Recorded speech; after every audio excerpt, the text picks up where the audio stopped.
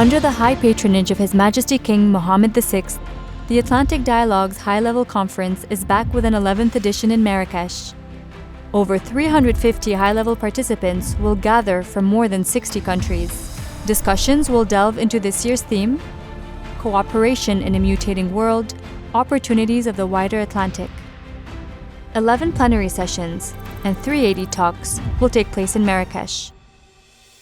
Current crises: multilateralism, inflation, democracy, food security, climate change, global economy, and energy will be discussed. 16 thematic breakout dinners will take place in more intimate settings around the city of Marrakesh for frank and uninhibited discussions. 30 emerging leaders from across the Atlantic, chosen from thousands of applicants, will join the conference after a 2-day tailored leadership program. To know more, visit our dedicated website, atlanticdialogues.org.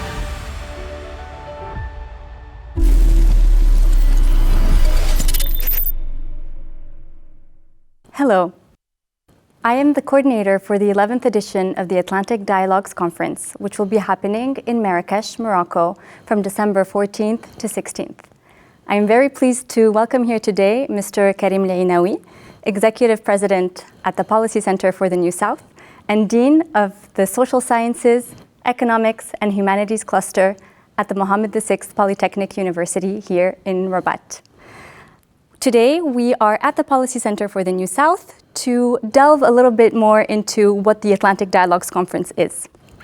The Atlantic Dialogues Conference is the Policy Center for the New South's flagship conference that brings together over 400 high-level senior officials, business leaders, academics, opinion shapers, and civil society actors from around the Atlantic every year to engage in stimulating conversations and rebalance the dialogues. We have now reached a significant milestone as the conference has been running for over a decade. My question to you is, what was the initial vision when the Atlantic Dialogues Conference was launched in 2012, and has this vision changed? I think the vision is the same, and I will explain it a little bit more. But we have to initially recognize that this conference and its intuition and this idea of a wider Atlantic dimension was initially started by others and then taken over by the Policy Center for the New South. The spirit remains the same, which is to rebalance the North-South dimension of the Atlantic and to have a broader perspective with respect to what is the Atlantic, moving down south, the relation which has been historically a more northern transatlantic relation. So I think we've stick to this initial vision and we've deepened it, we've built a community. I think it has also shaped the research program of the Policy Center as well. And doing so, we've created a community, we created a sort of researchers, think tankers, and policymakers passionate about the Atlantic and what it can bring to its citizens around the 4 continents. Absolutely. This notion of community is very important. And as you said, over the years, the Atlantic Dialogues has become a space where we were able to build a community with several guests coming back every year to take part in these conversations and contribute to rebalancing the conversations and bridging the North-South divide. How does the notion of community, how is it a notion that is important for the Policy Center in terms of the general work that we're doing? First, for the conference itself, any of our colleagues and friends that have participated to the Atlantic Dialogue can feel it. It's a very special conference. It has a sort of spirit that can only be felt and not described, which is, I think, a success of this conference that we have reached after a couple of years. These things do not come in a vacuum or instantly. So it's the contribution of all those participants, and I think we're talking about thousands of people that have participated to the Atlantic Dialogue and who have sort of have been inspired, have ingested in a way the spirit. The format of the Atlantic Dialogues enables frank conversations, it enables friendly confrontations as well, and it provides the space to challenge dominant narratives and views, which is something that we try to do at the Policy Center as well, in terms of challenging these narratives and presenting new perspectives in terms of challenges in the Atlantic. What is important to note on that is that the Policy Center itself is a recent institution. It's less than 10 years old, and it has grown with the Atlantic Dialogue. So there is a sort of nurturing process that has taken place, and I think that is why it's interesting. So the spirit is fully embedded in the Policy Center, and as well the spirit of Atlantic Dialogue corresponds well to what is the Policy Center. So I think that's quite special, and it's the fact that participants come and stay for 3 days at the same place together. It creates millions of interactions that are well beyond what we can grasp or understand, but that's not very important. What is important is this myriad of connections that creates a sort of soul or spirit of the conference. So we are very happy that we all get together this year in person in Marrakesh for this edition, and also would like to deeply thank our community for having accepted to participate online for 2 editions with a very strong participation that we highly appreciate. So we come up with a theme every year that brings together all of the different topics that we discuss throughout that specific edition. Just to name a few of the themes that we've seen over the years, in 2013 we discussed Atlantic societies, growth, change and adaptation. In 2016 we looked at changing mental maps, strategies for an Atlantic in transition.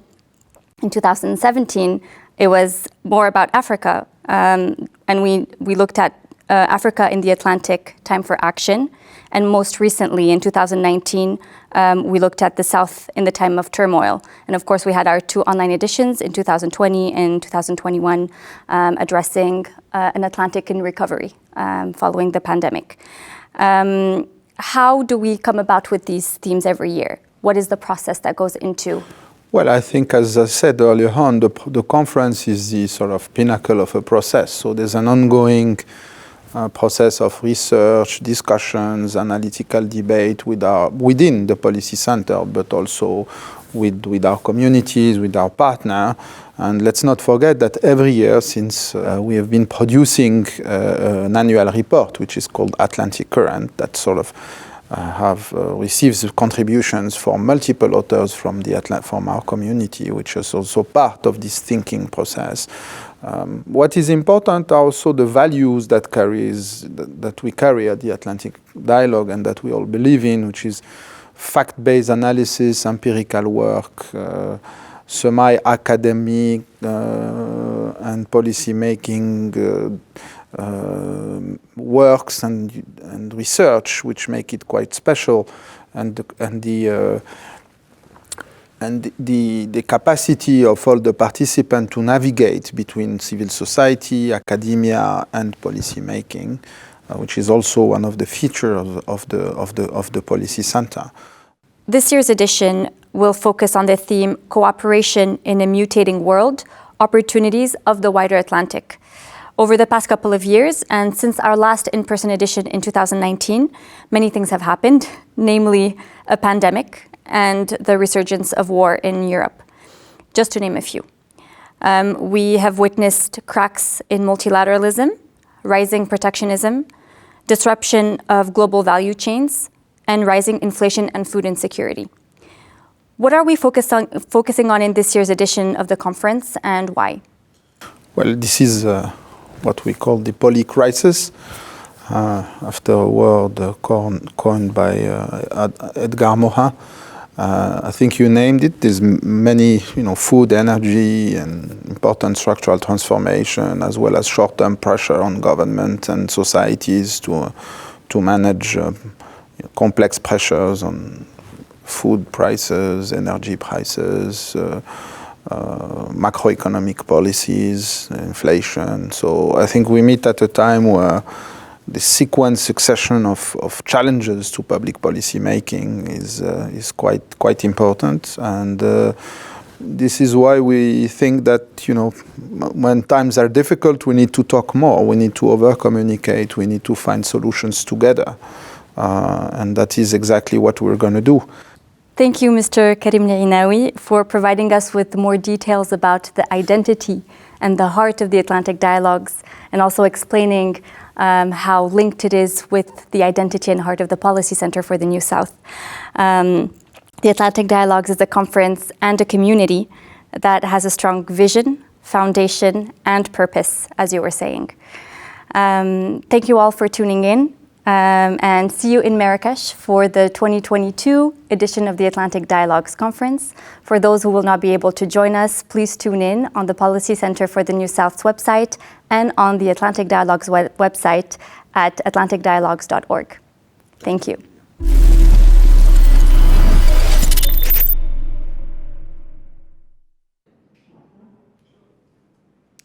Good morning and welcome to this AD TV, the live channel that will cover the 3 days of the 11th edition of the Atlantic Dialogues Conference. I am Sarah Mokadem, Senior International Relations Specialist and Manager of the Strategic Monitoring and Analysis Unit at the Policy Center for the New South. And I am Akram Azawi, a Senior International Relations Specialist and Manager of the Public Policy Lab at the Policy Center for the New South. We are live from Marrakech, Morocco, where we will have the pleasure to host you during the 3 days of the conference from the 14th of December 2022 to the 16th of December 2022. And during this conference, the Atlantic Dialogues, whose 10th anniversary it is this year, we will host over 350 participants coming from over 50 countries around the Atlantic Basin, and from all of the 4 continents surrounding the Atlantic Basin. And throughout this conference, but also during our lives here, we will discuss how the wider Atlantic is and can be a common, shared, relevant, and strategic space for cooperation and dialogue. This live stream will cover the Atlantic Dialogues throughout the next 3 days, so you will be able to follow the conference plenary sessions, as well as interviews and conversations with the Atlantic Dialogues participants, who will be sharing their experience, their knowledge, and their expertise on various topics related to the Atlantic Dialogues theme, cooperation in a mutating world, opportunities of the wider Atlantic. You just watched an interview conducted by our colleague Lilia Rizq, the head coordinator of the Atlantic Dialogues Conference, and with our executive president of the Policy Center for the New South, Dr. Karim L'Inaoui, and we prepared some videos presenting our research programs, our staff, what we do at the Policy Center, and how the senior fellows are involved in our research. Right after these videos, Sarah will host you again together with 3 international senior fellows from the wider Atlantic and from the Western Hemisphere, more precisely. Please watch the coming videos with us. So we'll leave you with some short videos, and we will be back with you here with 3 of our senior fellows, as Akram said. So just looking forward to our discussion just next. Thank you. The Policy Center for the New South was launched in 2014 in Rabat with a vision and a mission. The Moroccan think tank was set up to contribute to the improvements of economic and social public policies that challenge Morocco and the rest of Africa as part of the Global South. The Policy Center supports the developments of public policies in Africa. It also gives the floor to experts from South and helps their voices get heard in the global geopolitical debate. It is ranked first in Morocco, 8 in the MENA region by the Global Go-To Index, published yearly on the think tanks worldwide by the University of Pennsylvania. The Policy Center stands as a common good, as it has been labeled of public utility by the Moroccan authorities in 2021. Our institution brings together researchers, publishes their work, and capitalizes on a network of renowned partners, North and South, We publish 4 main yearly reports and over 120 publications each year. The Policy Center also organizes more than 100 events yearly, the most important being the annual international conferences, the Atlantic Dialogues and African Peace and Security Annual Conference. The Policy Center consists of a team of 120 persons. There are 50 administrative staff working mainly on organizing events, conducting partnerships with other institutions, and working on research valorization. Then there are, the research is conducted by 50 permanent researchers based in Rabat, working on economics and international relations. On top of that, we have 40 senior fellows, which are renowned experts coming from both the North and the South, and contributing through publications, conferences, and a very important aspect of our work, which consists in coaching young in-house researchers. And overall, we can say that the Policy Center is a powerful structure producing knowledge, incubating talents, and organizing knowledge exchange networks and events. Over less than a decade of existence, the Policy Center for the New South has become an established fabric of young talents. Several of our staff members have been recruited by prestigious institutions such as Goldman Sachs, Bank al-Maghrib, the International Monetary Fund, Jacobs Engineering, and the United Nations. The Policy Center is open to a vast diversity of profiles and is strongly committed to gender equality in its human resources. Did you know that half of our staff are women and that our average age is 30 years old? After graduating from a Moroccan high school, I went to Paris to study at 2 of the top-notch Parisian universities. Then I joined the Paris School of Economics in one of the most prestigious economics departments in Europe, where I specialized in macroeconomics and international economics. That was the starting point of my interest in economic and monetary integration in Africa, as well as domestic structural policies in Morocco. Then I joined the Policy Center for the New South to work professionally on these topics and benefit from the expertise of the senior fellows and the research team. My journey at the Policy Center for the New South has put me on the path of actively shaping sound development policies for Morocco and Africa. And then after a year-long leave where I pursued an additional degree in quantitative methods for economics and finance, I am back with even more eagerness to further participate in the dynamics surrounding a new paradigm of development as exemplified by the new model of development of Morocco. Last but not least, the Policy Center for the New South is developing a community of young leaders through the Atlantic Dialogues Emerging Leaders, a tailor-made program taking place 3 days before each Atlantic Dialogues. Cohorts of 30 to 50 young leaders from across the Atlantic are selected each year and invited to take part in workshops and closed-door discussions with high-level experts before a full participation in our flagship conference. This space for cooperation and networking is at the heart of the think tank's values. The Atlantic Dialogues Emerging Leaders is already 350 alumni strong, a young, diverse, and interconnected community.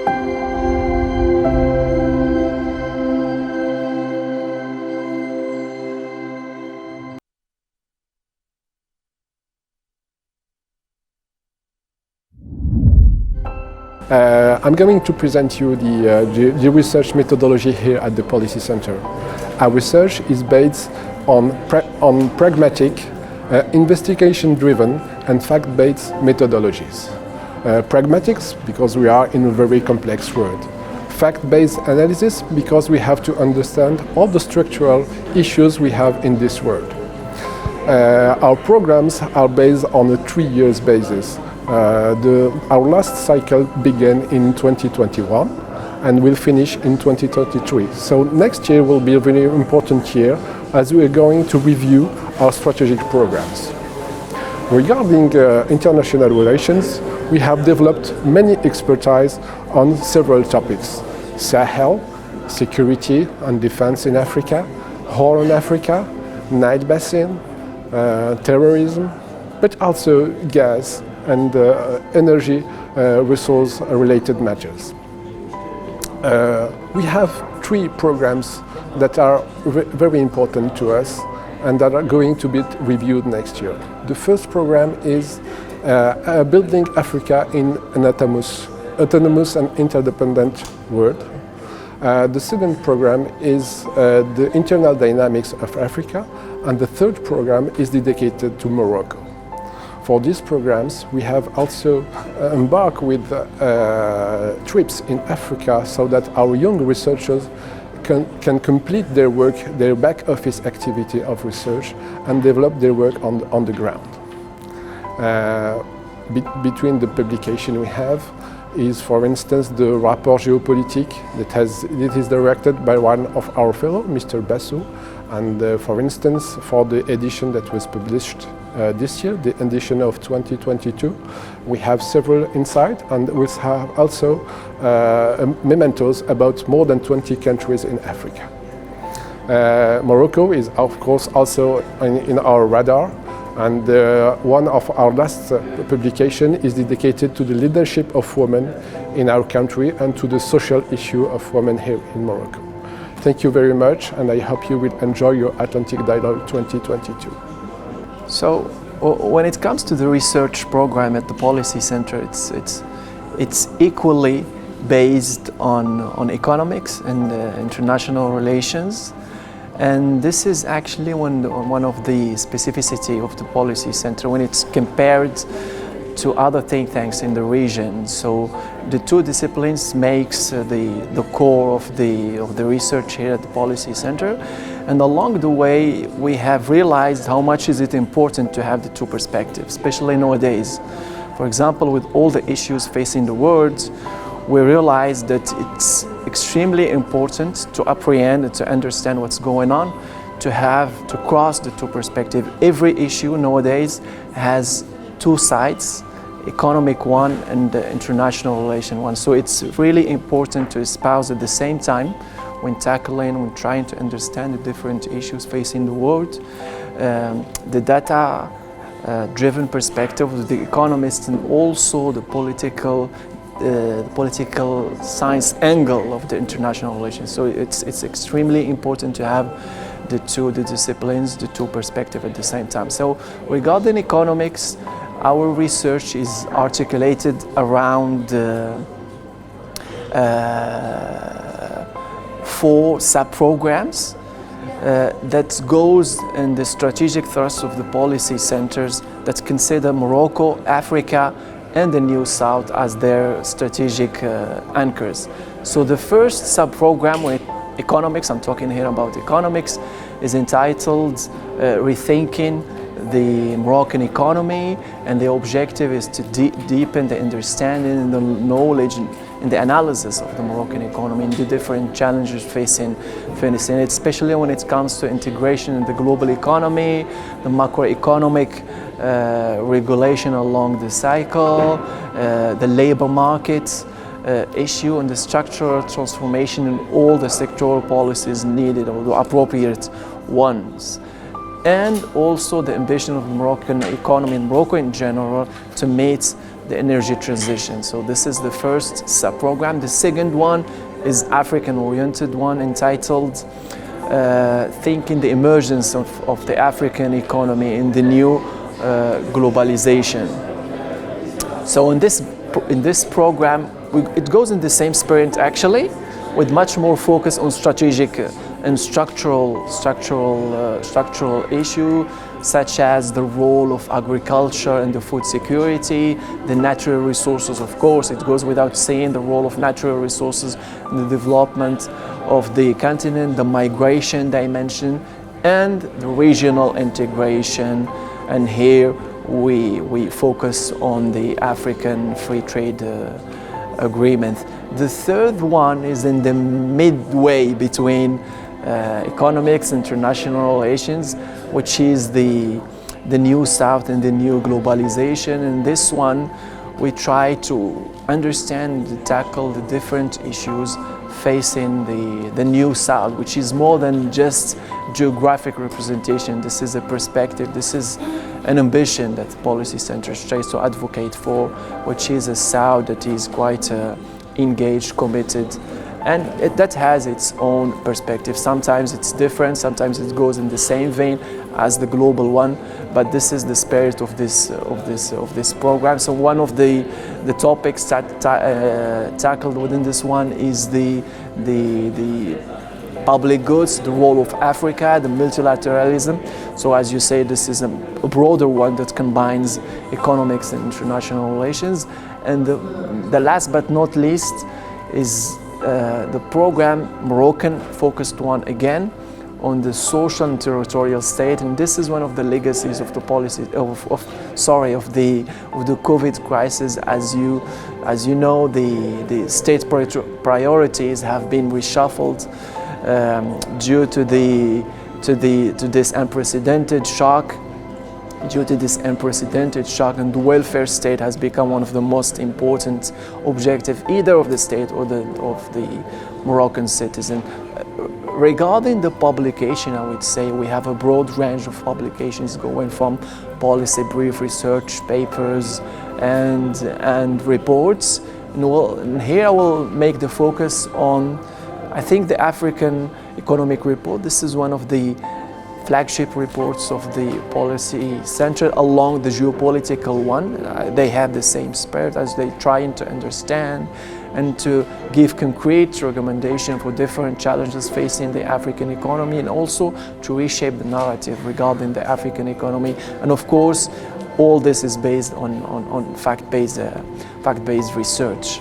And the second one that I would pick among all the publications is the ones that we did within the T20. And the T20 actually is the platform that's combined all the think tanks coming from the G20 countries, and Morocco has been actually a regular guest of this platform. And this one also actually embodies one of the spirits, one of the objectives of the Policy Center is to share its own narrative within such a global platform, such a platform dedicated mainly to developed countries. And Morocco in the 2020, 2021, Morocco have Policy Center actually, and actually we are the only representative of Morocco within this platform. We have published on trade, we have published on migration, we have published on funding infrastructure. So those are the different topics that we have tackled within this platform.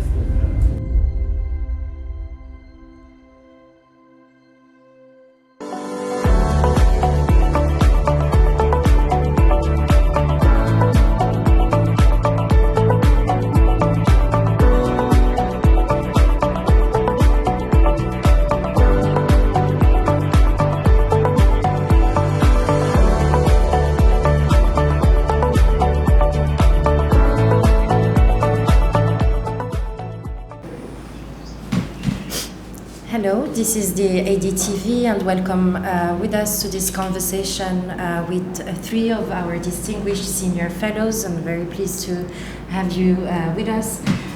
Dr. Len Ismael, Dr. Isabel Tsakok, and Dr. Marcus Vinicius de Freitas. So we're joined by the three of you today to have a conversation on the Atlantic Dialogues theme, and also to discuss together the relevance of the wider Atlantic as a space for cooperation and dialogue, and how this conference really helps in kind of building a community around the notion of a wider Atlantic and around this space. So I'll just briefly introduce the guests with me today, who are Senior Fellow at the Policy Center for the New South. Dr. Len Ismael, Senior Fellow, a professor and author of several books on the globe, focusing on the Global South, but mostly a diplomat of career who has spent over 30 years working in diplomatic positions. She's been ambassador of the Eastern Caribbean states to the Kingdom of Belgium and also to the European Union. Thank you for joining us today, Dr. Ismael. It's a pleasure. Thank you, it's a pleasure.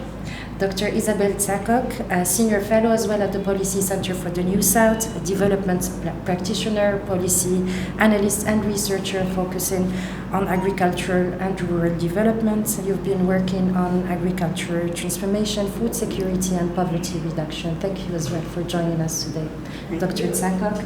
And last but not least, Dr. Marcus Vinicius de Freitas, senior fellow as well at the Policy Center, professor of international relations and international law.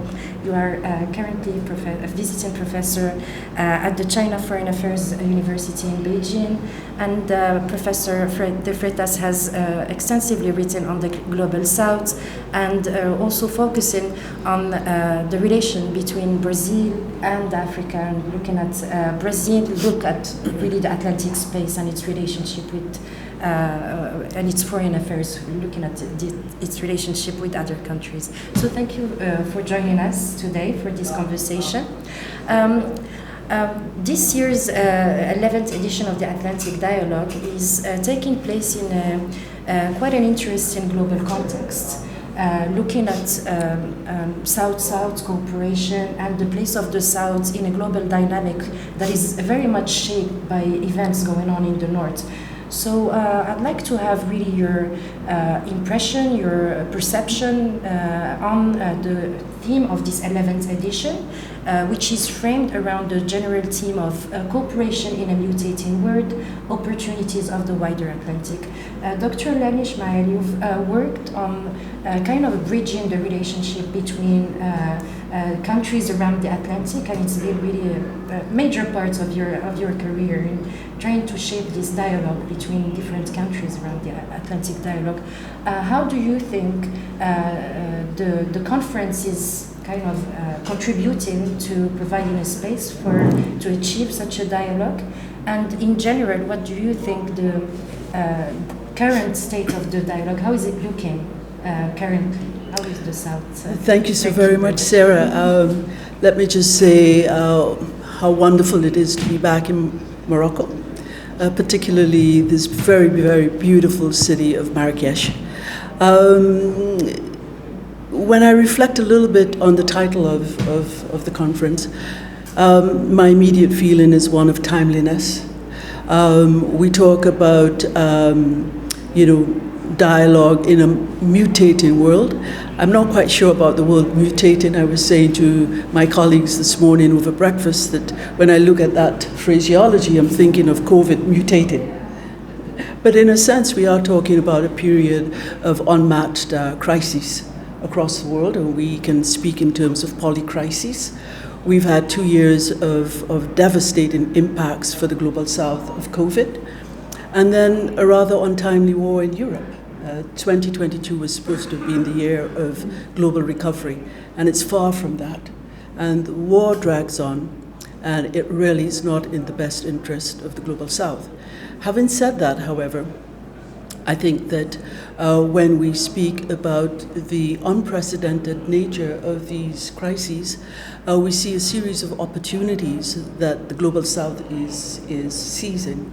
One, to be part of the conversation about the future that they want, and they're very actively engaged in taking steps to secure their own alliances across the South, to be able to hedge against future bets. And two, we are increasingly getting a sense that power across the world is rather at an inflection point, that the world as we knew it in terms of decades of prosperity and stability has, in a sense, been unended. And the future will be shaped by other actors and forces that we have not experienced since the end of the Second World War, and certainly the end of the Cold War. And I say this for several reasons. I think for the first time, and we can talk a little bit more about this, for the first time we get a sense that the de facto acceptance of Western interest as being that of the rest of the world is coming to an end. And the rest of the world, including the Global South, is increasingly responsible for much more than 50% today of global output. And the demography certainly shows that the Global South has time on its side as well. And increasingly those countries have come together to parlay increasing global output into soft power across the world, but more particularly today focused on alliances which will secure their interest in what you call a mutating world. So they are rapidly widening the scope and deepening the scope of distinctly non-Western alliances, including expanding the scope of the BRICS, expanding the scope of the Shanghai Cooperation Organization well beyond the regional spheres. And why are they doing that? They're doing that because they want to be sure that in a world that is so conflicted, where the Western world is securing its own interests almost at all cost, where the rest of the world is actually paying the price for this discord and this disruption, that they want to be in a position to shape the future world that they want. And having said all of this, of course, it means that it's not just the Northern Atlantic that is the core of discussions anymore. It's across not only the Southern Atlantic, including the tiny Caribbean, of course, and our friends from Latin America and Caribbean, but including Asia, across India and the Pacific. So we think of the global South spanning all of the world's greatest oceans, and we're talking about deepening that form of alliance in a way that will radically shape and secure interest.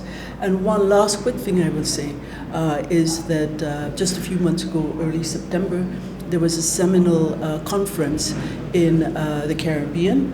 We had 1,200 African officials, diplomats, business people came over to Bridgetown, Barbados for the first ever summit between Africa and the Caribbean about deepening investments and that relationship which had sort of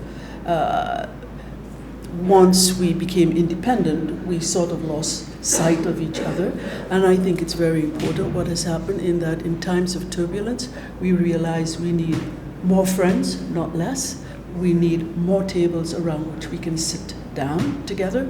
So these are challenging times, but ultimately these are opportunities which the Global South is seizing to secure its own interest. Thank you very much, Dr. Ismail. I mean, you mentioned the current situation as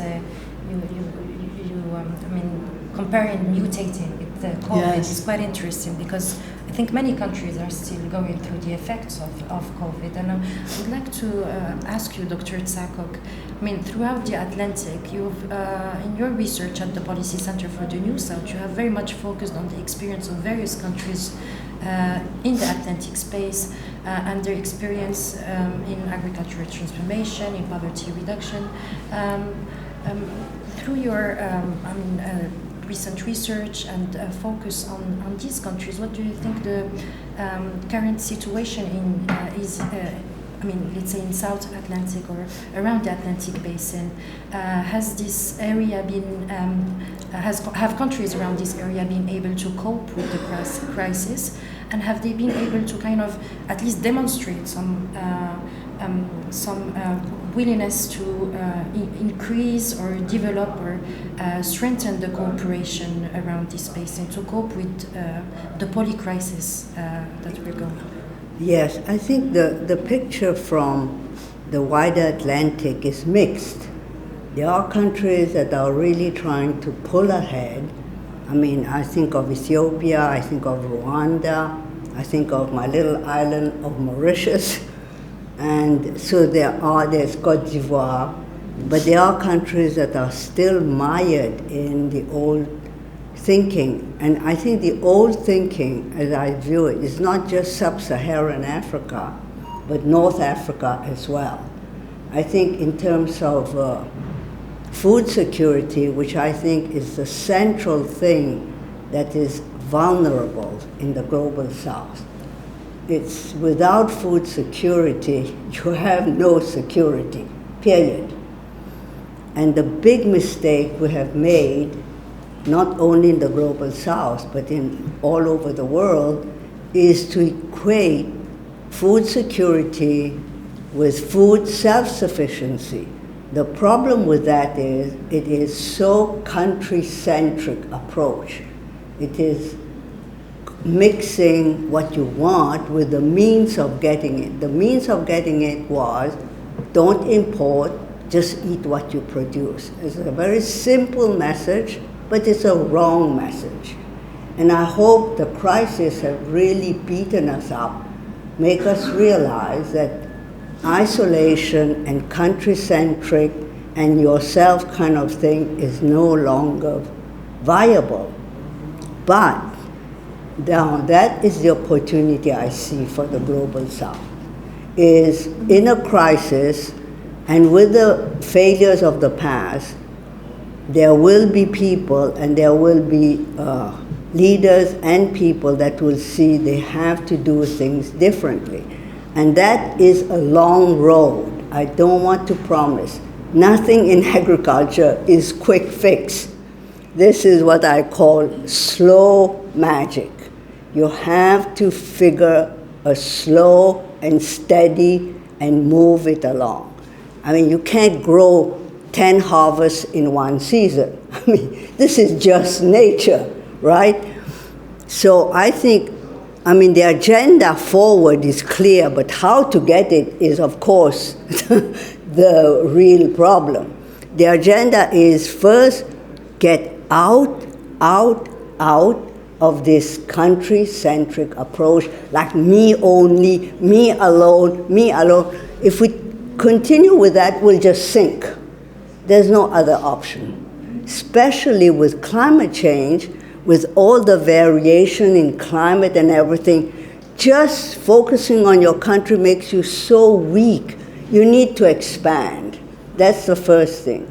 We need to think of food security minimally as a regional affair. Countries have to come together to do this. And that is a challenge. We have to find alliances to do it. Now, what do we need to do? The first thing is we really need to take a hard look at our failings. One of our big failings is we don't rely on our internal resources. We're always looking up, looking north, looking wherever to save us. Forget about the savior mentality. We have to save ourselves. With any help we can get, we're grateful. I'm not saying we should be pitted against the rest of the world, not at all. I'm not in favor of that. Internal resources, I think when we talk of the wider Atlantic, I think one major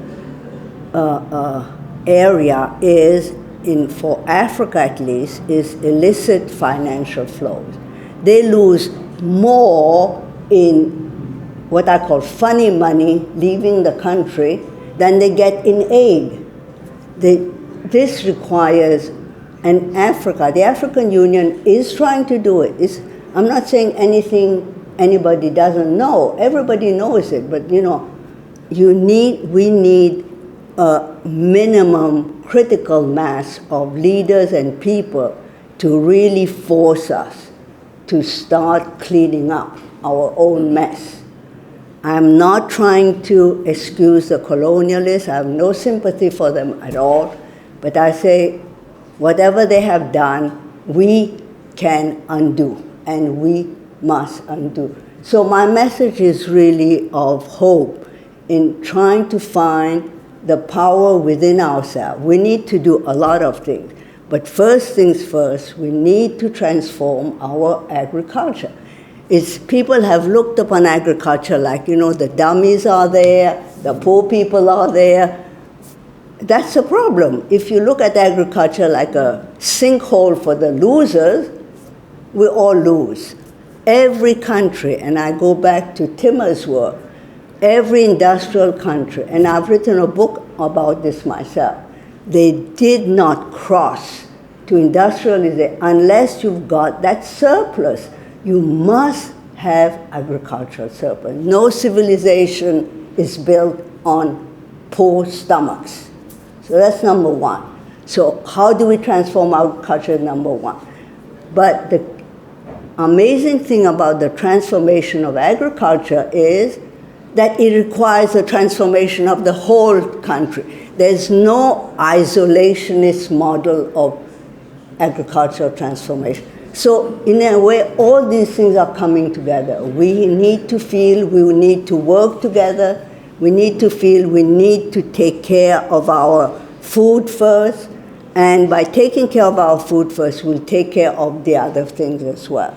So I am not an agricultural fundamentalist, as people say, but I do believe agriculture has been too often underestimated at our own expense.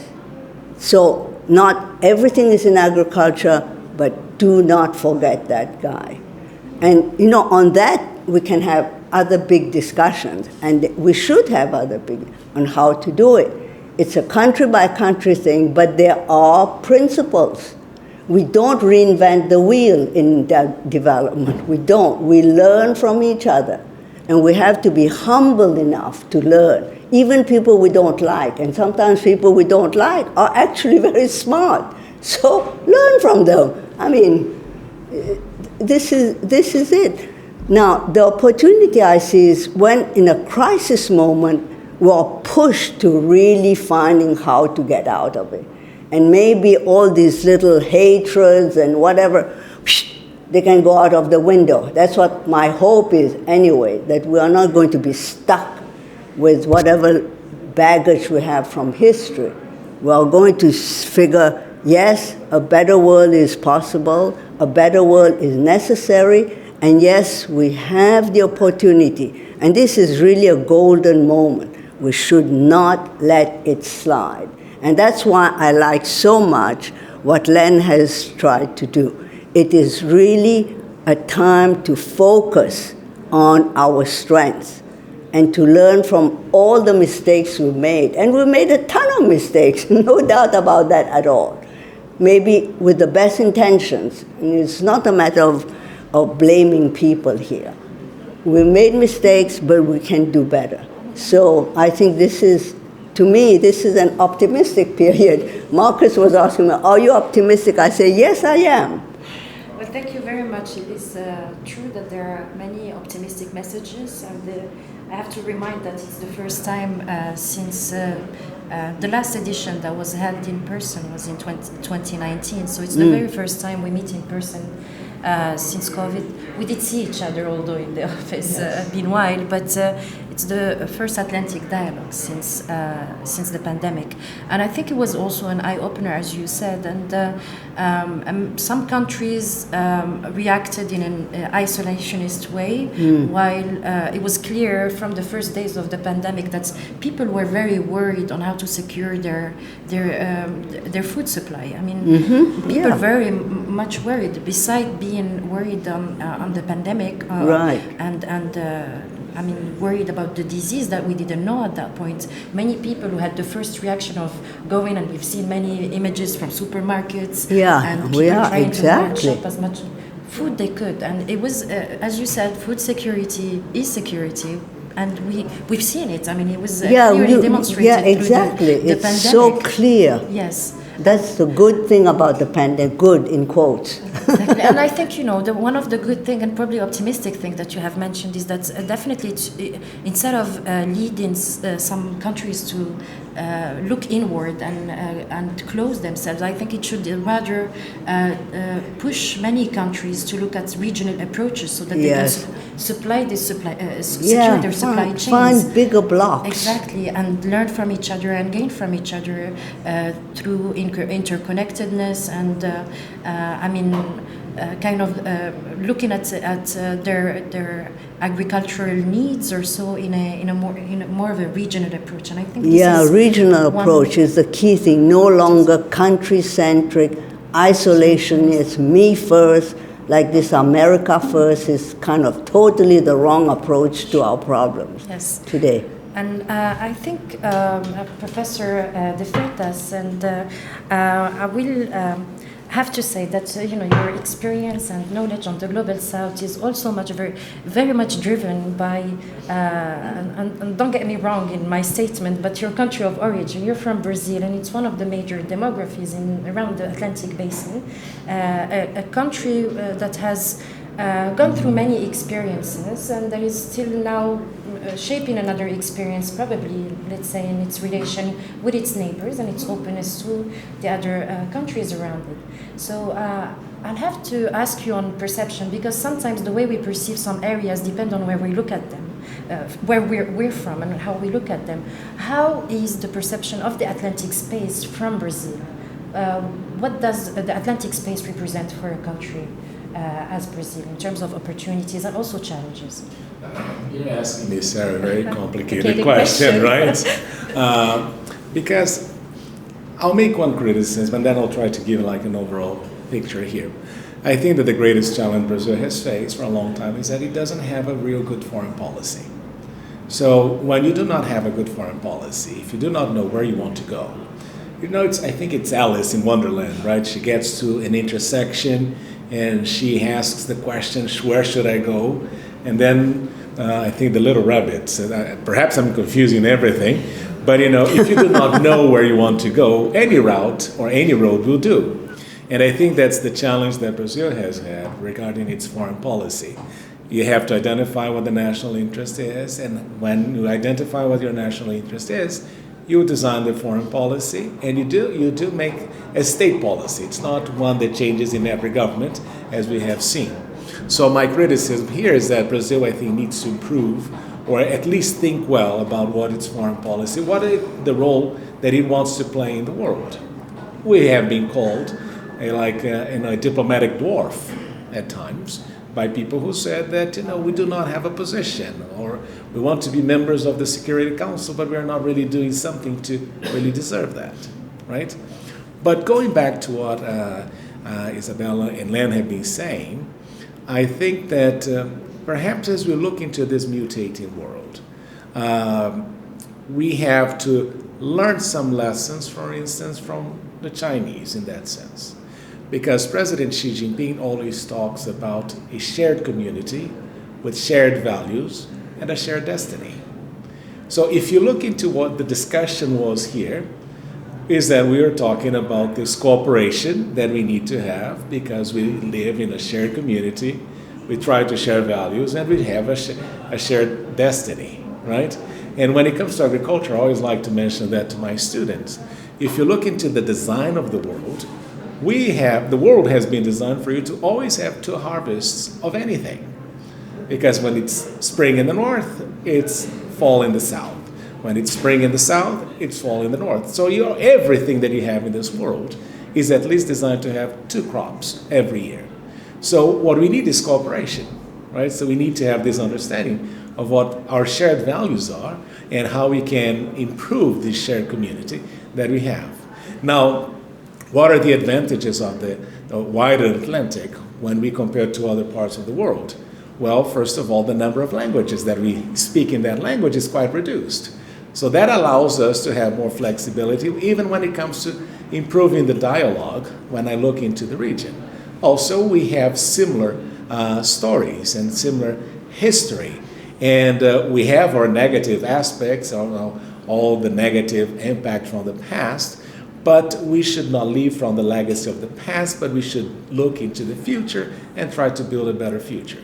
So I think that there is this nostalgia, I think, sometimes in the countries, particularly in Europe, or people who are looking into their position now and realizing that as they project their future, they're not going to be as relevant. So sometimes we have to accept that things change. So, and that is the real question that we want to have. What is the role that this Atlantic region, which has been so important over the last 500 years, how are we going to adapt into a world that is really moving from the Atlantic to the Pacific? And how do we interact so that we are not divided? So I'll just finish, and I always like to mention this. When you go into the Beagle Channel all the way down to South America, you clearly see the difference between the Atlantic and the Pacific. There is a line, and you can tell where one starts and where the other one divides. I think we cannot do that in our relationship in the world. We have to build the synergies, and we have to build the roads, the networks, so that this wall that we have built throughout history between East and West is no longer there. And I think that's the great challenge that the Atlantic dialogues have. When we're thinking about a mutating world, I think the first thing that we need to do is to break down these walls that separate East from the West, North from the South. So if we start doing that, even if we make a little tiny hole in these walls, I think that we can really start thinking that we belong to this community, we have shared destiny, and we should look into the future in a positive way, because the better, in that sense, I quote Reagan, right? The best days are still ahead of us, and they have to be. And we always have to have this positive approach. So the problem in Brazil is that I don't think we are realizing that we should play a role in the world, and this role comes with the understanding of where the winds of change are going. And I think that's the great challenge that we have. Thank you very much. I think you are all sharing a very optimistic message in very critical times. And I will go back to the mutated, and it's a word, sorry, that has intrigued you and made us reflect around it. And you have mentioned that there was also probably a part where you have explained what probably could be behind this mutation and why we're focusing on cooperation in a mutating world. In a sense that we're going through global changes and interactions that can really shape a new future for the global South, and a new future for interaction, not only South-South interaction, but also interaction between the South and the North. And I'd like to, if you allow me, to probably talk about your upcoming book, and it's a book in which you have, the three of you have contributed in this book that you have directed, Dr. Ismail, entitled Aftermath of the War in Europe, the West versus the Global South. I'd like you to probably explain a little bit more the rationale behind your title. Do you see an interaction, an adversity in between, or a nascent adversity between the North and the South around this reshaping of global dynamics? Well, a couple of quick things. Thank you so very much, Sarah. But before we dive into this particular subject, I just wanted to pick up on something which my friend Marcus mentioned about Brazil in the world, and just to say that some things stand out for me as a non-Brazilian looking at your country. The first is, of course, that Brazil now has a change of government. President Lula is back at the helm, and my memories of former relations with Brazil under your current president was one of a regionalist and a global South person. He very much believes in regionalism across the global South. He very much supported a number of initiatives in the Caribbean, I mean, very generously so. And Brazil plays a very important role in the BRICS, the alliance between Brazil, Russia, India, China, South Africa. And the BRICS +1 modality is expanding to include all of the South, from Turkey to Nepal to Pakistan to India. Everybody has signed up to become a member of the global BRICS. And I expect Brazil, with Lula, to be playing quite a role in building the networks that are required across the global South. So I mean, I'm not pronouncing a political view on this, maybe perhaps I am, but I am happy to see someone who so very much has always been committed to those ideals back in Brazil, because the role of Brazil has always maybe perhaps been a bit subpar with respect of the power of Brazil on a global stage, still to be presented to the rest of the world. And I think this is the Brazil moment as well. I'm optimistic about that, and I just wanted to share that with you. But coming back, just to precise that we still have maybe less than 2 minutes before we go to the presentation on the Atlantic Current. So okay. So just very quickly to say that in November last year, it occurred to me at as all of the disruption caused by COVID was taking place, that it was a lot of the conversation was in the North about what the North was going to do to support the South. But all the conversations were focused on the North, and I felt that the Policy Center as this think tank that we needed to pronounce ourselves, our views on what was happening in the world that was directly affecting our future. I did not know a war was coming, but within 2 months of that conversation with our president, of course, there was a war. And we have been working on this book for a year, and it will be launched tomorrow. And we're very excited about it because we want to be taken seriously, but we are sophisticated, mature, and smart enough to be able to say to the world and share to the world our views about the world in which we live and the growing role which we will play in shaping our collective future. Thank you very much. Thank you very much, dear senior fellows, for joining me today for this very interesting conversation.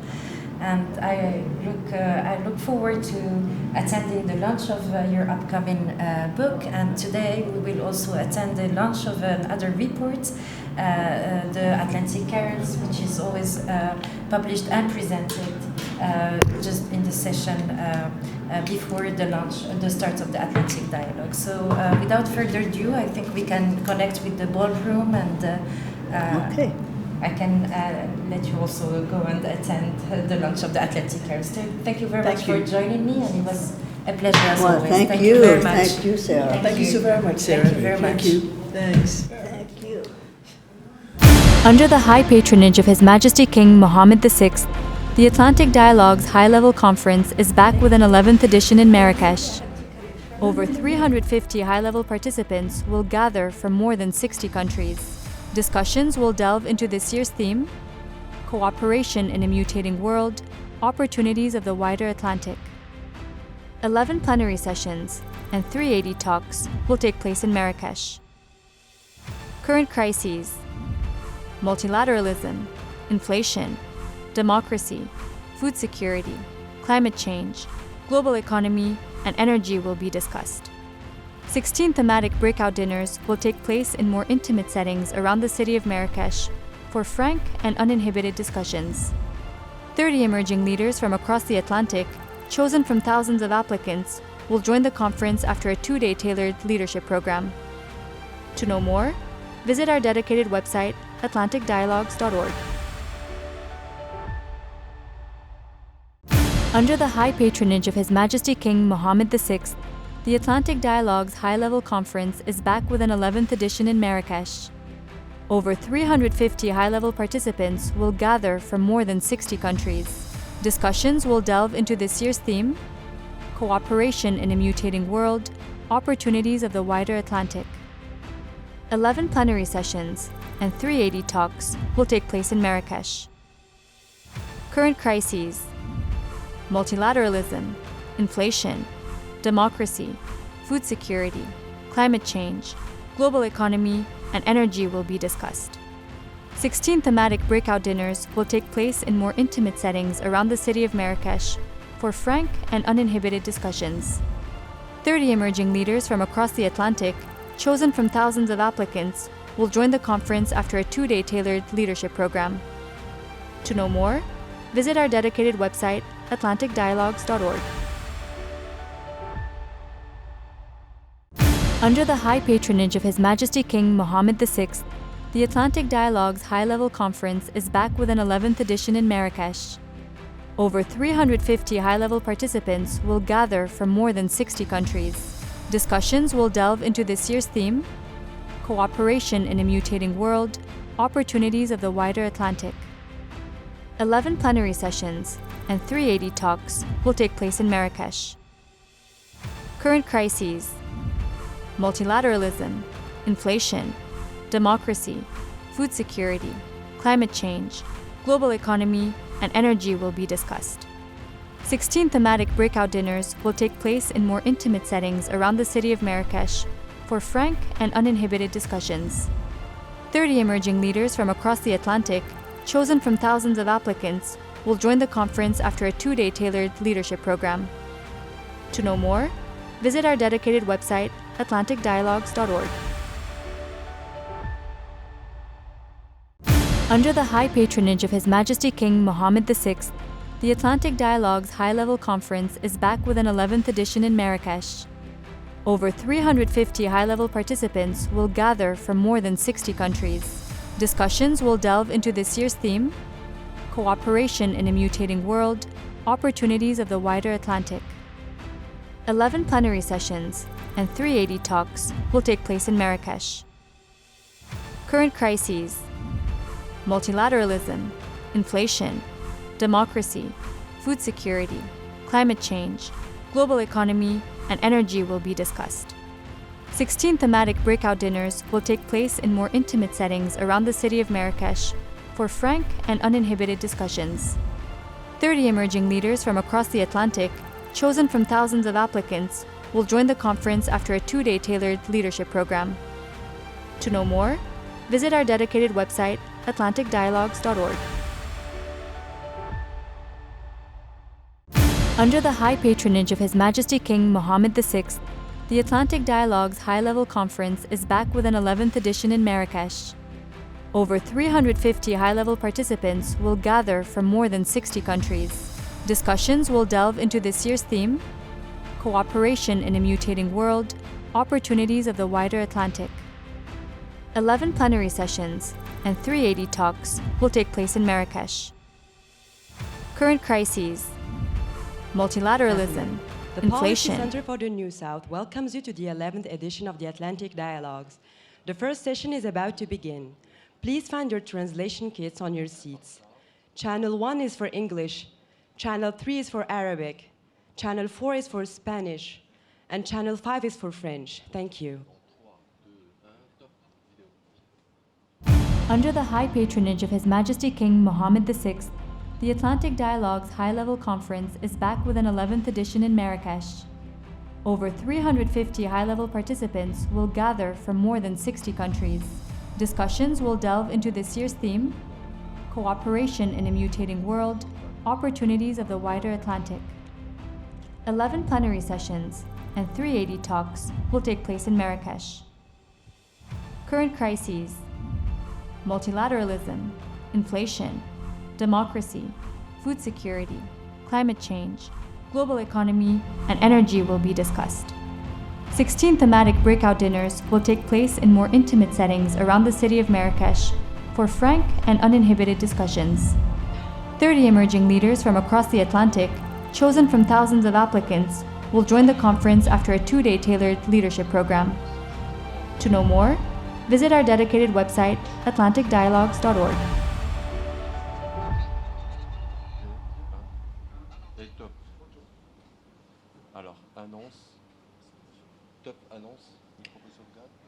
Ladies and gentlemen, please welcome to the stage the moderator for the launch of the 9th edition of the Atlantic Currents, Senior Fellow at the Policy Center for the New South, Mohamed Lulishki.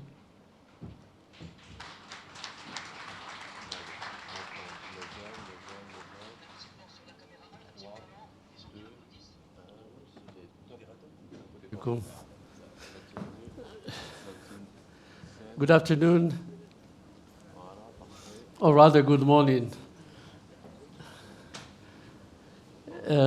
Excellencies, distinguished guests, ladies and gentlemen, welcome to the flagship conference of the Policy Center of the New South. I'm really delighted that we finally made it to Marrakesh and that we are holding the first in-person Atlantic dialogue. We managed to continue the exercise through webinars, but you will agree with me that nothing can replace the human touch. And seeing the usual faces is something that is a source of joy. This morning, we are going to, as the traditions of the Policy Center indicates, we are going to present the 9th edition of Atlantic Current. Atlantic Current tries to, every year, to stick to the central topic of Atlantic Dialogue, that is for 2022, cooperation in mutating world, opportunities for the wider Atlantic. we have gathered this morning 6 eminent experts from different horizons, different nationalities, that will try to present some of the topics that have been addressed in the 9th edition of Atlantic Current. We all know that the combination of the consequences of COVID-19 and the war in Ukraine had a tremendous effect not only on the North, but also on the Global South. I will not say thanks to this war, but because of this war, I think NATO returned to the center stage of international relations. It's enhancing its status, it's gaining credibility with its constituencies, and this is something that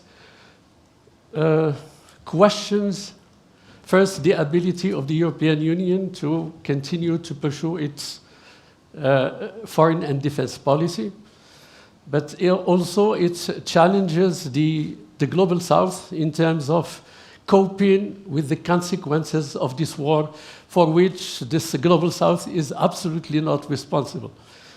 It also questions the non-alignment of the non-aligned countries from the Global South.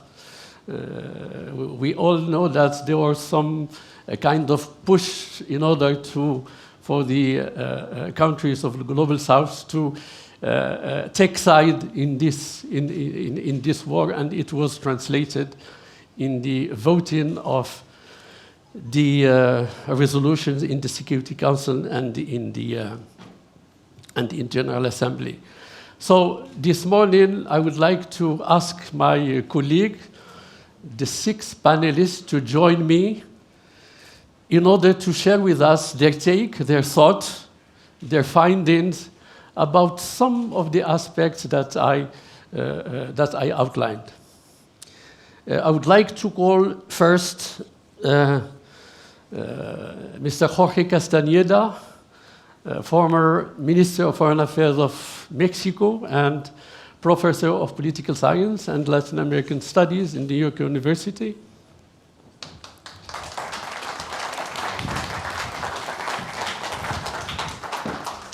My friend and colleague, Mr. Ian Lesser, who is the Vice President of the German Marshall Fund.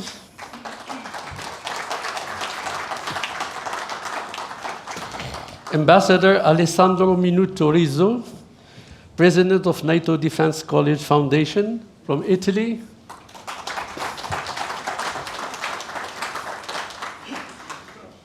Even if we don't have a presence of the Italian team in the World Cup, we have the presence of Ambassador Alessandro here. I will ask also Si Ahmed Rida Khattabi, and economist at the US Environment Protection Agency, and Fatim Zahra Mengoub, senior economist at the Policy Center of New South, to come forward and join us. And last but not least, Si Hamza Arha, whom we enjoyed, I think, during the last session, his intervention, very fact-based and very empirical findings on his studies. He is the co-founder of SOWIT. Si Hamza Arha, Shaham, thank you. So welcome to all of you, and I would like to express my appreciation for the staff of the Policy Center, who managed in really a very short time to put together all the logistics and be extremely helpful to all of us. So as I indicated earlier, NATO is occupying center stage. A lot of questions come to mind about the enlargement, about the extent of this war, about the extent of involvement, but also about the likelihood of the NATO continuing to reach out to the South in order to tackle the common challenges and the different crises. So I would like to begin by Mr. Minister Jorge Castañeda, who will share with us his thoughts. Please, go ahead. Thank you, Ambassador. Well, it's an honor to be back here in Marrakesh, and I would particularly like to thank the organizers for having convened this conference once again and for inviting me in particular once again. This is not a subject matter with which I am terribly familiar, but I think that this year that's coming to a close has shown that we have a lot of questions to ask about not only reaching out to the South or not on the part of NATO, but rather whether the South, or many countries in the South, have a great deal of sympathy or affinity for the type of stances that NATO countries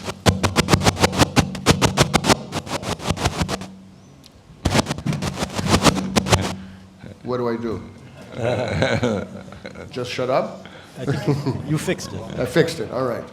The type of stances that a great deal of affinity or sympathy for the type of stances that NATO and, of course, the United States and Western Europe have taken on the issue of the Russian invasion of Ukraine. I think what we found interesting over this past year, both at the UN and at bilateral meetings or regional meetings, is that there has been a tremendous amount, more than expected perhaps, of unity, of homogeneity among NATO countries and in general most of the global north countries in terms of condemning the Russian invasion of Ukraine and supporting the Ukrainian resistance with money and with arms, undoubtedly with people, with human resources embedded in the Ukrainian resistance, the details of which we will probably become familiar with as time goes on. And at the same time, we have also witnessed a certain reluctance on the part of many countries of the global south to support this. I'll start with the region I know best, which is Latin America. Several countries have more or less openly supported President Putin in his ambitions. That's, of course, the case of the three dictatorships in Latin America, Cuba, Nicaragua, and Venezuela. But it's also, to a certain extent, the case of other countries such as Bolivia and occasionally Argentina and Mexico. Brazil has been more ambiguous, but at the last Security Council vote, Mexico and Brazil are non-permanent Latin American members of the Security Council this year. Mexico's leaving, Brazil stays for another year. The last vote, which was on the annexations, if I'm not mistaken, Mexico voted in favor of the resolution condemning the annexations. Brazil abstained, which of course is typical for the Brazilians. It's a strange place because, you know, they've been ranting and raving and campaigning and making all sorts of fusses the past 50 years or more, wanting to become permanent members of the Security Council, and every time they're non-permanent members, basically they abstain. That's what they do in life, is abstain in the Security Council. So I never understood exactly why they want to become permanent members, maybe to become permanent abstentionists. Anyway, they abstained. And countries like Argentina, for understandable reasons, they have a real fertilizer issue. As one of the great grain producers in the world, and despite the extraordinary fertility of their soil, they still need fertilizers, as the Brazilians do. And Russia is one of the largest, if not the largest, producer of fertilizers in the world. So you have an issue there of the differences. In Africa, which all of you know far better than I do, there has also been a great reluctance to support NATO and the Americans on the Ukrainian question. By South Africa, most importantly perhaps, but by most of the countries. And this has been the case in the Security Council and at the Assembly. And if we go to Asia, well, obviously China is different, but India has been particularly reluctant, also for practical purposes, has not only maintained but flaunted its neutrality, sometimes supporting it with the idea of being able to play a role in mediation, which hasn't worked out so far. And so the question is, how long do you want to wait until you take sides, if that's the reason you want to not take sides? partly because they've been able to buy cheap Russian oil, which has been a bargain for them and very useful, and partly because they have the long-standing relationship before with the Soviet Union and now with Russia, as the case of many other countries also in Asia. So, NATO and the global South complicated. NATO and the Southern Atlantic also complicated by Ukraine, by the Russian invasion of Ukraine, perhaps to be more specific, and perhaps by the idea that these are a little bit two different worlds, that the interests, the ambitions, the values are not the same. And I think there is, I can certainly tell in Latin America, there is certainly more sympathy for the Russians than I would have expected. Less sympathy for the Ukrainians, less sympathy for NATO and the United States.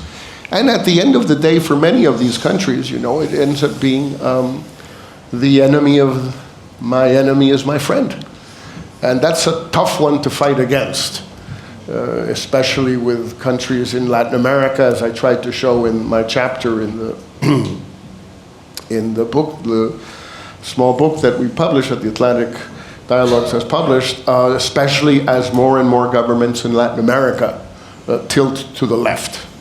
So I'll stop here, Ambassador, if it's all right.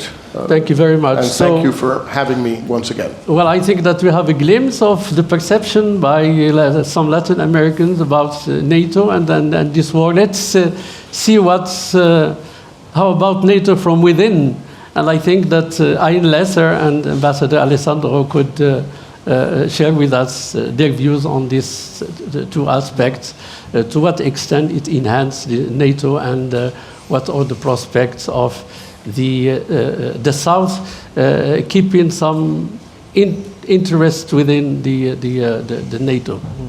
Well, thank you very much. Well, this is not very easy, in fact, as you said in your introduction, and this is not the first time that I contribute to this book. Happy to do so. NATO, of course, has become fashionable in different ways and from different points of view, but I don't want to speak about the war in Ukraine because I think this is something else.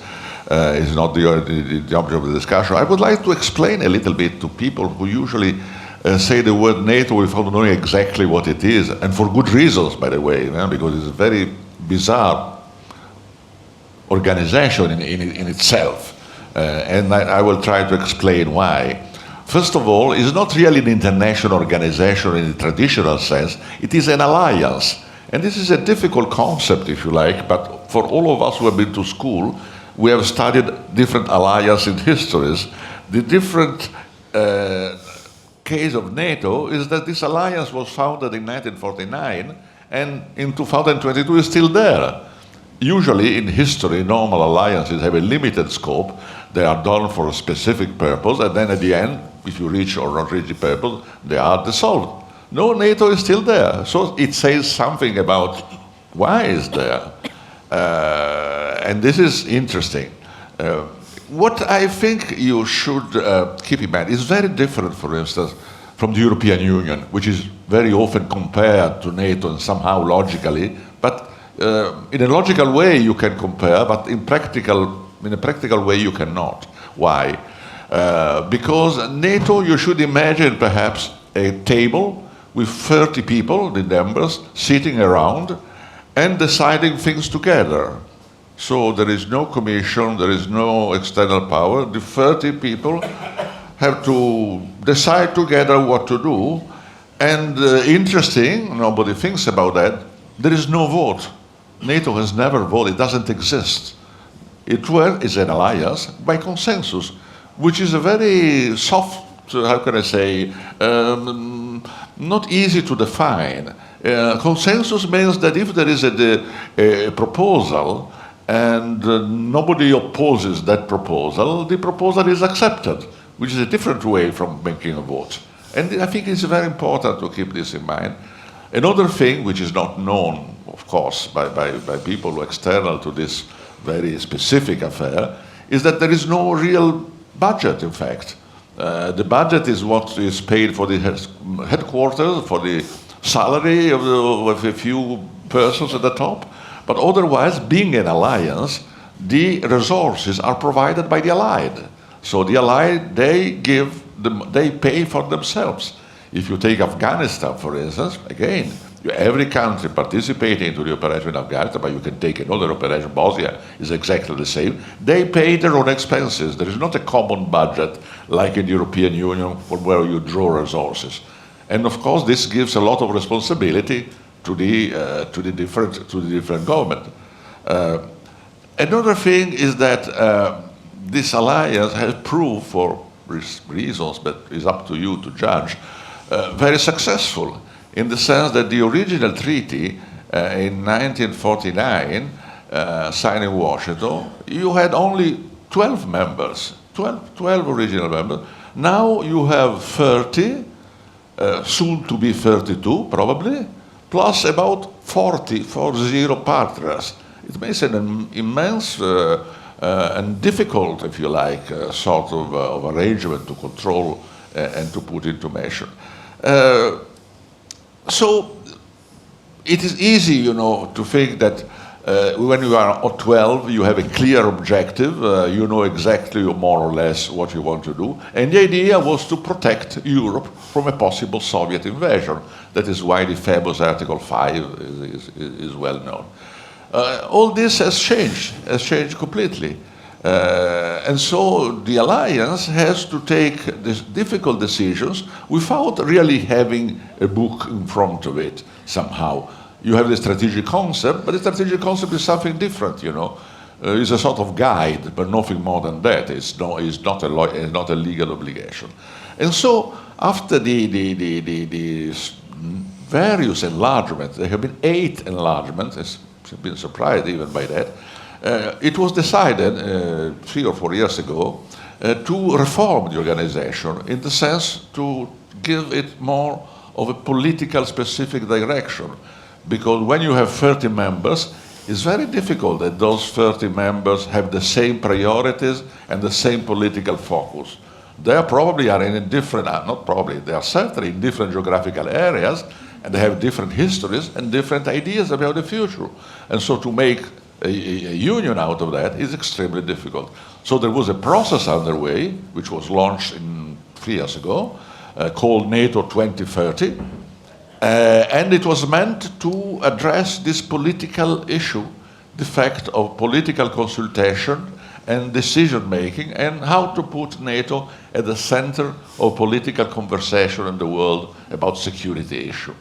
But of course, things, you know, are designed by humans in a way, and they happen in a different way, because the war exploded in Ukraine on 24th of February, and so the reform process, in a way, has been put aside because there is the war. And this is also something very important. So we had a summit in Madrid in June, a few months already after the beginning of the war, where you had a confirmation of this astonishing, in a way, unity of allied against Russia, which was not something which was written before the beginning of the war, and it took place. You have an enormous, how can I say, force now, allied force at the border with Russia, and a new strategic concept. I have to say briefly, because I think I don't have much time, perhaps can I say a few things about 1 minute? Okay. There are three core things in NATO. One is defense, common defense. If an ally is attacked, the others will help.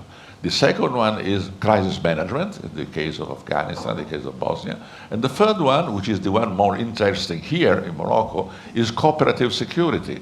What does it mean, cooperative security? When I was in NATO, I was really the person in charge of that. So I'm very affectionate to this concept. I think it's very important because it means that you have different regions of the world with different priorities and different systems, then can put together something in order to project security around the world. And so the issue for NATO, and perhaps if I have to conclude, the issue for NATO is that we may win on the east and lose on the south. And that would be very bad, because I think that we have an enormous interest, both in the north and in the south, to have cooperation in the area of security, in the area of energy. Thank you. Thank you. Thank you, Ambassador. Well, I see that you insisted on this distinction between alliance and international organizations, and I read exactly the same advocacy in Ian Lesser paper. I think for those who taught international organizations, we have always indicated that NATO is an international organization of military character because it has a charter, it has objectives, it has some principles, and it has a permanent structures. So it fits at least the basic element of an international organization. But let's hear from Ian his take on NATO being an alliance and not an international organization.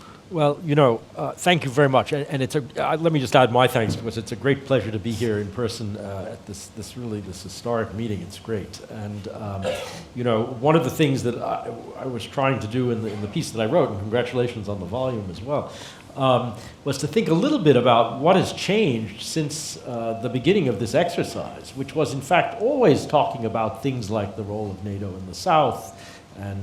But this notion of kind of wider Atlanticism, I come from an organization that's all about transatlantic cooperation, but why should that just be about what goes on between Washington and Brussels or Berlin or Paris or Rome? There's the rest. What happened to the rest of the Atlantic? And so there has always been this desire, I find very interesting, to sort of change our mental maps about what we mean by transatlantic relations, to think more in a north-south and south-south dimension as well. And there, I think, some of the points that have been made about NATO have become very illuminating, because if you think about what has changed over the last decade in this, one of the very big changes is, 10 years ago, we didn't have an animating strategic conflict. There were a lot of security problems around the world, but you didn't have the kind of thing that we have today vis-a-vis Russia and Ukraine and NATO. And so this is a big change. And I think when it's seen from the South, one can be sympathetic to the idea that if you're sitting in Brazil, or maybe it's true in Mexico and other places, you say, well, you had some decades of telling us that we were a source of instability affecting your security in the north and all the rest, crisis management. We need to have more cooperative security to manage these things, to build capacity. Now we have an example of a big animating conflict in the north making everybody else's life difficult. And so in that sense, it doesn't surprise me that there are major actors in the south who maybe share the view about the illegality, the immorality of Russian action, no question, but aren't necessarily buying, if I can say, the bigger sort of ideological confrontation as a model for what's going to go on and what will affect international institutions in the future. Who is like-minded about this? And we tend to talk about that in the North, but it's a very difficult question to answer. So it's a much more troubled scene, I think. Where does that leave us? I think you will find, yes, NATO is doing a great deal. NATO allies, above all the United States, 95% probably for Ukraine now. And maybe the other 5% wouldn't even make it there if it wasn't for the United States helping to do that. But there's also a piece that we don't see, as you alluded to, that's on the intelligence sharing side and many other things. And eventually we'll come to the reconstruction problem, which will be more global and will require international partners. So, it really has changed the scene entirely from a decade ago when maybe we were sitting here and talking about what did it mean to talk about the wider Atlantic, even in security terms. I mean, I would just also end by saying that there is a kind of sense that somehow non-alignment is coming back. I'm not sure, we could debate that. I think there is a kind of functional non-alignment that even within NATO, there are countries like Turkey, for example, that simply are not going to sign up to the sanctions regimes.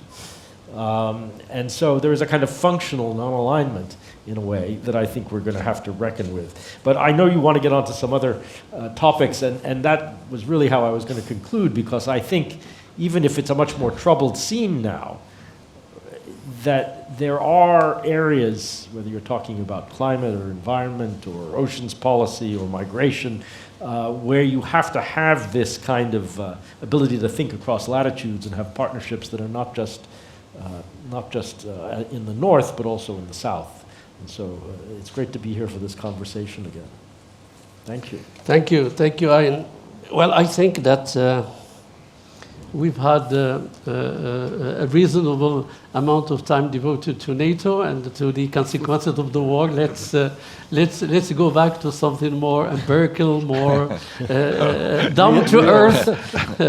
Security, food security, droughts, water scarcity is something that the global South is experiencing, that this country is experiencing, especially this year, a very, very hard time that the Moroccan agriculture is going through. Let's see from you what are the prospects, and if you have some recommendation or some perspective of possible solutions. Okay, thank you, Mr. Ambassador. First of all, happy to be here with you and share our thoughts on our chapter. So, as you can see, I will take another route and talk about water insecurity. So, I believe that all of us know, we know that what it is, or we have an idea about what it is exactly, but I prefer to give you the UN definition so we are all on the same page. So I will quote the UN definition. Water security is defined as the capacity of a population to access to adequate quantities. So the first condition is adequate quantities of water of acceptable quality for sustaining livelihoods, human well-being, and socio-economic development. It's also protecting the population against waterborne pollution and water-related disaster. And finally, it's preserving aquatic ecosystems in a climate of peace and political stability. So from this definition, we can see clearly that water insecurity is not just about the physical absence of water, but the definition includes other dimensions such as the quality of water and even the way that we are adopting to manage it. So talking about numbers now, we can say that almost 3 billion people in the world are lacking access to water facilities, which is very huge because that means that approximately a quarter of the total population in the world lives in water-stressed countries, and many of these countries are located in the Atlantic Basin. We can, for example, cite the example of Sub-Saharan Africa, of which the total about 40% of the total population in the Sub-Saharan countries doesn't have access to primary water supply, and even in the Latin American and the Caribbean, where about 55% of the population doesn't have access to adequate sanitation. So certainly the situation is very different between countries, because countries in the region are contrasted in terms of water endowment and also in terms of demand, the quantity of water that is needed for either whether for the drinking water or also for the economic development and socio-economic development. So the situation is very different, but we can also talk about at the same time common challenges, because all of these countries are facing the same challenges. The first one to cite here is climate change. Climate change is affecting, as you said, Mr. the Ambassador, is affecting all the countries differently. Some countries are experiencing extreme droughts or rainfall irregularity in time and space. At the same time, some countries are experiencing floods and other extreme shocks, weather shocks that are not favorable for the development of the country. And here I will move to the other challenge, which is the increasing demand increasing demand for water because of the population growth, obviously, and also because the need to develop and to increase economic wealth created by countries. And the last one, which is almost the most important one, I think, for me, is the quality, because sometimes we don't, we can have a lot of quantities of water that cannot be used for even for irrigation purposes, and this is even though we have a lot of quantities, this is a situation of water shortage. And here we have a lot of solutions that we can adopt to manage this issue. So finally, to conclude, I think we can all agree that we are living in a world with a lot of uncertainties. But now, for this example, the uncertainties is experienced in vital resource that we should preserve for our well-being and also for the future generation. That's why urgent action should be taken, and I will let my co-author Ahmed talk about some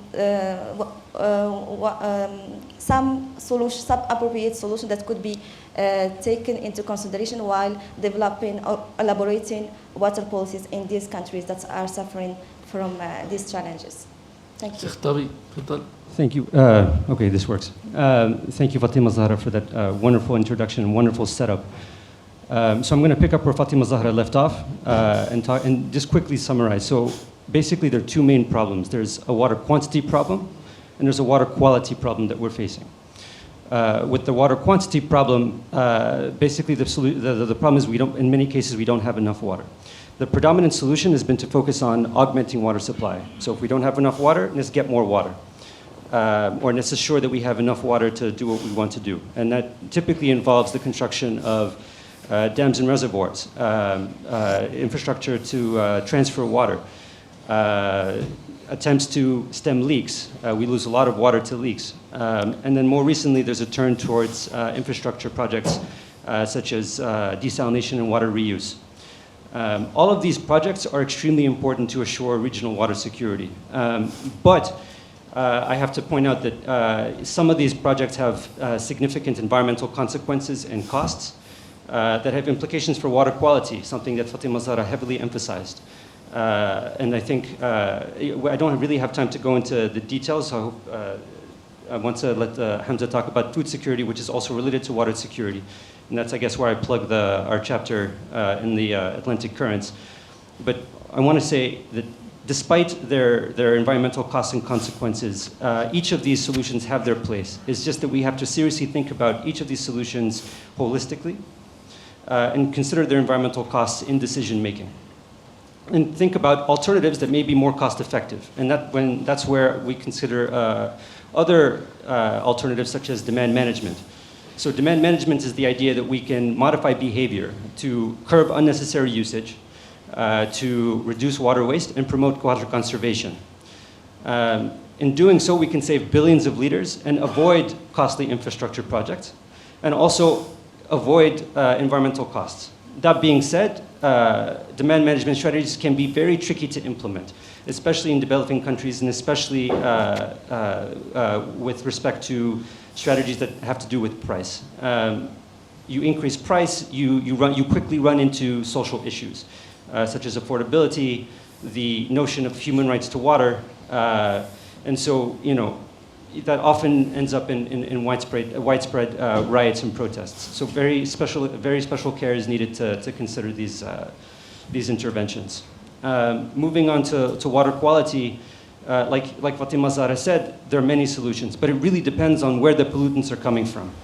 If the pollutants are coming from identifiable sources, then we can easily implement some sort of permitting scheme that allows us to track and monitor pollution. But that also requires strong institutions for the monitoring and evaluation to make sure that we're enforcing a lot of the provisions in the permits. If we can't track where the pollutants are coming from, right? If they're coming from non-identifiable sources, then it gets a bit trickier. But we can certainly turn to things like best management practices, or there's a big turn towards green infrastructure for surface water protection. And that I can't emphasize the green infrastructure enough because it really brings up the importance of protecting key environmental ecosystems such as wetlands, such as forests, that can do a lot of the water quality filtration for us without the need for costly gray infrastructure. Everything I've talked about up until now, the both of us have talked about, really have to do with managing water within a nation's boundaries.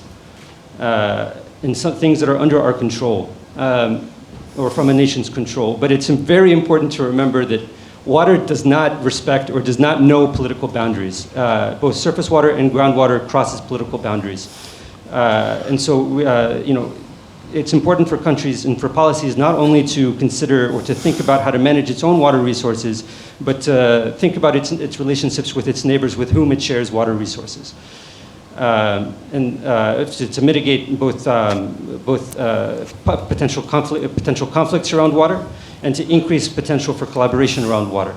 And that's where I think there may be opportunities for a multinational approach.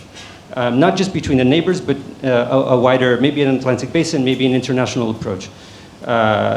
There's certainly plenty of opportunities around increasing systems or implementing systems for water accounting, to measure quantities of water. Actually, there was a satellite that was just launched yesterday to help with this effort. There are certainly efforts to, or this also will, there are also opportunities to protect key ecosystems that I mentioned.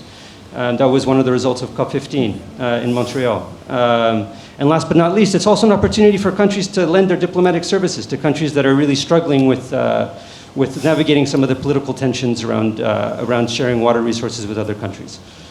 So that's where I'll leave it, and I'll turn it over to you, Ambassador. Thank you. Thank you. Well, I hope that due attention will be paid during the African United States Summit to this extremely important issue of a paramount importance to the southern countries. I think that whenever the developing countries are trying to manage environment, trying to manage the different challenges, there is always two stumbling blocks. First, funding. Secondly, technology. And in the view of Si Hamza Khasham, we have to work towards convergence between agriculture and between technology. Can you elaborate on this plea for this convergence, please? Yes. Thank you, Mr. Ambassador, for the opportunity to present this chapter. I think we have here a great transition when we talk about technology in order to do desalination of water. Farmers used to pay 1 dirham per kilo water when pumping water. Now with desalination, every meter cube of water, this is 15 kilowatts, which means 15 dirhams. I know no farmers that will be able to pay this money to get water in a country where 87% of water is used by agriculture. The problem here, I will get a bit more philosophical before getting more practical, is that technology has been playing against nature in a certain way, in the way that it served human welfare and human purpose in domesticating nature in a way to achieve productivity goals. And the main consequence of technology being in a certain mean in order to make nature productive and in a reproducible way is a backlash in terms of environmental consequence, as we are witnessing today, for example, in Morocco, with water scarcity, but also problems around water quality, because water that is saline is not adequate in order to achieve irrigation, for example, for fruit trees from one hand. But the other backlash is that all the technology, the tech ecosystem, is not able to provide long-term solutions that are really serving the purpose of building a sustainable intensification in farming. In the sense that all the technology is, in a way, getting more from nature. And as you all probably know, with the principle of entropy, there is no way we could reverse the sense of building nature. And the more we consume it, the more we lack of it, and the more we are facing an equation that is more and more tricky to solve. In the chapter, I actually try to explore as a practitioner working in technology and serving more than 40,000 farmers in the continent, Morocco, Ivory Coast, Rwanda, Ethiopia, we tried to explore how technology could kind of emancipate from this paradox, which is human belonging to nature and in a certain way being trapped by his own behavior, which is domesticating it and creating scarcity that it will undergo more and more on the long run. And there are actually certain technology that emerge in the last 5 years and that show that there is a pathway, there are possibilities in order for technology not to play against nature, but to play with nature. And these pathways that we explored within the article are first ecological intensification. There are technology today that accelerate the natural mechanisms that are in the soil. For example, mineralization that creates the availability of nitrogen within the soil and reduce the use of fertilizer on the long run. These technologies rely on microorganisms that will play a certain role in the acceleration of natural process and not in using external factor that at the long run would simply limit the availability of nutrients within the soil. Same goes, for example, for satellite imagery. We had the opportunity in Morocco to launch a satellite that is very focused with multispectral imagery towards observing the water content in the vegetation. And actually, it showed that these technologies allow us to better understand, to better measure, and in a certain way to respect the way nature is going, the way it is evolving, and how we can intervene to limit water use. And in this way, it's very interesting to see that Morocco today, Tunisia, Algeria, Egypt serve as examples for countries such as Spain, Italy, or France, because we experienced much before the lack of water resources and the need to think irrigation with deficit irrigation. In a way that I am not able to satisfy the crop needs in terms of water, I need to play as if I need to find a balance with limited water resources. And this opened a broad avenue for research in order to look for the right balance in terms of water need for a certain crop, in terms of what I can give on the long run, and in terms of what I can get as a farmer in order to survive and in order to provide food security for my environment. This being said, this ability for technology to accelerate the way of playing with nature and ensuring the food security is practical and real. There is one country, Rwanda, that already achieved its objectives following the Malabo panel agreements with ensuring food security in cultivating cereals in very tough conditions that were not appropriate and in delivering very high yield between 5 tons and 6 tons per hectare that are comparable to Chinese or Indian yields. It means that by leveraging technology in the right way, which is thinking long-term, playing on the acceleration of natural processes with agroecological acceleration and intensification, which is, by the way, delivering more yields than conventional farming when it's practiced way. And observing nature relying on technology that enable right measurements, all these technologies and solutions offer a possibility today to achieve food security on the short term and to play with nature on the long term. And the Indian Revolution, the Indian Green Revolution, was a very good example of the Indian Green Revolution 1.0 and the Indian Green Revolution 2.0, starting by prioritizing production goal, but creating a backlash in terms of environmental and nutritional issues, and now involving technologies in a way that nutritional and environmental priorities need to be part of the equation. How could we afford that now India is being trapped within a cereal dietary pattern that it couldn't afford on the long term when it was relying on millet that was providing very high productivity under very tough conditions?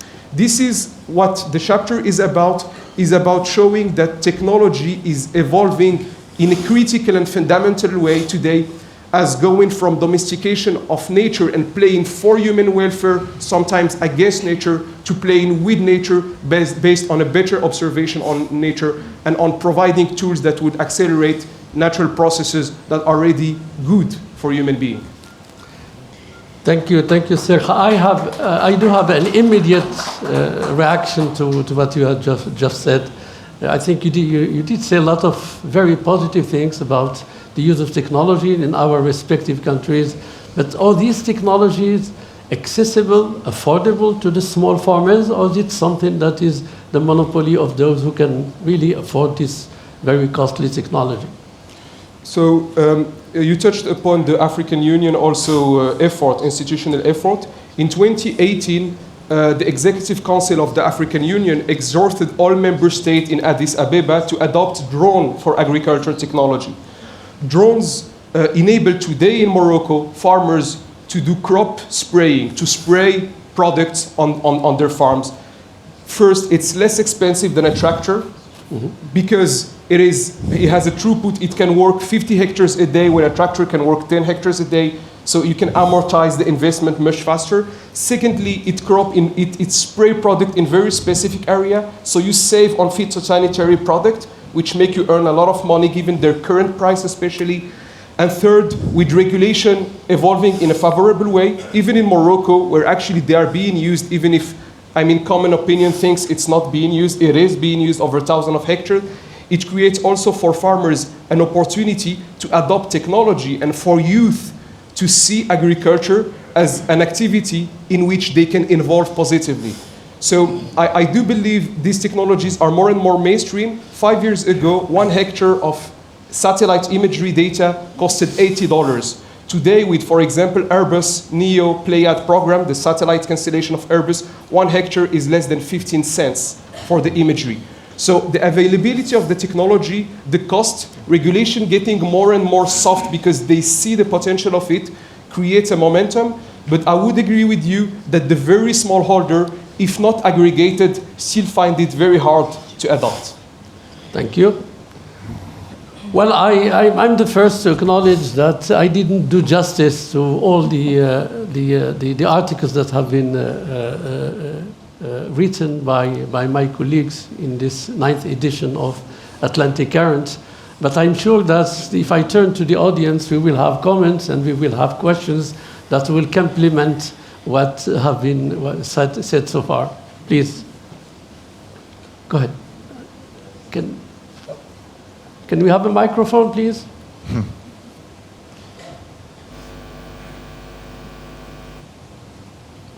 Two microphones might be much better, so that we can... Marcos Freitas from Brazil, Senior Fellow at the Policy Center. My question is to Eden. Earlier this year when we met in Brussels, you said that the world wasn't preparing to dealing with a ruthless leader, right? And there was, what was happening in Russia and all that. So as you are doing the chapter and thinking about the future, what is the perspective that we can envision for Russia in the coming years? What would be like for the West, what would be the ideal outcome for the whole situation? And how do we guarantee that the day after we do not end up with a situation that is worse than we currently have? Yeah. Marcus, thank you very much. It's good to see you and good to have your easy question. Look, I think, especially for the United States at the moment, but I think it's true across NATO, there is a kind of embedded thought, and it's probably correct to an extent, that without a change of leadership, let's say regime, but leadership in Russia, it would be very difficult to get out of this. My own view would be that however the conflict in Ukraine, I won't say ends, but stops, there is going to be a very tense relationship with Russia for a very long time to come without something fundamentally changing. Now, I don't know whether Emmanuel Macron is right about saying that you have to start now to talk about a security architecture to integrate Russia. This is not so easy to do, and part of it goes to I think your starting point, which was, or maybe it was mine, but anyway, this question of what we're dealing with, because I think part of the shock of this crisis has been the sheer ruthlessness of the regime. That we had thought about deterrence and defense with rational actors, with irrational actors. We hadn't thought too much about sheer ruthlessness. Rational, but ruthless. And it personalizes this situation in a way that I think is very difficult to escape from. So I think, you know, I'm not going to predict where the Russian system goes. They're obviously, it's a big place with there's a lot of history there and a lot of embedded geopolitics. Some of it is presumably structural, but it doesn't have to be the way it is. And I have to think that a lot of this has to do with the sheer ruthlessness and ambition of an individual, you know, who is thinking as much about, you know, about his regime security as he is about, you know, the role of Russia in the world. Huge. I mean, we get a huge, long conversation about this, but it's some thoughts. It's not an answer. It's a response. Please. Rabia Muhtar, Texas A&M University. The role of water reuse and non-traditional water for agriculture and food security has not been mentioned. What's the role you think in Morocco and in the region for that?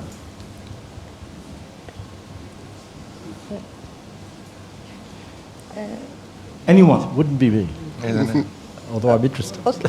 So just to from the Moroccan side, we're still very far from experiences such as what's happening in Spain or in Israel, where water reuse serves agriculture in the way that we still rely for the irrigated perimeters on dams that over the 30 last years were enabling Morocco to irrigate 1.2 million hectares out of 8 million. It means that relying on the water availability following a very proactive and ambitious dam strategy enabled us to get comfort over the last 3 decades, not seeing that water reuse could be the possibility before going to technology that are highly energy intensive. The situation is similar in North Africa, whether we are in Tunisia or whether we are in Algeria, over which we relied from one hand on rainfall for regions that receive more than 500 millimeters a year and on dams for regions that do not. Today there are projects, but they are still very minimal in comparison with desalination projects that seems to be, I mean, more I wouldn't say trendy, but more I will let you maybe if you allow me explain on this. Yeah. If you allow me just to explain the water policy in Morocco, because we have a great a historical policy that is really great. Knowing that Morocco is located in a region with characterized with water scarcity, we tried at first to mobilize the maximum of water quantities of water that is possible. That's why we tried to implement the dams policy to mobilize the quantity of water needed for either for drinking water or for agriculture. And then we tried to since the quantity of water was mobilized, we tried to manage the demand side. So we tried to introduce new technologies that tries to improve water productivity, exactly in the agricultural sector, mostly in the agricultural sector, because it consumes large parts of the water. So we are trying now to see to improve the productivity of water by using new technologies and looking for other sources of water such as desalination or water use. But if we look at the quantities that we can be mobilized from these other sources, and compared to the quantities that are mobilized from dams, it will be marginal, because we have a lot of dams that could be filled by rainfall, which is, I think, which saved us many times during droughts and during extreme weathers. I would also add that most of the water for agriculture comes from groundwater. And so, you know, the opportunities for water reuse, though, are there. I think there's higher opportunity for water reuse in urban environments where, you know, water treatment plants need to be upgraded. And we can use water reuse for other purposes that maybe not are potable. Even though we could very well treat reuse or wastewater to potable standards, there's still this reluctance on the part of people to consider that possibility. But there's certainly opportunities for water reuse to be used, or wastewater to be treated for industrial purposes, for landscaping purposes. And those will be, I think, low-hanging fruit that I think we should turn to first. With agriculture, it's a bit difficult because it sources most of its water from groundwater. In other words, you need a lot more infrastructure to be put in order to start taking advantage of water reuse. And so that's, I would start with water reuse within the urban environment rather than the agriculture environment. With the agriculture environment, it's probably low-hanging fruit, just turning towards strategies that minimize water use to begin with. So things like drip irrigation. I mean, the other thing with groundwater is that we pump out so much groundwater that we end up depleting the aquifers, and then with something like drip irrigation, we return very little to the aquifer itself, and so that's a whole other problem. But with water reuse, I think it's the opportunities are a lot more salient in urban environments.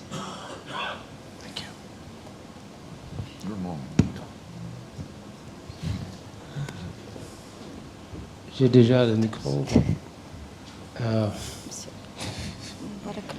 I already have the mic. Je vais intervenir en français. Moi, je suis membre du Police Center comme Senior Fellow, mais je suis du Sénégal, je m'appelle Moubarak Lo. Je suis également un maire. Et j'ai beaucoup aimé ce qu'a dit tout à l'heure Fatima Zahra par rapport à l'eau, la qualité de l'eau. C'est vrai que dans toutes les statistiques officielles, on vous parle presque de l'accès universel.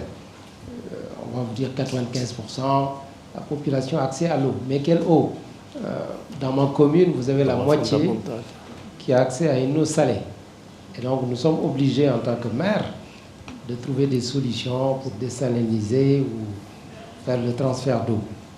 D'ailleurs, dans une réunion internationale avec les Nations Unies, nous avons suggéré que dans les objectifs de développement du millénaire, du développement durable, qu'on ajoute un indicateur sur la qualité de l'eau. Parce qu'aujourd'hui, on ne parle que de l'accès à l'eau. Donc, c'est quelque chose de très important. Deuxièmement, tout à l'heure, vous avez parlé de la désalinisation. C'est vrai que ça coûte cher en énergie, mais c'est prouvé qu'on peut utiliser le solaire pour désaliniser l'eau. Et donc, je pense qu'au niveau du fermier, il faudrait avoir cette technologie disponible. On peut avoir un mini-forage à côté avec du solaire et ça fonctionne. Merci.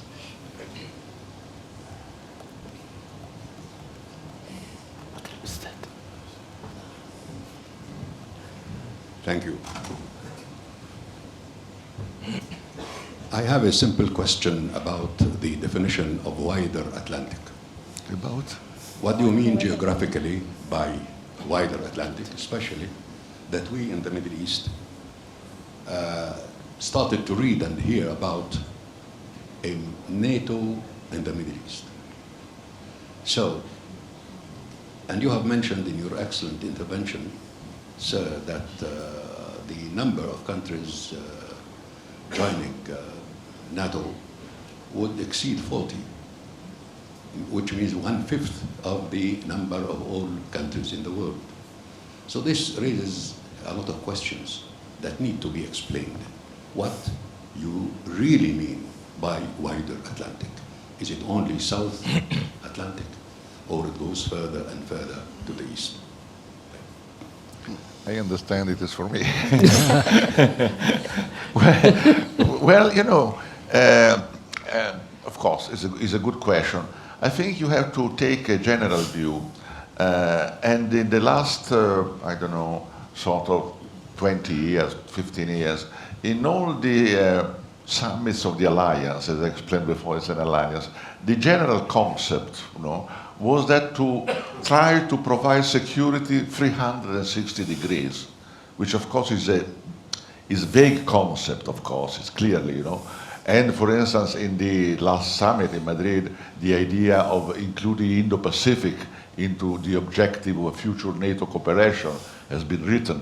It is very vague, of course, because it's also written how you do that and why exactly you do it, But the idea is that you can certainly, because many people think of NATO, perhaps it's what is in your mind also, as a purely military organization, a sort of organization goes somewhere to bomb somebody, not somebody else. I think, this is a little bit of a stereotype, because being a security organization, it means that it tries to help others to improve their own security. And the entire idea, for instance, that started in the beginning of this century, especially the summit of Istanbul in 2004, was for NATO to help the Arab countries to be stronger in their own capabilities, in their own way of facing threats like international terrorism and other things, having a very healthy military system, for instance, with a good relation with the public, a transparent budget, all these things. So I think it is very, I understand the reasons, of course, but very wrong to think that NATO is an organization which is only able to bomb somebody. This is not really the purpose of that. There have been examples, of course, Bosnia, etc. But on the other hand, as I said before in my brief introduction, NATO today has about 40 partners, Morocco being one of them, and I don't think that Morocco is resenting any kind of oppression by NATO at all. What it has done is that there are contacts among diplomats and among military, and the program of work is established every year. It is consensual, and there is no treaty and no threat to anybody. It's just to enlarge the area of security in the world. It's ambitious, but it's the right direction for me. Ismail, yes. Thank you so very much. It's wonderful to be back here again in person. I have a question perhaps for our very good friend Ian. Ian, I'm sorry, both Marcus and I are asking you. But my questions are as follows. I was rather intrigued by your sense that it's a functional non-alignment, but not an alignment in the classic sense. And I agree with you, and yet I disagree a little bit. And I'd like more of your view on why you think the way you think. Because when we take a look at what's happening with the BRICS that have now gone to a plus format, when we take a look at what's happening with SCO, every country in the global south is on the waiting list for membership of both of those organizations. They're distinctly non-Western. And those alliances are deepening and widening as we speak. So that's the first question I have. And the second is also a remark that you made. You said, well, the sort of future we're thinking about, perhaps we can't secure with Putin still there. And the question simply is this. I'm reflecting a little bit on a statement made by President Biden earlier this year on the border of Ukraine. And he made, off-the-cuff remark, and he said, for Christ's sake, why is this man still there? It raised all sorts of questions, you will remember. But if we think of what happened in Iraq when the leader was taken out, what has happened with Libya after Gaddafi, what sort of future are we talking about? Is anyone even thinking about tomorrow? Len, thank you very, very much. And I hesitate even to answer, especially your first question, because you've just written a book on it. And so, just to say, I think, look, we're in a very different world now, and will it resemble the kind of alignment, non-alignment, and the measures of that we had for decades during the Cold War? I'm not sure. I think it's likely to be different in a lot of different ways. We'll have to see. But what is very clear is that that there has to be a degree, I would say, of flexibility. And I think you see this actually from the Biden administration when they talk about relations with India or with Brazil or South Africa and others, that there's an understanding that complete alignment on this question of how to deal with Russia is impossible. The same thing, by the way, true for China, maybe even to a greater extent in some ways. And so I think, we are moving into a world with much less rigidity, in a sense, about this, but with much more risk. Because, even for the United States during the Cold War, the irony is we have less understanding about each other today and less risk management today than we had at the height of the Cold War. And that's a rather disturbing prospect. And everybody is exposed to the consequences of that. It's not just a thing in the north. So, you know, where that leaves us, I'm not entirely sure. But when you look at some of the key vehicles that have been used to kind of build this sort of international policy in response, sanctions, for example, it's very clear this is going to be applied in very different ways, or not applied in different places. And you know, we could be in for something quite structural there. The personality, I mean, this does remind us in a way that personalities matter in politics and strategy. You know, people matter. You don't have to personalize these things, I would say, in a way that perhaps, say, the Trump administration did. Saw it all through that lens. That the institutions didn't matter hardly at all. That's not the case in Washington today. Looking from that perspective, would it matter if Putin was not the decision maker in this case? Probably it would, I would guess. But you're absolutely right to point to some of the recent history, admittedly on different scales, but anyway, some of the recent history with Iraq, with Libya, elsewhere, where, you know, getting rid of the so-called troublemaker that's the start of the problem. That's not the end of the strategy. And we've been very bad historically, we, the West, international community, at managing that continuum after you actually bring some change. That's not easy. Afghanistan is it's a personalized, but it's a different case. So, I mean, it's a world, a very, very complex thing in which, you know, these sort of black and white alignments are, I think, not going to be possible, and we're going to have strategies that accept that. Thank you, Jan. Thank you. Okay, thank you.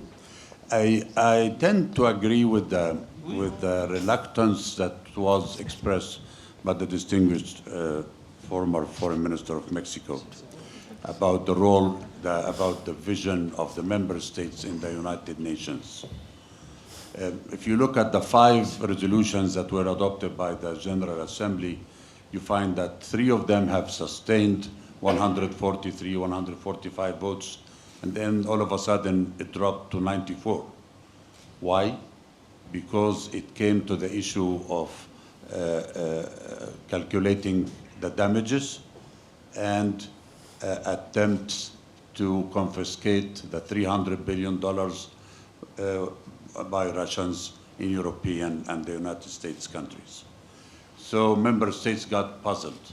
So should we vote in favor of this or not? Should we start really a process that should be started by the Security Council or not? And that is what created this kind, and this is going to lead to further decline in the lack of support. Nobody is letting go of the main principles of the United Nations. When you speak about the main principles, everybody is going to vote for it. Non-aligned, non-aligned, everybody, Europeans, Americans, others.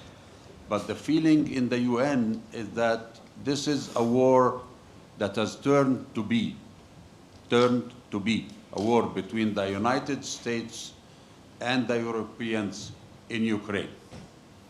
And that is creating the same feeling that happened before, what happened with the last speaker in Iraq, in Libya, in other places that in the Arab world, and also the double standard related to dealing with the Palestinian question. Look how many years Palestine has been occupied, and nobody is moving a finger to move the occupation.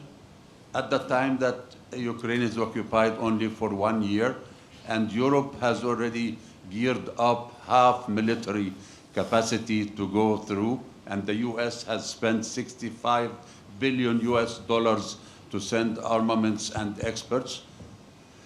And if you're going to talk about compensations and you're going to talk about damages, there is the separating wall. There is the ICJ advisory opinion of 2004 that had already established as a compensation fund and has already done this through a resolution of the Security Council. It finished its work. Nobody is moving a single finger to implement it. So the double standard also is creating a lot of confusion in the minds of member states. So how does Europeans and Americans intend to deal with this. I see what they are doing now. America is calling for a summit with Africa. Russians went to the African Union in Addis Ababa. Russians went to the Arab League in Cairo. So everybody is trying to make new alliances in order to be sounding and to try to attract as many votes as possible when it comes to the voting in the United Nations. So it is a very complicated scene that requires a lot of calculation, particularly from NATO and from the European Union. United States is benefiting 100%. NATO and European Union are losing, I would say, personally, 50%. Thank you. Thank you. I've been asked to end this session in 5 minutes, otherwise I may run into sanctions. So I will ask our colleague to ask his questions, and then we will have maybe some additional comments. Yes, I will speak in French because my English is not better.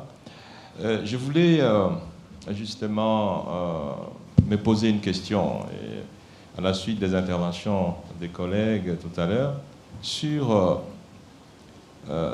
l'efficacité de l'ordre économique mondial actuel. Parce que au lendemain de la guerre, la Deuxième Guerre mondiale, il y a les structures des Nations Unies qui ont été créées notamment pour créer un certain équilibre entre le bloc Est et le bloc Ouest. Le bloc Est qui était donc dirigé par l'URSS, et le bloc Ouest, le bloc occidental. Et à la fin de la guerre, 5 pays qui ont été le major de la guerre, les États-Unis, la Grande-Bretagne, et la Chine, l'URSS, ainsi que la France. La France constitue donc ce qu'on appelle le P5. Le P5. Donc c'était les gagnants de la guerre. Et on a vu que ce mécanisme d'équilibre politique mondial a fonctionné à merveille jusqu'en 1993, lorsque Gorbatchev fait, donc avec la perestroïka, fait éclater le bloc Ouest. Et qu'est-ce qui se passe avec l'éclatement du bloc l'URSS? Ce qui arrive, c'est que nous tombons dans ce qu'on considère aujourd'hui, ce que le monde considère aujourd'hui comme l'unilatéralisme occidental. C'est les Occidentaux qui décident. Si vous êtes avec eux, vous êtes un ange. Si vous n'êtes pas avec eux, vous êtes un diable. Et je crois que quelques exemples ont été donnés ici. La guerre en Irak, on a dit Iraq Freedom, on va amener la paix en Irak. Je ne sais pas si aujourd'hui les gens peuvent dire qu'on a amené la paix en Irak. On a dit aussi qu'on va démocratiser la Libye. Je ne sais pas si réellement on a démocratisé la Libye. Donc aujourd'hui, je crois qu'il y a une question de fond qu'il faut se poser, c'est de savoir est-ce que le système des Nations Unies qui a été installé après la guerre, si ce système-là d'équilibre, il existe encore. Parce que ce qu'il ne faut pas oublier, c'est que la guerre entre les Américains, donc les États-Unis d'une manière générale, et les Russes, c'est aussi une guerre d'idéologie. Pour les Américains, les Russes sont des diables. Pour les Russes, les Américains sont des diables. Et est-ce que cette question d'idéologie peut être réglée avec l'ordre politique mondial qui a été installé au lendemain de la guerre et qui paraît aujourd'hui suranné? Parce que regardez la montée en puissance de certaines forces militaires.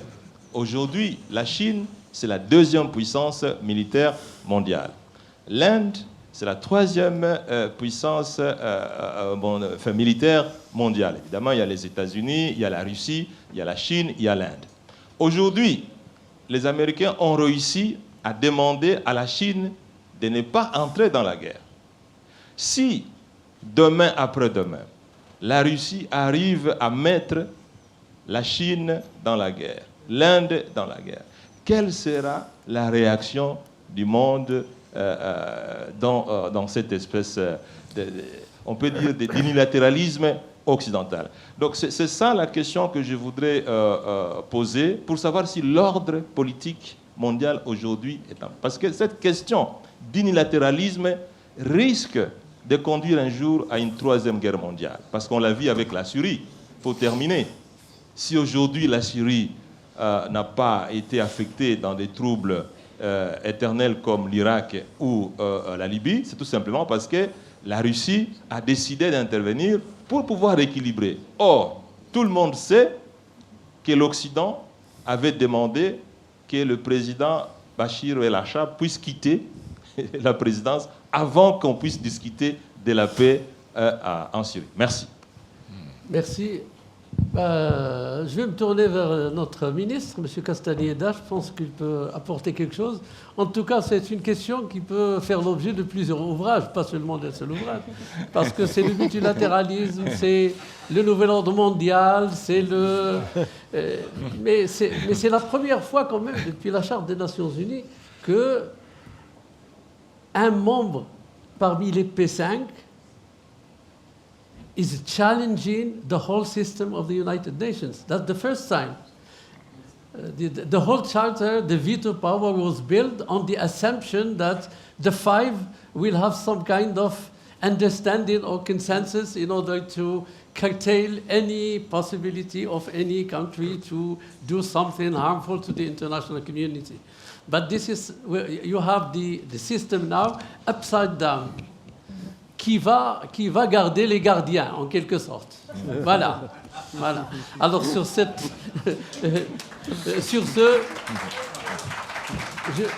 je vous souhaite bon appétit. Deuxièmement, à partir de 8h du soir, je vous demande to cross your fingers for the Moroccan team, please. We're lucky not to answer the last two questions. It was a good thing we didn't have to answer. Ladies and gentlemen, thank you for your participation. And reconvene at 2:15 p.m. Please enjoy your meal.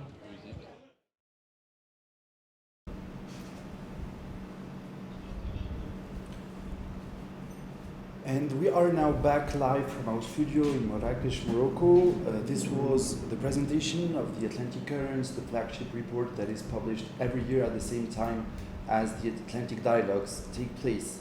We had interesting conversations, in my opinion at least, with a lot of food for thought, notably on the role of the West and the rest, you know, as it used to be said, the Northern Atlantic and how the Southern Atlantic can play a role in the global shifts and the mutations that are happening around the world.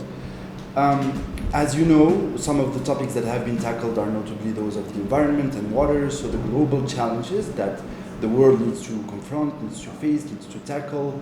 And one of these challenges is precisely that of inflation. That the compounded crisis that we have been facing during the past few years have provoked. So amongst them, of course, is the question of inflation with its different repercussions on a wide range of issues. So this will be tackled by our senior fellow, Ottaviano Canuto, a former deputy minister and Brazil executive director at the International Monetary Fund and executive director and vice president at the World Bank. He will be answering our colleague Sabrina Amran's questions. A second video that you are going to watch was an interview that was conducted by our colleague Hamza Saoudi. He interviewed Mounia Bousta, who held from Morocco, who held numerous positions in Moroccan institutions, notably related to finance, industry, and foreign affairs. She will be talking about one of the main challenges of the Southern Atlantic, which is the operationalization and the prospects and challenges of the African continental free trade area, which is relevant, of course, for the Southern Atlantic when we see all the major economies, African economies that are that have Atlantic shores, including Morocco, Nigeria, and South Africa, among others. So let's go with these two videos.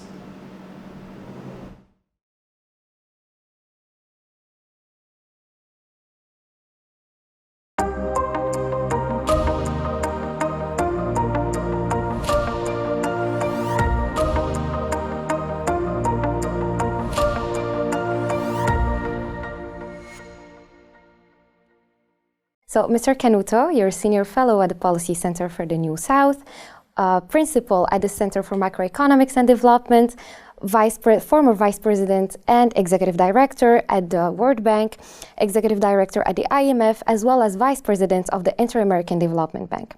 So, Mr. Canuto, over the previous months, we have witnessed a change of stance in central banks' policies, going from a very accommodative one in order to support and boost the economy during the COVID-19 period to a very restrictive one today in order to counter inflation. So, according to you, Mr. Canuto, what are the leverages of central banks in order to counter inflation without jeopardizing the economies? What are the toolkits that they can use and on what they can lean for doing that? It's a pleasure to be here and be interviewed by you. And I would say the following. There has been a change of stance, as you correctly highlighted, from taking the inflationary phenomenon of the beginning of the last year and beginning of this year, from temporary ones to a perception that they might not be here to stay. And under those circumstances, there is no other possibility but central banks tightening monetary policies and tightening financial conditions, because that's the way to compress demand and avoid that the shocks, the inflationary shocks, even if they come from the supply side, they might contaminate expectations. And if those shocks are transmitted to expectations and they become entrenched, then it's going to be hard to curtail the inflation, as we watched in the 70s and 80s. Then, at a certain moment, there was a postponement of the tightening, and the result was that later on, the Federal Reserve Bank, for instance, had to tighten even deeper, and things got worse in the 80s. So there was no other option. Even in the case of the Eurozone, where we know that the supply shocks had even a higher weight in explaining the inflation, but there is no option. The ECB, the European Central Bank, will remain tightened. So as to the issue is basically avoiding the contamination of expectations and the retrenchment of inflation into the normal functioning of the economies. And there is no other option for the central banks but to tighten. Where that will lead us to, particularly in the case of emerging markets and commodity price, in the case of commodity price, not by chance, the forecasts have all pointed out to a softer price movements in 2023. And the challenge for emerging markets will be to live with higher interest rates abroad. But again, there is a deep heterogeneity among developing countries, with countries ranging on one extreme in very vulnerable positions because of their debt, because of the combination of price shocks with financial conditions that are not, let's say, solid. But on the other hand, at the same time, you have some emerging markets that have managed to cross the 2022 terrible year in terms of shocks with the reserves, and are coping quite well. It's not by chance that, for instance, while the dollar appreciated vis-a-vis most currencies in the world, in the case of some emerging markets, it has been contrary-wise. The dollar has devalued vis-a-vis the Mexican peso and the Brazilian real, for instance, to give an idea on how different are the conditions in the spectrum of emerging markets. Yes, definitely. Thank you for these insights, Mr. Canuto. And moving to my next questions. So in reaction to the latest Federal Open Market Committee, 75% of the economists answering to a Bloomberg News survey confirmed that a recession is to be expected within the next 2 years. So according to you, what would be the impacts of this recession on emerging countries mainly? What are the sectors that are most likely to be affected? But most of all, would this recession be enough to tame the current levels of inflation? Right. We do have three different possible scenarios when it comes to establishing the outcome of the ongoing tightening. One, the most benign one, would be a soft landing. Yes. That is to say, the inflation rates start to reflect the tightening of monetary policy not long ahead, and so the degree of a softening in labor markets doesn't have to be very deep, so that's the most benign scenario, the one of a soft landing. On the other hand, the one that is more likely is that as we could see in the resilience of core inflation indices in the last few months, is not going to be that simple. The inflation rates will not, let's say, reflect the tightening immediately. The job markets remains strong relatively strong in the U.S., yes, even in Europe. So most likely, the Federal Reserve Bank and the ECB will be obliged to tighten enough so as to really see rising unemployment rates and so on. And so we might have, as a second scenario, a possible deeper recession than the soft landing. But there is yet a third scenario, which would be the combination of the deep recession with some sort of negative surprise on the financial side. Okay. The degrees of leverage in parts of the financial system make them vulnerable, and surprise may come. We could suggest several possible places where we might have, if we have any sort of a liquidity crisis in some specific markets, that transmit themselves into the whole system, then we might have the worst scenario, which would be a combination of financial shocks with the deeper recession. Where we are and where we go, no one can claim to know exactly that. But there's no option since the monetary policy has to tighten. Yes. Thank you, Mr. Canuto. And now I'm moving back to the heterogeneity that we talk about. And here I'm going to be asking you if all countries will be experiencing the same economic cycle at the same time. And here I'm mainly referring to China, a country that is still caught up in a very restrictive COVID-19 policy.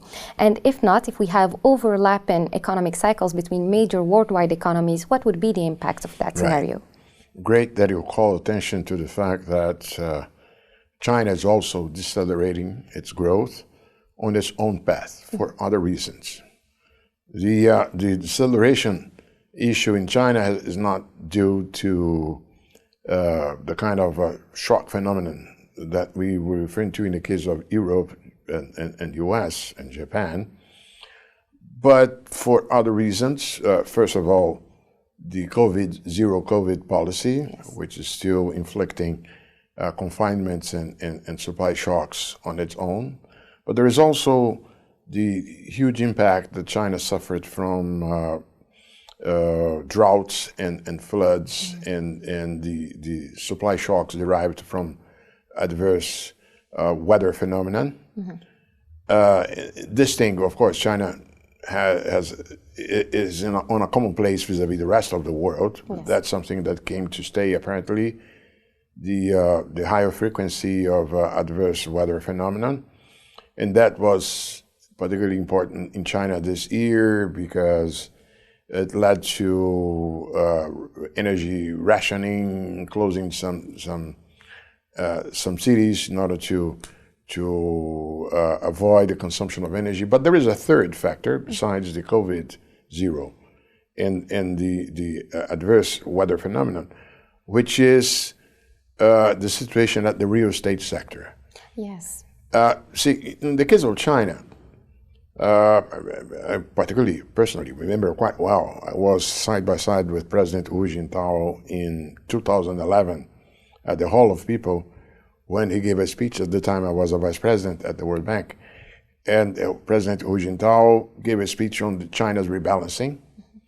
and he referred to the need to move away from the investment-led model, trade surplus-led model, towards one based on consumption and so on, and lower investment, lower economic growth, but at least more solid and very well, let's say, with spillovers, with the incorporation of the Chinese population. Okay, that was then, but at the same time, we know how the Chinese are afraid of any slump if they had to move automatically from one growth model to another, consumption-based, given the low levels of consumption as a share of GDP in China, even nowadays.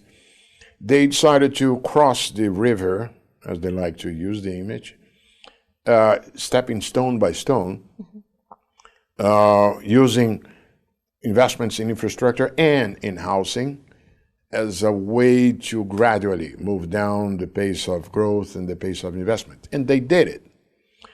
But the problem is that accompanied by over-investment in not only in some infrastructure segments, but in housing. Yes.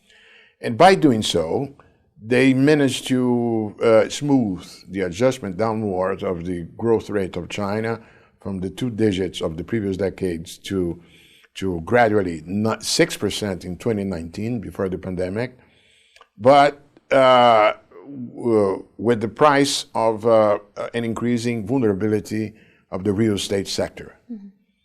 This matters particularly now because I don't expect, like many, any sort of collapse of the Chinese real estate. But the real estate sector cannot be relied on as a growth stimulus, as it was the case over the last decade. Mm. And that's why I believe that those structural reasons are responsible for the slide down of growth in China towards 3.5 as the new normal for the Chinese growth rate. So for different reasons, but China's deceleration is happening exactly at the same time as we will be obliged to live with the lower growth rates as well in Europe and the United States. Okay. Thank you very much, Mr. Canuto. In my last question also, I'll be referring back to a concept that you talked about in your first answer, and which is the stronger USD. So we know that foreign exchange markets and commodity markets have been historically strongly linked together. Yeah. So according to you, what are the impacts of a stronger USD on the commodity market today? Right. And are there some commodities more impacted than other commodities in terms of stronger USD? Yes, definitely so. That's a good question. Not by chance. There has always been a peg between the value of the dollar and oil price, for instance. But I would call attention to the fact that a strong dollar, a strengthening of the dollar has a contractionary effect on the global economy, because on the U.S. side, of course, a stronger dollar mitigates inflation. It helps inflation to go down because of the cheapening of imports and so on. But given the low, let's say, rate of opening of the U.S. economy, the downward impact on inflation in the U.S. is less than proportional to the inflationary impact that the dollar appreciation has on many of the other countries on the other side.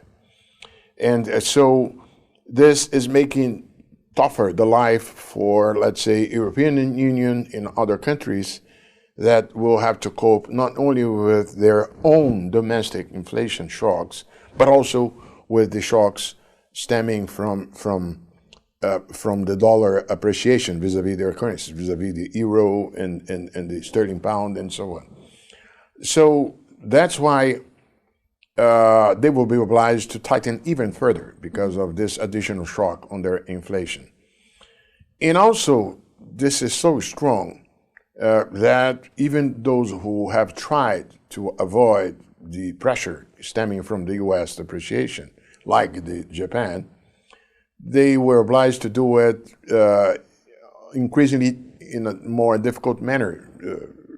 Japan will have to concede. It will have to raise interest rates eventually, but the problem is that that might affect the debt sustainability of Japan, which is humongous. In the past, people always ask me about the likelihood of a new Plaza Accord. The Plaza Accord was signed among US, Japan, France, Germany in 1985, where they agreed on devaluation of the dollar, given the strength that it was at the time. One important difference is the following. Back in 1985, the tight monetary policy of the US had already reached its results in terms of dampening inflation. And so it was easier for the US simply to say, okay, I'm going to relax my monetary policy, and that way make the ground for a dollar depreciation. That's not the case yet. We still, speaking as of now, we still have a process of monetary adjustment that is still in the middle of the way. Yes. So the US cannot promise that they would reduce their interest rate so as to accommodate. So one thing that can be done now definitely would be the revival of the Federal Reserve Bank's swap lines with other central banks, as they did, as it happened during the pandemic financial shock, so as to widen the scope for the other central banks to intervene in the markets and to kind of mitigate the pressure towards devaluation of their currencies. That's something that might help.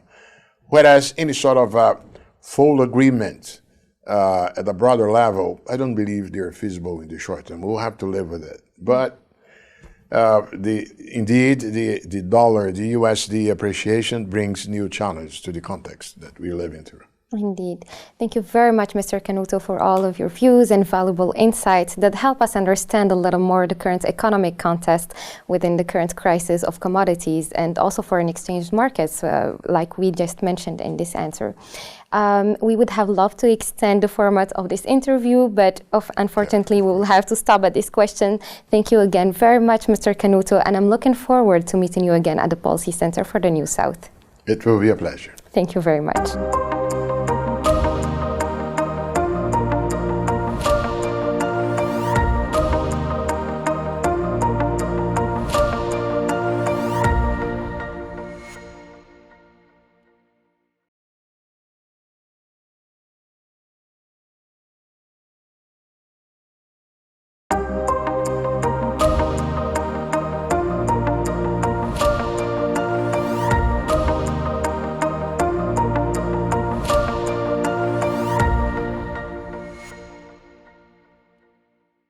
Hello, Ms. Boussa. Welcome to this interview in which we're going to talk about an extremely important question related to the African continental free trade area between opportunities and challenges for a unified, prosperous and developed continent. So just before starting our interview, I just want to present you to our audience. So Ms. Boussa, you are a senior fellow at the Policy Center for the New South. Prior to that, you have several years of experience in public administration, more than 20 years held in several managerial and leadership roles in the public administration in Morocco, just to name a few, in the Ministry of Trade and Industry, and also most recently Secretary of the State to the Minister of Foreign Affairs and International Cooperation in Morocco from 2017 to 2019. So it's a great pleasure having you with us. Welcome. Very much, thank you. So this question, Ms. Boussa, is of African continental free trade area is crucial, have huge opportunities for our continent, but also some challenges. So happy to have your views on that. So just to start our interview, I just want to ask you a first question. Where do we stand today as for AFCFTA and why this question is today important for our continent. Okay, thank you for the invitation. Let me first recall that the signature of the free trade agreement in African countries was it was in 2018, and it was a really tremendous milestone in economic and African integration. It's very important, and the ambition is to create a large free trade area with the single market for goods and services to almost 1.3 billion of population. So it's very big and great ambition. But even though we know that African countries are now facing many challenges due to COVID-19 and due to the effects of Russia-Ukraine crisis, even though with the importance of EFC to trade agreement is still so important. I think today more than tomorrow and more than before, because I think there are two reasons or major reasons. First, the AfCFTA is the relevant instrument to create the economic recovery for African countries and to create new dynamic, stimulate investment and create opportunities. Of course, we need that the free trade agreement must have all the conditions to be well implemented. That's the first reason. The second reason, you have the rising prices of energy and foods, and African countries need to achieve free, resilient, and secure trade now, and to be more, I think, have supply chain more resilient to face all these shocks and challenges. So thank you, Ms. Boussa. So beside this importance of the AfCFTA in boosting intra-African investment, its role for building resilience of African countries and also for helping the recovery of African economies. So, and there are even estimates that show, for example, for this question, that if fully implemented, the AfCFTA can increase GDP of all countries by about 1 to 3%. If fully implemented and all the barriers are done with. And besides this question, there is an important question related to employment and job in Africa, which is crucial. So how do you see, for example, the role that can be played by AfCFTA in creating job opportunities for women and youth in Africa? Okay, so one of the main objectives of AfCFTA was indicated in Article 3 of the agreement is to promote and attain sustainable and inclusive socio-economic development, gender equality, and structural transformation of the state parties. It is clearly that the economic growth and the reduction of inequality are central in the agreements, but the results will differ from countries to countries, depending on their own capacities. And I think it's important to recall the vision of His Majesty King Mohammed VI. The royal vision emphasized that the development of integrated and prosperous Africa should be based on its own resources, especially human resources. So it's important to see that there are many opportunities, sure, but we have to build our capacities to invest in our resources. And another point, I think, which is also can have an impact on the results is when we have a single market of goods and services, we reinforce our competitive advantage. We also can attract foreign investment, and that is very important to stimulate the economy, to create new opportunities, and to create jobs. But considering your question about the role of youth and women, yes, I agree with you that the role is very important, and I think we didn't explore all the opportunities that we have.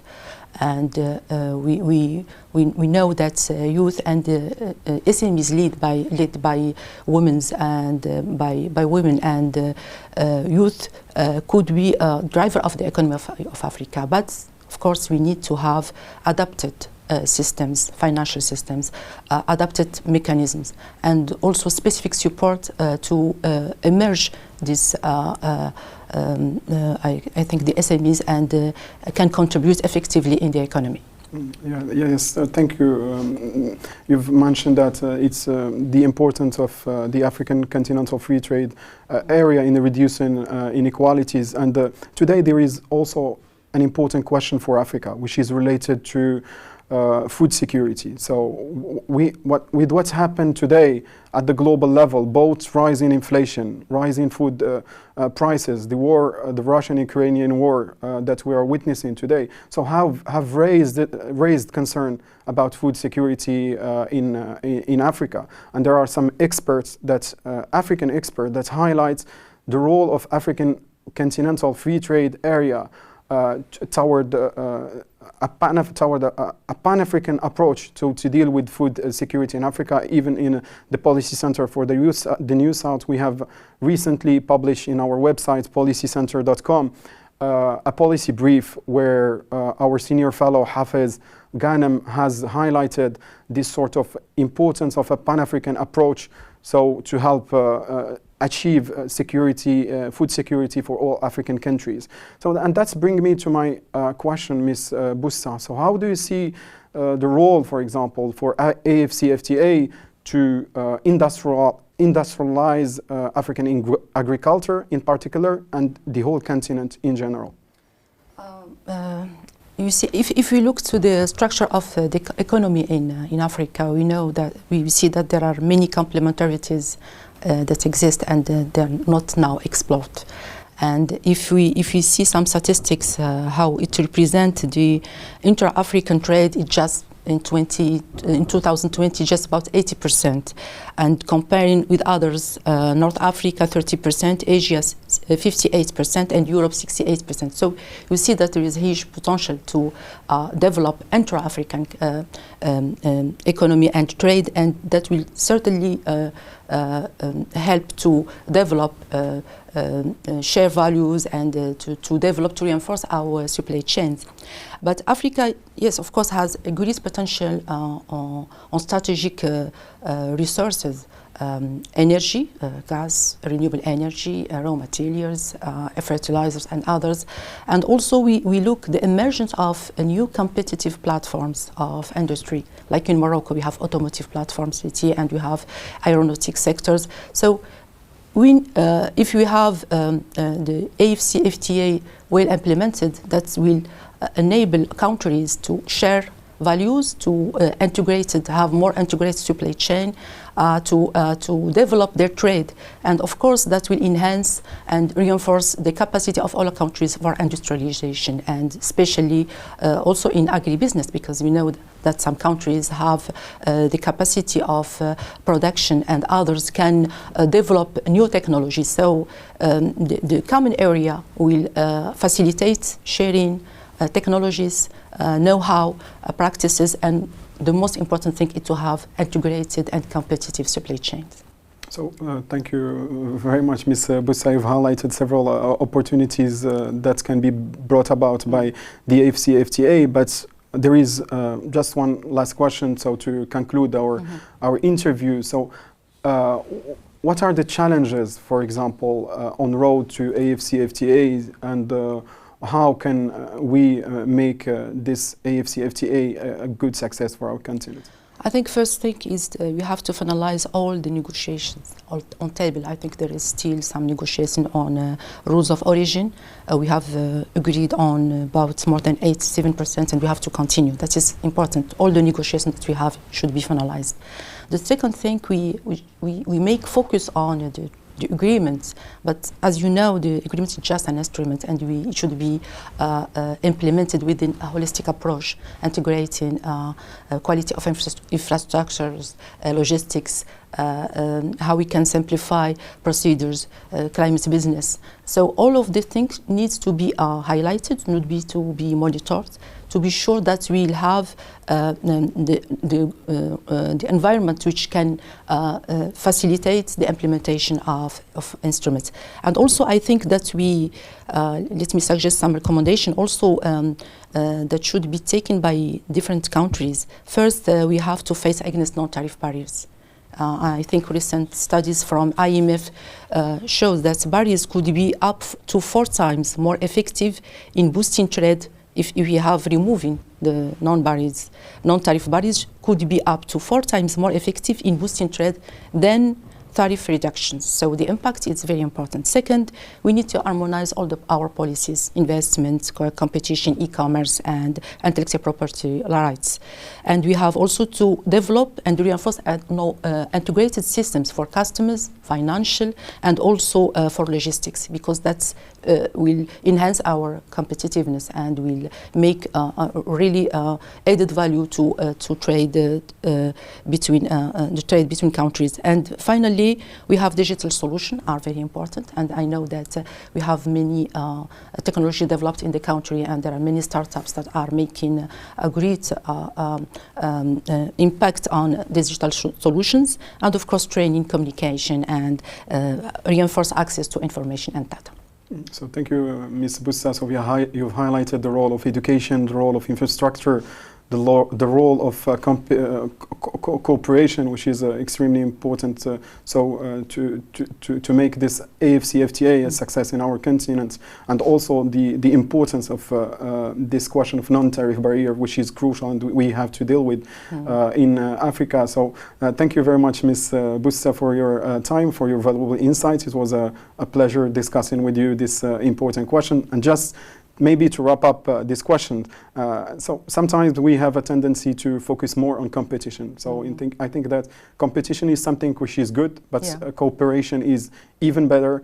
And I think that it's a time for all African leaders. One of the priorities is to deal with this question of internal conflicts that are extremely important. So to build peace and stability in our continent, and which is a key element for the success of AFCFTA. So thank you, Ms. Boussa, for your time another time. It was a pleasure discussing with you, and hoping to see you in another interview.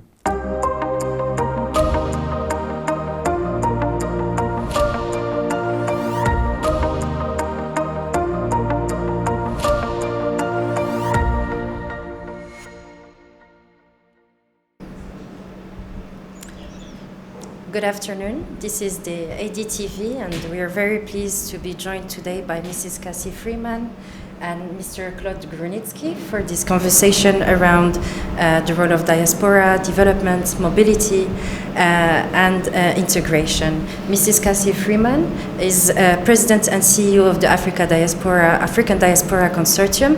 Thank you very much for joining us. And Mr. Claude Grunitzky, who is both from Togo and from the United States, is a serial entrepreneur, as you are often described, who has notably launched a lot of companies in media, culture, creation at large. Now you are also on board in a finance venture, right?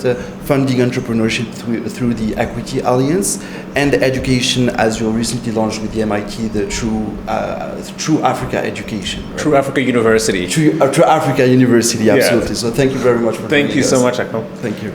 I mean, it's a pleasure to have you both in this conversation, and we're very pleased that probably it's your first encounter as well, meeting at the Atlantic Dialogues, although you've been participating in many editions now. I think much of your work has been focusing on developing content, news, cultural material, and also websites to promote African culture. And I would like to ask you, Mrs. Freeman, on your experience with the African Diaspora Consortium.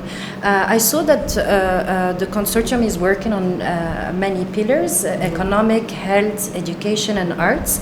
Could you tell us more about this work and exactly how your work kind of helps in providing positive impact and in providing some positive impact for the African diaspora? Thank you.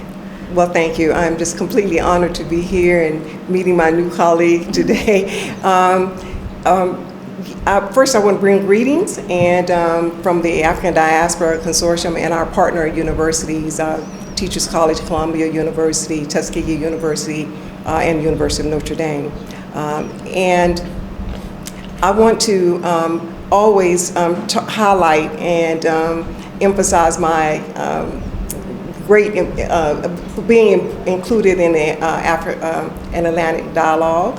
I think this is, there's no other think tank, I think, globally that gets it right, like this organization. So thank you for that. My experiences, I'll tell you a little bit about my personal experiences and how it shaped the development of the African Diaspora Consortium, and we refer to it as ADC. I had had the opportunity of studying abroad many different times, first in Norway and then in Vienna, and then I was a visiting professor twice at a university in Budapest, Hungary.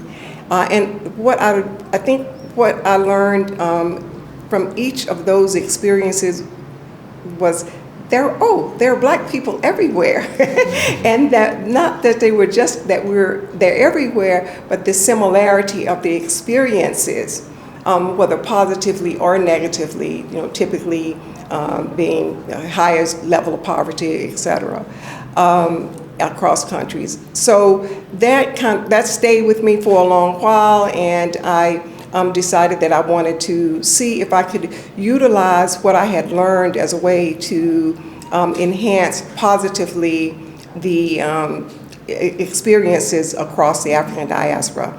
And so that really kind of shapes our motto for the work that we do is to impact positively educational, economic, artistic, and healthcare outcomes.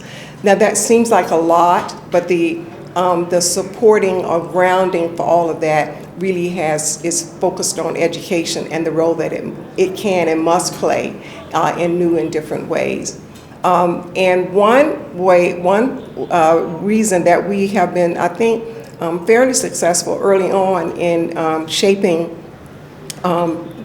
bringing to, at least to education, the African diaspora content is through our work with the College Board that develops all of the advanced placement courses in the U.S. And we were granted approval to develop the first Africa topic or theme used for the African diaspora seminar. And that shapes that is impacted for secondary students across not just the U.S., but we have students in first group of students in Guatemala took the advanced placement seminar with African diaspora content, and now we have moved into Mexico. So just imagine, if you will, not that students are just developing the content, but the way in which they are having shared experiences. And the other piece I want to say before you get to other questions is that I think helps students, it helps to bridge cultural gaps in ways in which not having combining rather both the knowledge or content as well as the experiences across countries, it can do. I mean, nothing beats, I think, the kind of experiences that students can share when they are coming together and talking about what's similar and different across their different countries. And we've been very fortunate to do that. The last piece I'll say on that is, and that the content doesn't just focus on history as people know it, because I think there's a lot of people often are I think tired of hearing like history from a negative perspective, and so we take great pride in trying to utilize the artistic aspect of the work so that people can understand history from different multidisciplinary perspectives. And the last thing I'll say, and that is that it has,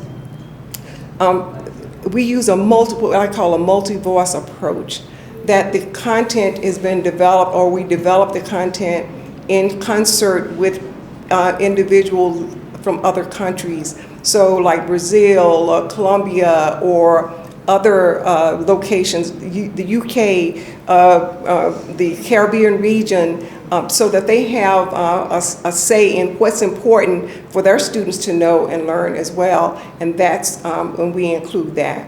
So you can tell we're really excited about the outcome and the impact that it's had so early. Precisely, maybe Claude Grunitzky to jump on that. There is a lot of Pan-Atlanticism, actually, so Pan-Africanism to an extent, but also Pan-Atlanticism in the different initiatives that Cassie Freeman just described. And I believe your own career has been very transatlantic and Pan-Atlantic as well. You were born in Lomé, Togo, then moved to the United States, studied in France, had experiences in the United States and England and France again on entrepreneurship. So, and also you belong to maybe a newer generation of the diaspora, if I might call it this way, as you were born in Africa and now live in the US. And I wanted to ask you about a phenomenon that is often talked about, which is that of the brain drain. What is your view on that, as many in Africa and many in African countries, many African citizens tend to criticize the brain drain for actually weakening African states. What is your take on this? I think it's a fascinating question. First off, again, thank you for giving me the opportunity to speak and to riff off of what Cassie just said. As you said, I'm the definition of a Pan-African, Pan-Atlantic approach, right? Because I'm from Togo, so I'm also somebody who grew up in France, so I also have a French passport in addition to the Togolese passport, and I also have an American passport. So when you have 3 different passports from 3 different continents, you end up being defined as a citizen of the world, right? I call myself more of a serial immigrant in a sense, but the reality is I'm always going to be a black man and I'm always going to be an African, and that's what I lead with. So even though I've been living in Europe and America, I'm always very deeply rooted to in my African values as a native son of Togo.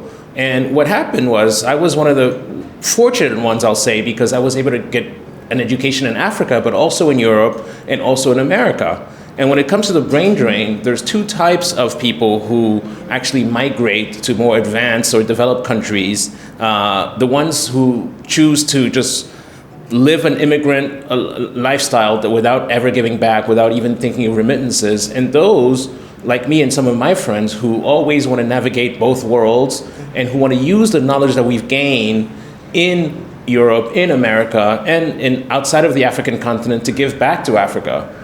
And so one of the things that I'm most proud of, because I was one of those Africans who had success at a very young age, because I had started a media company that became very successful, which I was able to sell. And I ended up really trying to pay it forward by helping many young Africans to basically level up in various ways. So the work that I do now is at the intersection of media and education and finance. And I always do it from the perspective of bringing a lot of those skills and knowledge bases back to the African continent. So specifically, True Africa, the media company, produces films, it produces podcasts, which are very much focused on the African experience, but told from an African perspective. And it's really about the African narrative.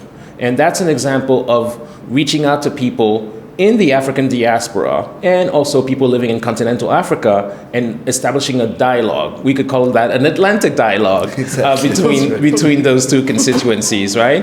And so that's the storytelling part. But then in the education part, I partnered with MIT to create True Africa University as a platform to help to train online in a blended learning model African students from Africa and from the diaspora so that they can learn from each other. And that's what I feel about the brain drain, is that those of us who choose to build bridges between the continent of Africa and other continents end up being a lot more successful, because Africans can learn from Afro-diaspora, Afro-descendants, but Afro-descendants and Afro-diaspora denizens can also learn from the things that are happening in Africa. And that's really what I aspire to, and that's why I've spent my entire adult life in this space. Thank you very much, Mr. Grunitzky. And you've mentioned that it's very important also to learn from African citizens on their own narrative. Let them actually provide them with a platform where they can share their own stories with their own views. and participate in this change in narrative around Africa. And I think this is very much the work that you're focusing on especially around the artistic elements in the ADC. You have mentioned earlier in talking about the ADC's work that you gather some experiences. Are there experiences that you find to be more present than others in the African experience, African diaspora's experience?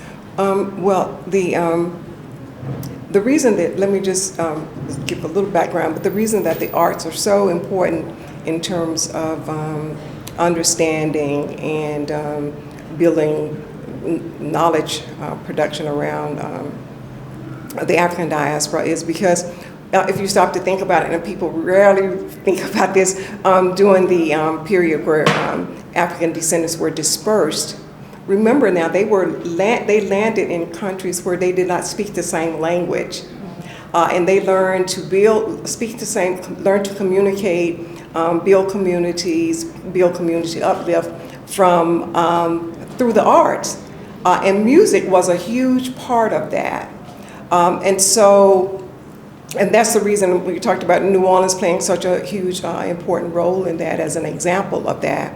They have an area called Congo Square where actually during that period when slaves were coming together on one Sunday per month or Sundays during the month to learn to drum, but then as a part of that, they were also learning to communicate.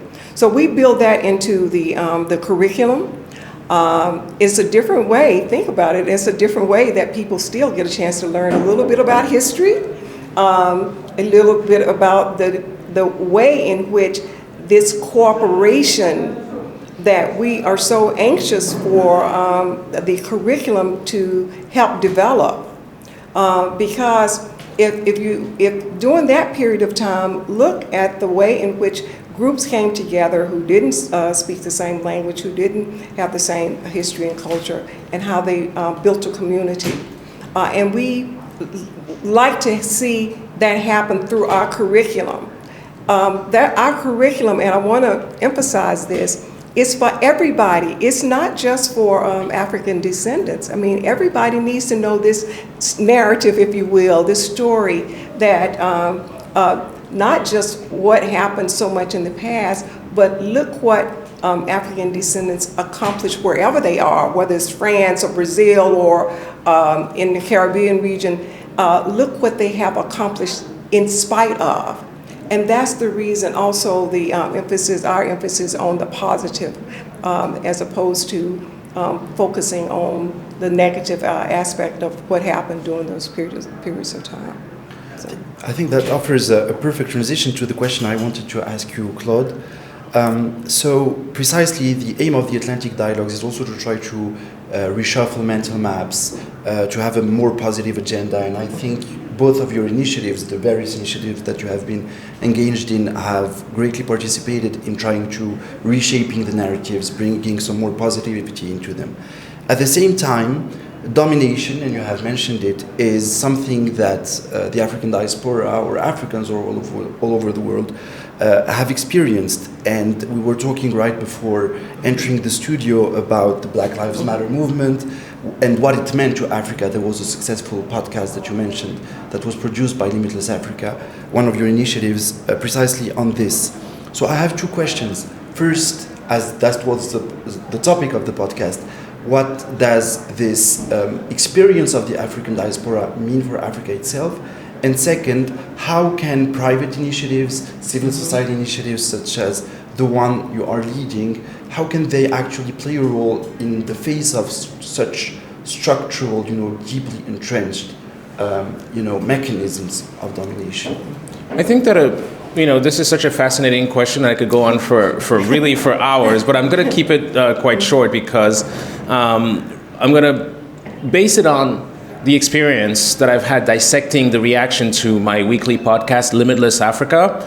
And Limitless Africa had an episode last week on the fact that Black Lives Matter is becoming relevant in Africa. And if you're looking at it from a surface level, you might think, well, why would Black Lives Matter in Africa, Africa is full of black people who are the majority population in almost every country. And so the reason that episode resonated with so many people is because the solidarity that came out of the Black Lives Matter post-George Floyd murder movement is something that was universal, as we discussed earlier. But specifically in Africa, a lot of people felt that it needed to show solidarity with what was happening in America, but also it needed to shine a light on some of the inequities on the African continent itself. And on the topic of domination, countries like South Africa have still, from an economic power structure, a lot of reckoning to deal with when it comes to empowerment of black citizens, right? Because of the legacy of apartheid, and also because of the fact that these mental models sometimes lead to an inferiority complex. And in many African countries, I've witnessed that myself. Anything that comes from the West, anything that is promoted by white people is sometimes considered superior, which is why we see a post-colonial model of domination, once again, in the economy, where you have all these extractive industries that are creating a lot of wealth for Western companies, and in some case for Western governments, but not so much for African people and African citizens.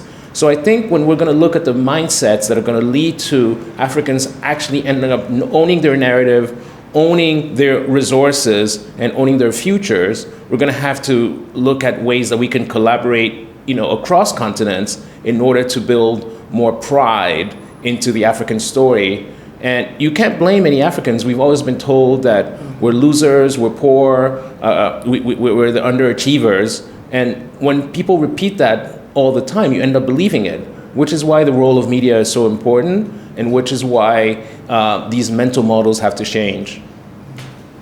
I mean, it's very interesting that you're talking about this because I think for us here in Morocco following the World Cup, I think one of the main things that has held our attention during this World Cup is really the change in narrative for us as Moroccans looking at the team and where they got to. Is breaking some sort of mindset that was leading us to think that we couldn't really have a team that would reach, a semi-final or so. And I think the message behind this World Cup was so strong that many people, even people who didn't used to watch football before, related to. It was a matter of changing some mental maps that led us to think that only some countries, some teams could actually reach some stages, but it's also a message of hard work, of seriousness, of trust in oneself. And I think it's definitely by breaking this cycle as well of bad thoughts of domination, but it's also self-inflicted domination sometimes that leads one to think that the person might be inferior. But I would like to bounce on this on Akram's question and related to the effect of the Black Lives Matter movement and how it might have affected or probably facilitated the motivation of African diaspora to actually really work together in promoting material, promoting content, and what sort of content exactly was important to emphasize in the different curricula that you think should be developed around the narrative? I want to just commend my colleague for sure for his wonderful response. I think that's the reason that the conversations, all of our thinking and conversations can tend to lead to what the negative aspect of what hasn't worked and the reason we are separated and all of that. So historically, we can just all accept that the dispersal itself was in a sense, it achieved an intended outcome. That if you divide and conquer people from each other, then obviously they're going to be more integrated in a certain way into culture and history. What didn't happen, though, I think what we can all agree on, and I'll connect this back up to George Floyd, is that historically African descendants kept aspects of their culture. You can see that in Brazil, wherever you go, so we don't have to even list them. The US, which is the second largest, and I always have to emphasize that because people tend to think that the US is the largest African descendant population outside of Africa, and it's actually Brazil, and the US is far behind. So it didn't have quite the intended outcome where groups would lose all of their history and identity. So the very thing about what we said about the arts kept people connected and built a community around their history and culture. What George Floyd did was, in a sense, from a positive standpoint, indicated the bonding, if you will, across all these different countries, because it happened during the pandemic, so people were able to participate and see more of what was happening in the world than in other times, because they weren't able to get out as much. And so what you notice, not just in Africa, as my colleague so ably described, but across all these different countries where groups had come together in masses unlike they had ever done before. The key, though, is building on that we have this connecting, we saw what was important. There were some issues that we didn't like to see, like police brutality starting from the US that created all of that. Police brutality, we saw the great levels of poverty, injustices around COVID and lack of health care around different populations. So but with that information, I'd like to go back to what one of my colleagues, the Right Honorable David Lammy said he did our first ADC lecture. And he said, this is the African diaspora's time. But the question is, what do we do with that time? We have lots of indicators that this is our time. You know, the UN designating this as designating this as African descendant decade that's ending in 2024. Have we used that in a way that we need to? So there are positives that can come from this, but we as a community and as groups have to utilize what we are seeing and what we are learning, and that's the important role that education can play. It must be targeted, it must be systematic, and it must not be like a one-day event. Education has to be built into the lives in order to enhance the cultural bonding that will be necessary across the African diaspora. I mean, this is really so interesting, because we actually had a conversation with one of our senior fellows, whom you will probably meet during this conference, and he was notably talking about some of the similarities, even in terms of music, in terms of rhythm, between some musics that you can find in Brazil, for instance, and some that you can find in Morocco, actually. So the northwesternmost part, of Africa, you can still have the similarities. And it's very interesting to see how the Atlantic space itself is a very African one, actually. And this is much debated, for instance, even in Brazil, which has parts of its population at least embracing this African component of its identity. I wanted to ask you something precisely on the targeted character, of and the private and the civil society drive that you are trying to lead. About the changes that you have noticed. So you are still in touch, of course, with the African continent, and massively so, if I might say. I wanted to ask you about the changes that you might notice within the new generation. We have a lot going on in terms of technology, investment in technology, entrepreneurship all over Africa, people actually embracing their African culture and so on and so forth. So have you noticed changes in that regard within the newer generation, the younger generation? And second, even for the people who follow your programs, have you noticed shifts, in terms of how they view themselves, how they view their own ability, and capability to build and renew and, create? That's another fantastic question, because when I look at the younger generation of Africans, not just in Africa, but also in the African diaspora, they're the ones who give me the most hope. And I think that the changes in mindset that we've been talking about will come from this new generation, because I believe that my generation, which is Generation X, failed because we were not able to build structures and systems for what I call active solidarities. What I discussed earlier in terms of giving back, paying it forward, creating programs to level up, it was just only a few of us in my generation who did it. Whereas the new generation has seized the tools of the internet and built their own networks of active solidarity throughout the world, and they're very proud of what they're actually creating in continent and their ability to export that.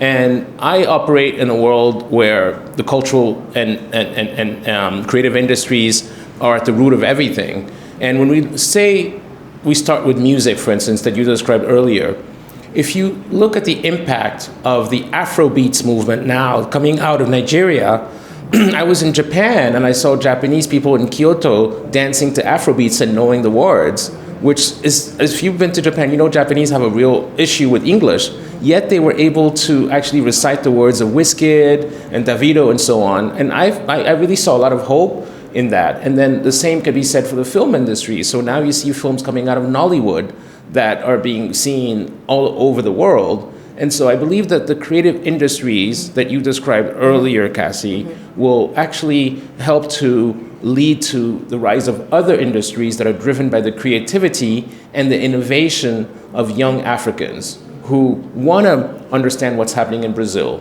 and who can now do it because of the fact that the internet has accelerated communication and enables people to build networks that were never available before. And ultimately, hopefully that will also lead to capital and building resilient and sustainable companies. And because that's why, as I also have another hat that I mentioned earlier, which is my hat as a venture capitalist. I invest in tech startups. I'm looking forward to investing in companies that are going to help to create African companies, sustainable African companies, African champions that will promote African values throughout the world. And I believe that that's coming, but it really started with the creative industries. Thank you very much for actually mentioning the creative industries. My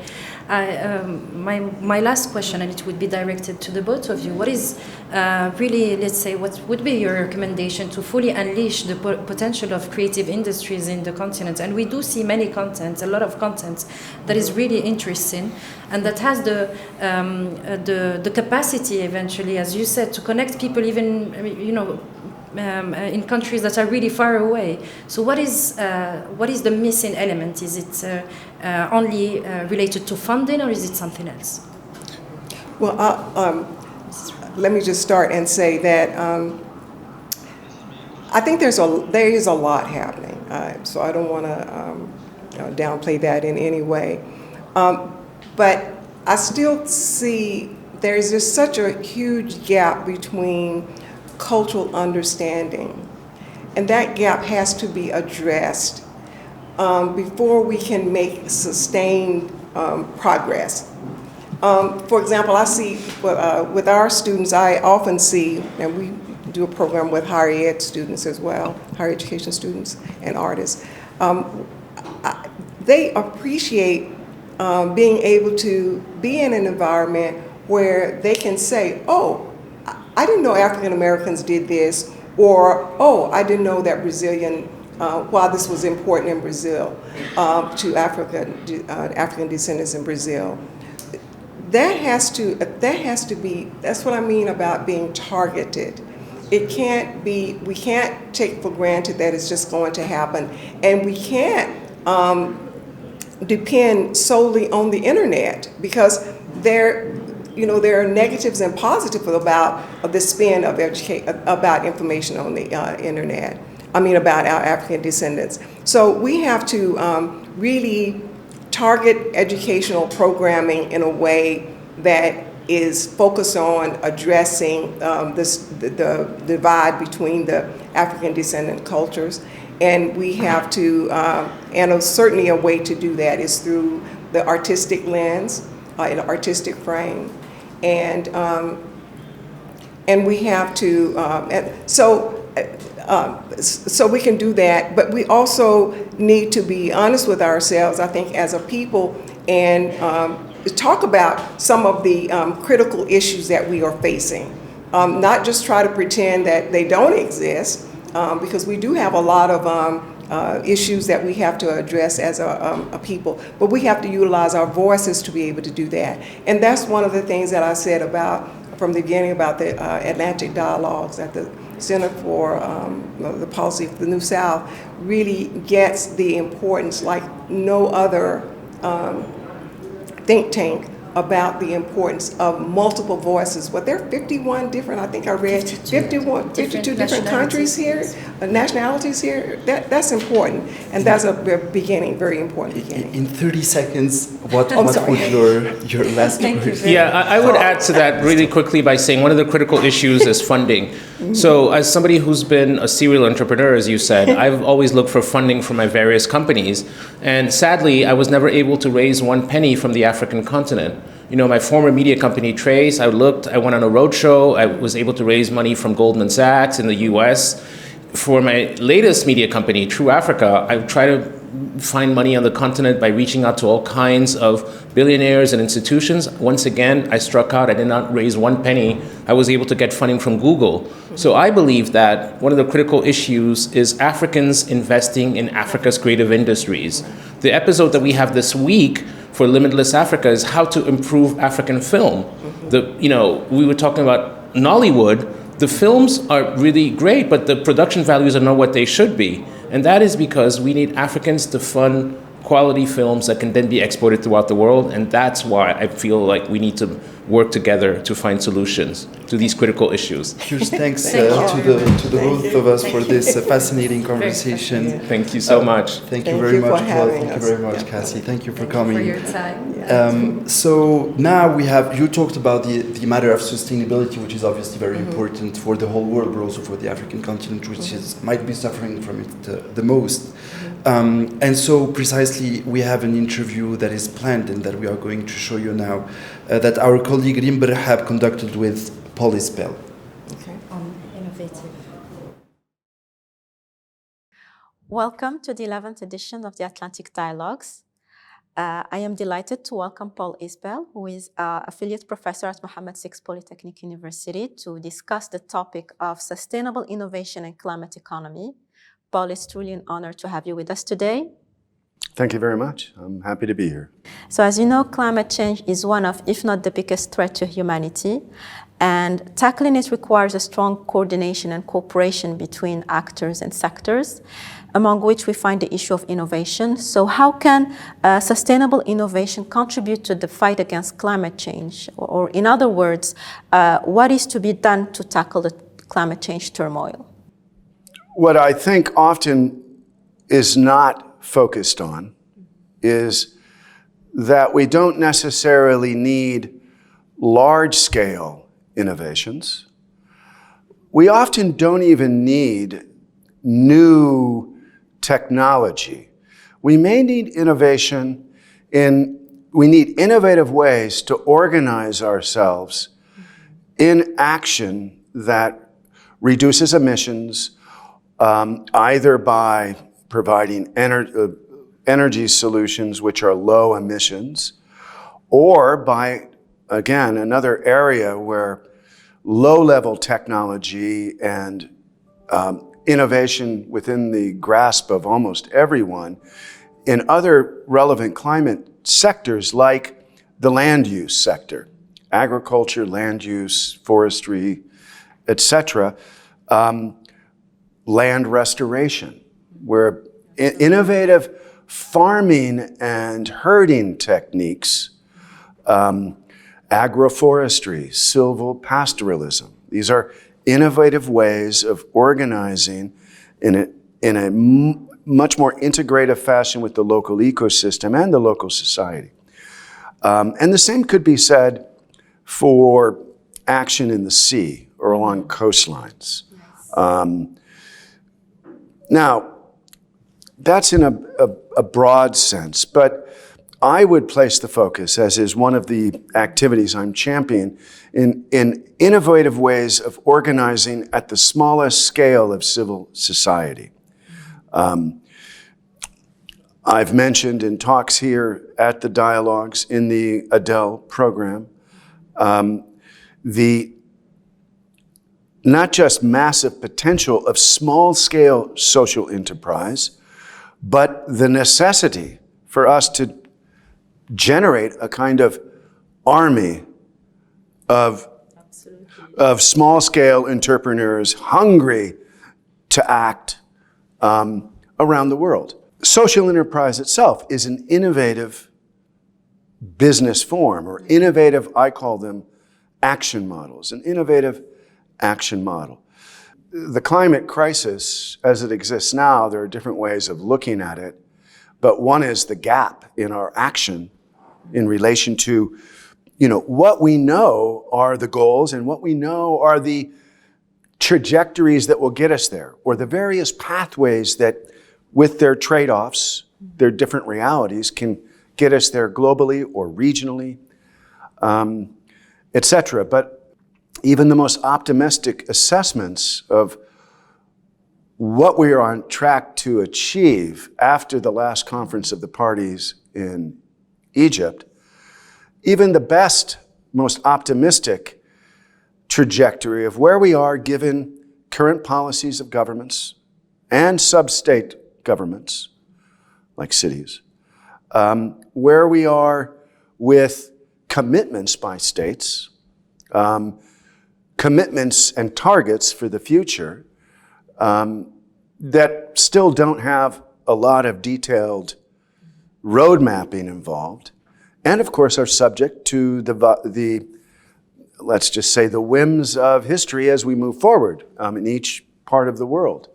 As we see now, the war in Ukraine, what's the unsaid in that war is how much emissions is that debacle, that conflict responsible for, in terms of the amount of energy that is spent, in terms of the embedded emissions in all of the arms and tools of conflict. And it's a new budding area in research on emissions, because the hunch now is that we all don't focus on military emissions as a category. The point is that even if we take for granted all of our national commitments embedded in the nationally determined contributions, the NDCs, and even if we look at the strategies, midterm and long-term strategies, we know that the states themselves aren't going to be the ones that are actually achieving those emissions reductions. They'll have some public investment, perhaps. Their biggest contribution will be in establishing policies that that lay down incentives and long-term indications through their strategies, which get more and more private sector actors having to bet on the fact that the wave is going to go in this direction. So do we. So when I look at it, and this is research that I'm starting to get very interested now, is there seems to be a major gap that even large-scale private sector won't be able to fill. And the gap is when you move further down the pyramid of civil society to the largest but smallest scale members of our civil societies, individuals, groups, small groups of partners, individual households, neighborhood communities, local action groups, etc. In your opinion, how can we close the gap from the bottom up with SDG startups with regards to the climate action? So you've been talking about such initiatives. So can you shed light on some specific ones? Well, the current youth generations, including the generation we have here as emerging leaders in the program, and the one that comes after them. So 15 to 40 years old, let's take that as a broad double generation cohort. This group is more aware of climate change, its causes, its consequences, the political economy, defining our climate scenario. And they, in many ways, are more entrepreneurial. There's a pedagogical mission and an argument to be made with both innovative vision and research into hard numbers to focus on the potential for young people in particular, the ones that have the knowledge, the drive, the enthusiasm, and even the lack of inhibition to publicly point fingers and criticize, particularly large corporate interests, but also the entire 2 generations before. We need to generate a clear idea in younger generations' head and in the older generations who can be the allies, right? Like I view myself, the opportunity to help roll things out on the ground. We also have to change the attitude of, let's just call it the money, right? Venture capital in particular seems to be the category of investment money that targets startups. But typically they have been focused on traditional style businesses or startups that can really make a big breakthrough and generate lots of impact and lots of profits for the initial investors, the so-called unicorns, right? But more and more venture capital is also recognizing that sustainability for any kind of company, any kind of startup, regardless of their activity, but the organization itself, all kinds of businesses are feeling the pressure and also beginning to feel that there's also money to be made by reducing energy consumption and therefore emissions and cutting unnecessary costs. We know that venture capital promotes and encourages the idea of accelerators and incubators. And I know that seeing the way the trend is moving, if they're just focused on some of their activity on the same kind of facilitatory support and encouragement with some money or not, maybe sometimes it's just advice or mentoring, focus on this little niche, what we call the SDG startup, the smallest scale. And now perhaps going to more regional aspects and centering back to our region of interest, which is the Atlantic. Right. In your opinion, what is the role of cooperation to strengthen these types of initiatives in sustainable innovation in this geographical area? 2 joint statements in the last 2 years that have been made by a number of Atlantic coastal countries. One is focused more on maritime security. This is coming out of Portugal, led by Portugal, called the Joint Political Statement on Atlantic Cooperation. And then just a year or so after, a number of some of the same states, this time with the United States, interestingly enough, taking the lead in generating interest around a pan-Atlantic framing, at least, but also in that that collaborative process of negotiation, initial launching of such a framework for Atlantic cooperation, focuses on the ocean, focuses on sustainability, marine ecosystem protection and recovery, restoration, and focuses on ocean, marine science, marine ecosystems, and blue economy activities, a way to coordinate our activities to avoid a rush into the commons of the high seas at the seabed to exploit the vast amounts of useful minerals that the future may need in many ways.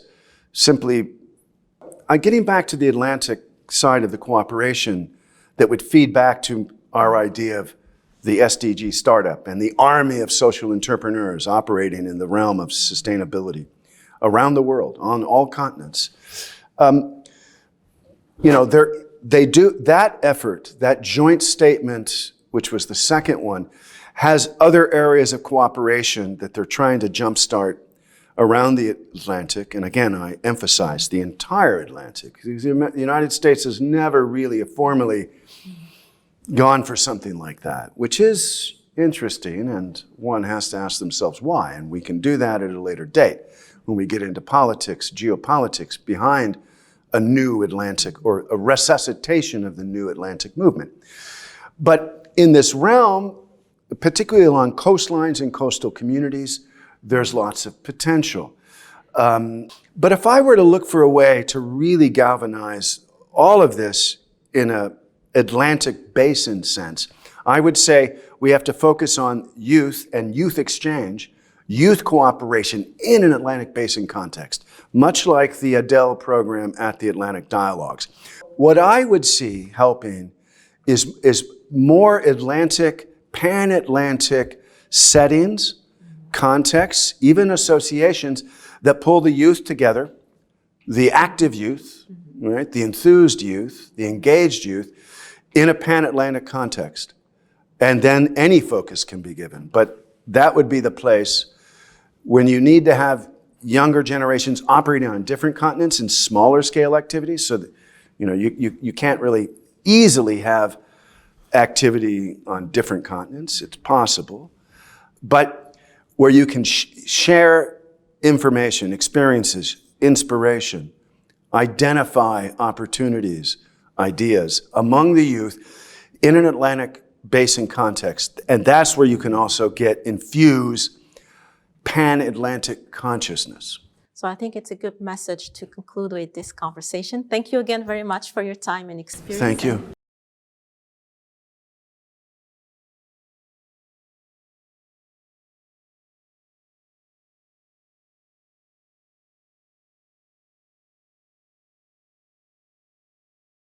From more than 60 countries. Discussions will delve into this year's theme, Cooperation in a Mutating World, Opportunities of the Wider Atlantic. 11 plenary sessions and 380 talks will take place in Marrakesh. Current crises, multilateralism, inflation, democracy, food security, climate change, global economy, and energy will be discussed. 16 thematic breakout dinners will take place in more intimate settings around the city of Marrakesh for frank and uninhibited discussions. 30 emerging leaders from across the Atlantic, chosen from thousands of applicants, will join the conference after a 2-day tailored leadership program. To know more, visit our dedicated website, atlanticdialogues.org.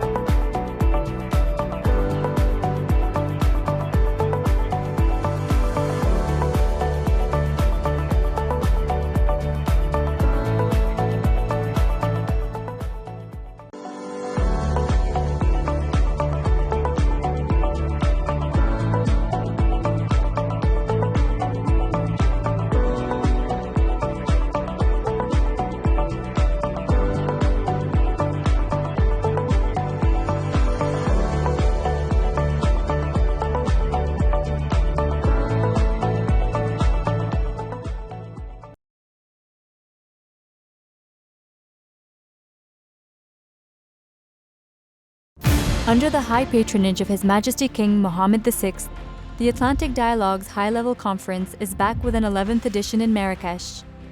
Over 350 high-level participants will gather from more than 60 countries. Discussions will delve into this year's theme, Cooperation in a Mutating World, Opportunities of the Wider Atlantic.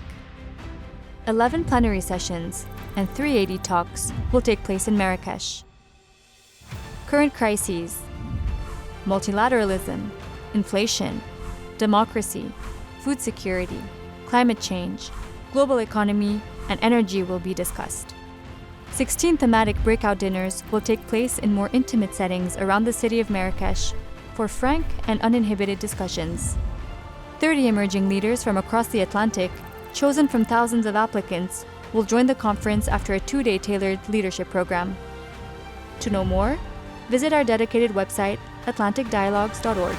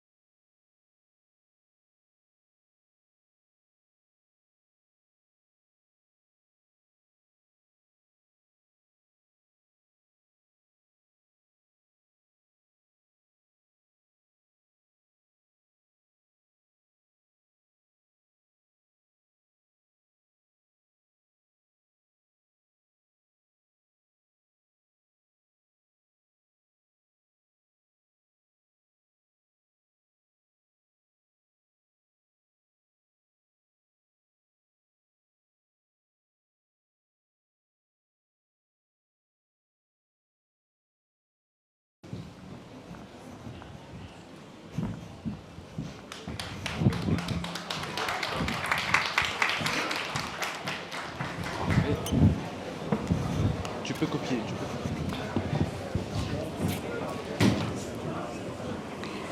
We'll maybe give it just a second while people are walking in.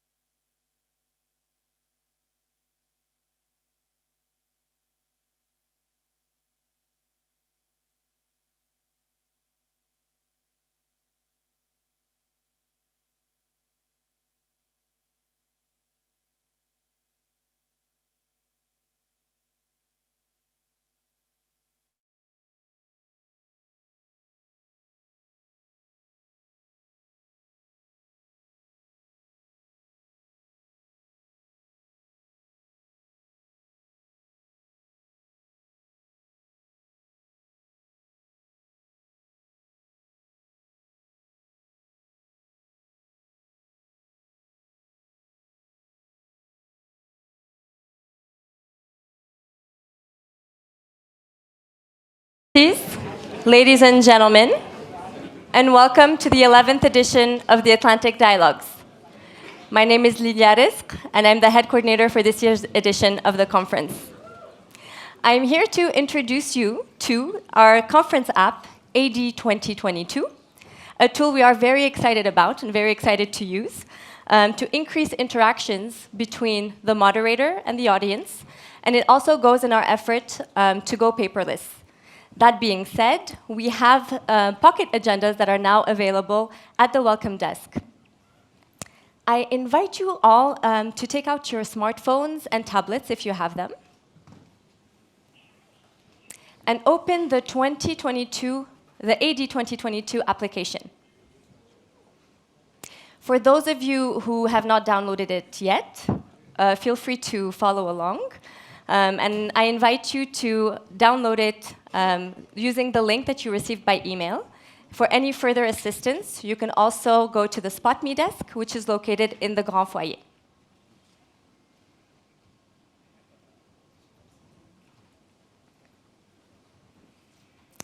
All right, so we'll get straight into it. When you click on the More button on the bottom right corner of your screen, you will have access to the main menu, where you can find the breakdown of the application.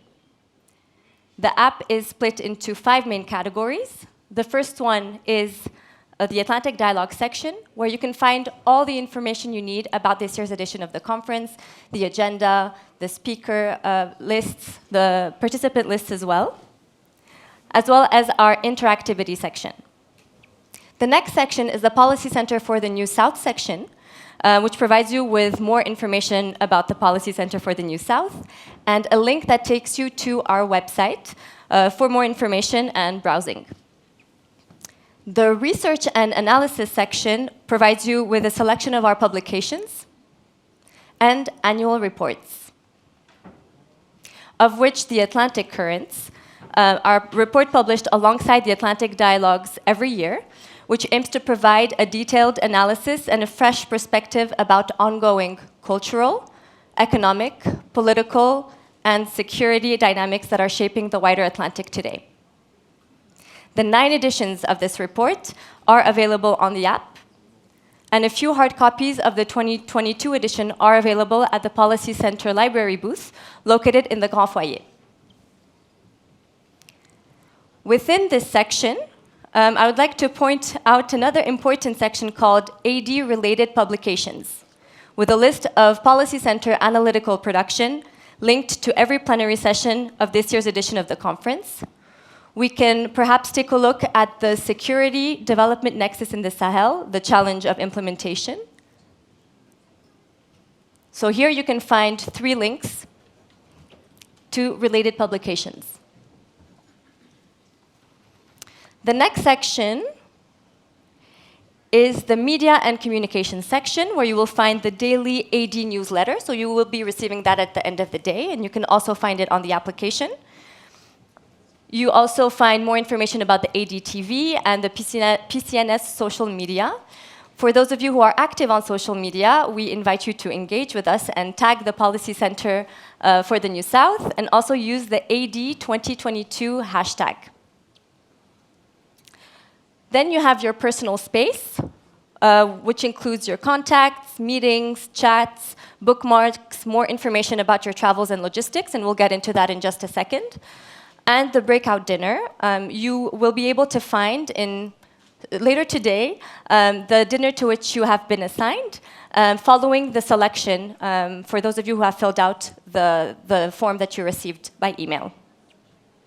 And the final category here is services, which provides you with more information about using the app, and a refresh button that you can see right over there that will enable you to have all of the most updated information of the conference.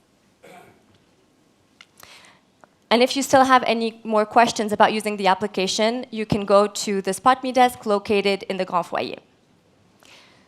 So now let us move to the agenda of the conference and dive a little bit deeper.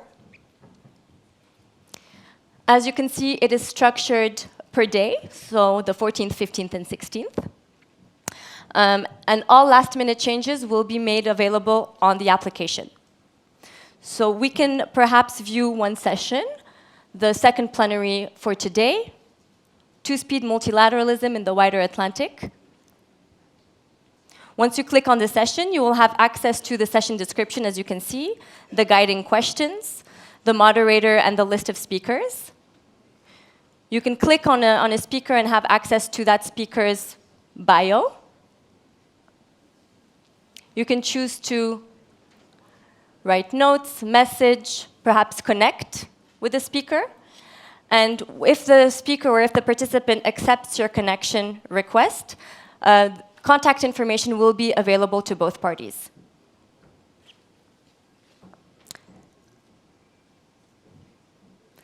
The business card exchange feature is the same process as the connect feature, but it will involve taking a picture of the QR code. So now let us move to the interactivity section of the application. The AD app is about how we engage with each other in this plenary room as well. So it's a tool that is used by our moderators and that will be used throughout the conference. So let us do some brainstorming very quickly together. We will be using the word cloud. And I would like you to, so if you open the word cloud feature, which should be available to you now, what comes to mind when we say cooperation in a mutating world, opportunities of the wider Atlantic, which is this year's theme? So please open the word cloud if you haven't done so already, and write down one word only that comes to mind. So we will give you 30 seconds, starting now. The moderators will be using this feature throughout the conference to make sure that sessions are as interactive as possible. And the more people insert a word into the cloud, the bigger it should seem on the screen. Yes, there we go. Dialogue, Russia. Multilateralism. So this gives us an idea of what people in the room are thinking.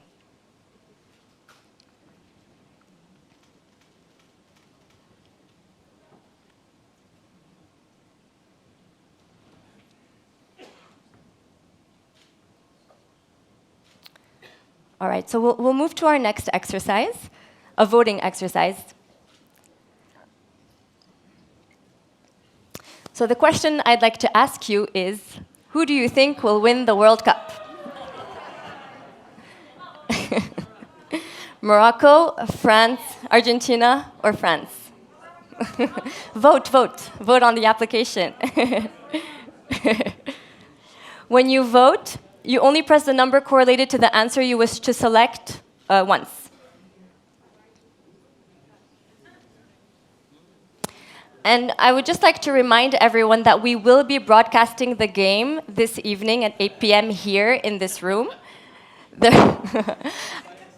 It's not unexpected in this room. So we will be playing the game here at 8 p.m.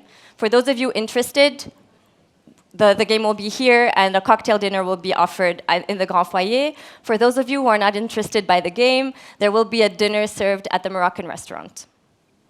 And for the result, I guess we will be getting a little bit more clarity later today.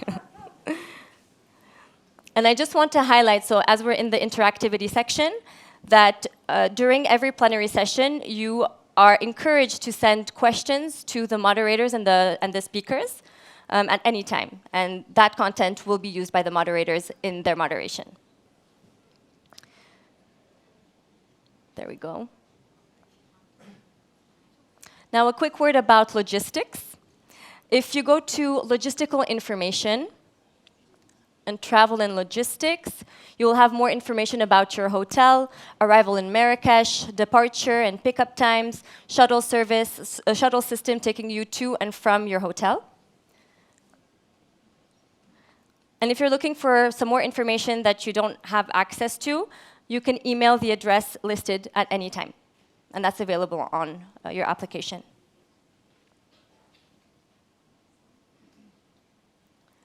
So now we will move to the final section that we'd like to show you, which is the home section.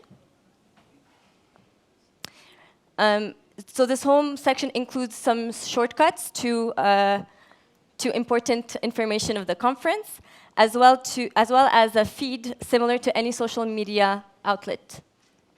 You can share photos, posts about the conference, and more. And we also, it's a way for us to encourage you to engage with one another throughout the conference. We invite you to discover and use this app extensively. If you have any questions, please feel free to head to the Spot Me desk located in the Grand Foyer. And for any other questions related to the conference or beyond, you can ask any of my colleagues at the Policy Center for the New South. We all wear white lanyards. I know I'm not wearing one right now, but you can recognize them throughout the conference venue by the color of their lanyards. You'll be able to download some information as well. Your contact information you will be able to download the contact information. So once you leave the conference, you will still have access to the people that you were able to interact with.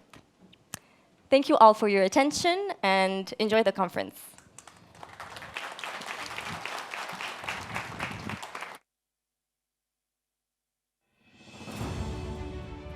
Launched in 2012 in Rabat, the Atlantic Dialogues have reached their 10 years, a milestone. The flagship conference of the Policy Center for the New South is designed to be a unique event with a North-South blend. But what makes it so special? First, its very raison d'être. The conference is seeking to put the Southern Atlantic on the map. The aim is to promote ties between Africa and Latin America in dialogue with Europe and North America on equal terms. There was indeed a need to rethink the Atlantic as a geopolitical space, well known for its northern alliance, but much less for the potential of its southern basin. The wider Atlantic concept has many things to do with Morocco. The most northwestern country of Africa is located at a maritime crossroad, close to Europe, open to North America, and facing South America. To change mental maps, the conference taps into a wealth of intercontinental expertise. Organized in Marrakesh since 2014, the Atlantic Dialogues have developed a singular style with debates in English in the beautiful setting of La Mamounia. The conference has become a meeting point for around 400 high-level senior officials, business leaders, academics, opinion shapers, and civil society actors from the Atlantic space. Since 2014, the Atlantic Currents yearly report has become one of the main annual publications of the Policy Center. This collective work from experts from the South and the North delivers insights in line with the conference's theme.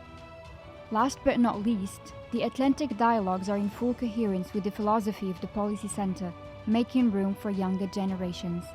Each year, 30 to 50 young Atlantic Dialogues emerging leaders take part in a tailor-made leadership program prior to the conference. This community from across the Atlantic now counts 380 young professionals in touch with each other and the Policy Center all year round. All in all, the Atlantic Dialogues have steadily grown over the years. In 2018, the conference was ranked as the 16th best conference worldwide organized by a think tank. We would like to warmly thank all of you, distinguished guests, for your attendance again this year. Thank you for joining us and renewing your commitment to the Atlantic Dialogues. Greater than a conference, an experience, a community.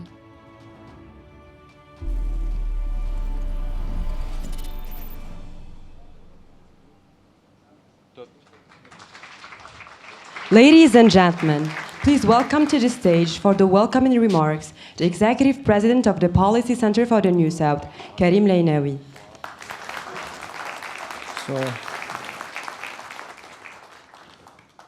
So welcome. Very nice to see you. How have you been? Good? All is well?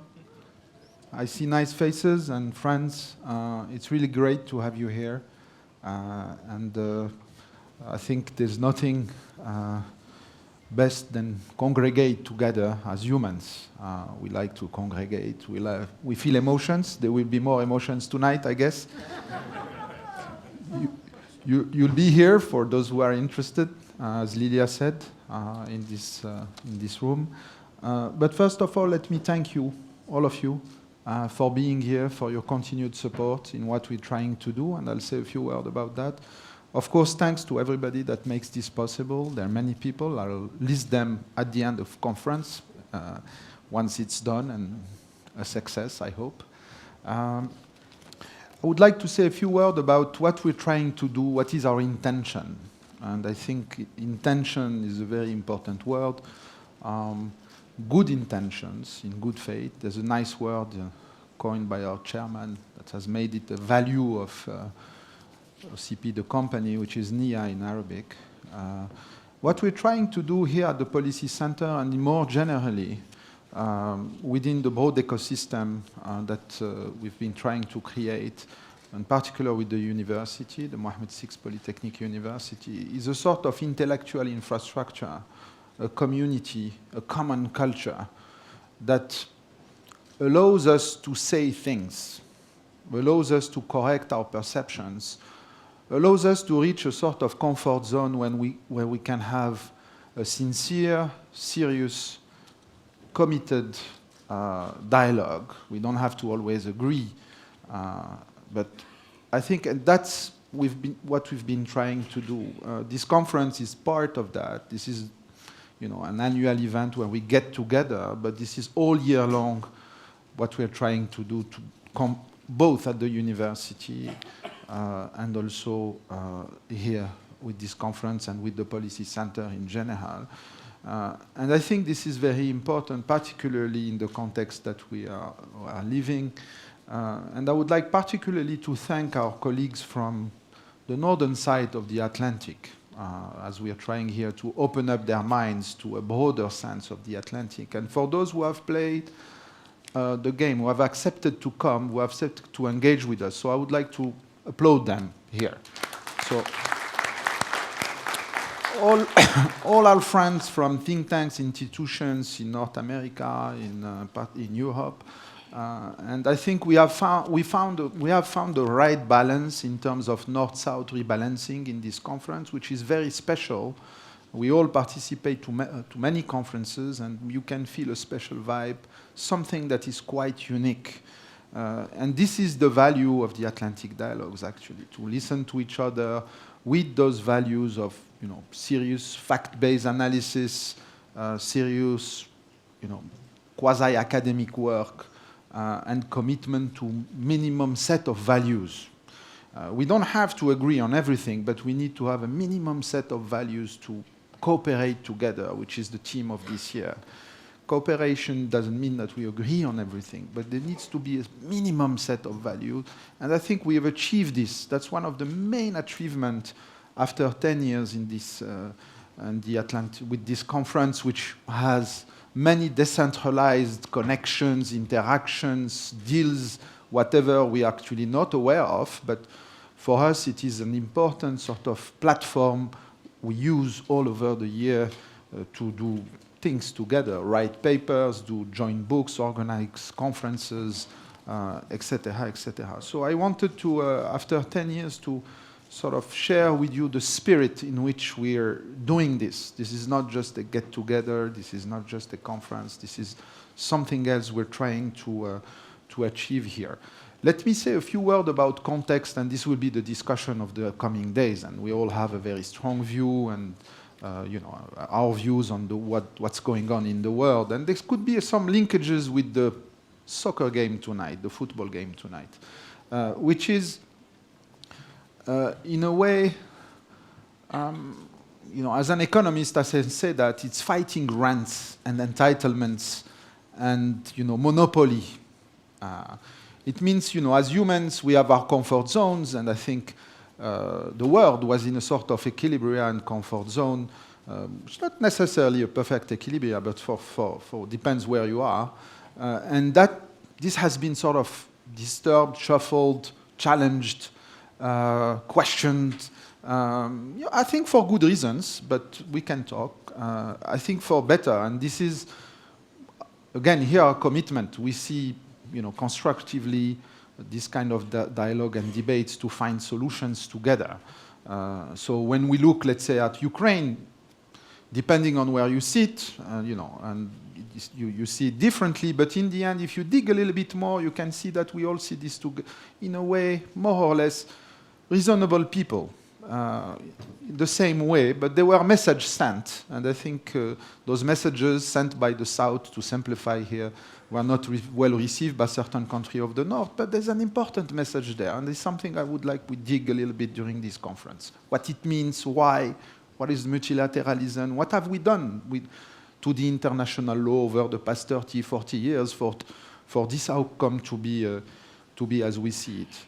And this is important for this to happen in Morocco, an old place, a country of reasonable government, a country of, that knows history, the complexity and the intricacies of history, the entanglement where you can fall in. And I think that's also not by accident that a conference is happening here. And we're very proud in that spirit that we are having the patronage of His Majesty the King for this conference. So I think it's all this sort of goes into that spirit.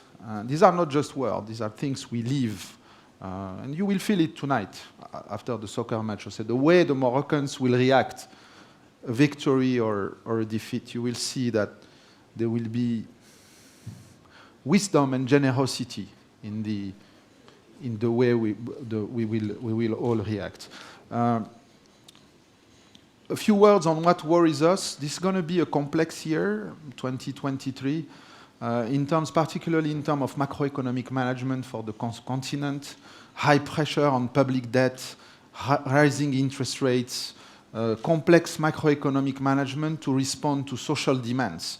What we have discovered, and that there are demands from citizens all around the world, including in this country, for a more protective state, a social state, if you wish, that delivers efficiently services to its citizens. And these are the very reasons why sometimes what we call liberal democracy is challenged in some countries. It's because democracy is just not a moral sort of a mechanism or value. It has to deliver to its citizens. So that's, I think, one of a common challenge we all have in the Atlantic.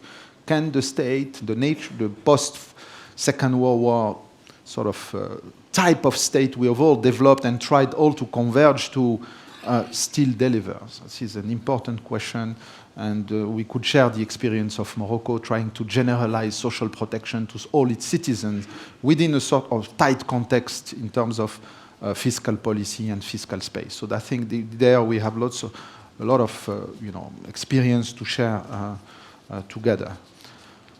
So I won't go further on the context. I want to flag two things. Please go to the breakout dinners. I have personally forbidden that they take place in hotels. So if you want to discover Marrakesh, we've chosen nice restaurants all around the city for you to get out of the hotel and to feel the city. Of course, not tonight. I will not recommend, unless you like, to sort of movements. I would recommend you stay here. So we have the film here. We will feed you and everything else. But tomorrow night, really, for those who want to discover a little bit Marrakesh, nice places, walk around, it's a very safe city, I will encourage you go to the breakout dinner. A special mention, and Lilia has said it, to our emerging leaders. Where are they? Make some noise. So that's what we need, energy. And that's the second dimension of of the Policy Center for the New South, rebalancing the sort of North-South, as I said, discussion frameworks, but also to give space to a younger generation. They have something that is a decreasing function of age, unfortunately, which is energy. And for those who believe, who are mystics, spiritual, Sufis, you know that there are sort of dimensions of life: time, space, and energy. And that there is, in a way, a sort of synchronicity, in synchronisation, a synchronicity. There is a pace in this world. If you've studied physics, or if you believe in any of the religions, this notion of something beating at the same space, there is something of that somewhere, and this you can touch in Marrakesh. It's a special city, lots of spirituality, and so you want to be in touch, whether you're a Jew, a Muslim, a Christian, a Buddhist, whatever. I took some risk by listing them, but whatever you want. There is an alpha and omega, there is a past, there is history. This is something that unifies us. It's sort of we beat all at the same pace. And I think that's ultimately this cognitive connection that we want to have together for this passion that we have about the Atlantic to make it a space of cooperation, peace, for a better world for our children. Many thanks, and see you all along these 3 days. Many thanks for being here.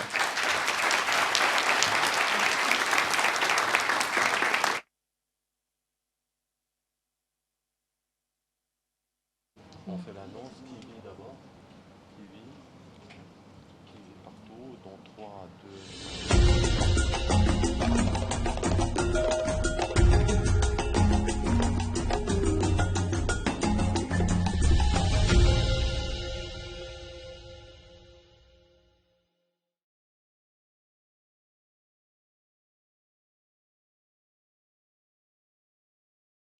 Under the high patronage of His Majesty King Mohammed VI, the Atlantic Dialogues High-Level Conference is back with an 11th edition in Marrakesh. Over 350 high-level participants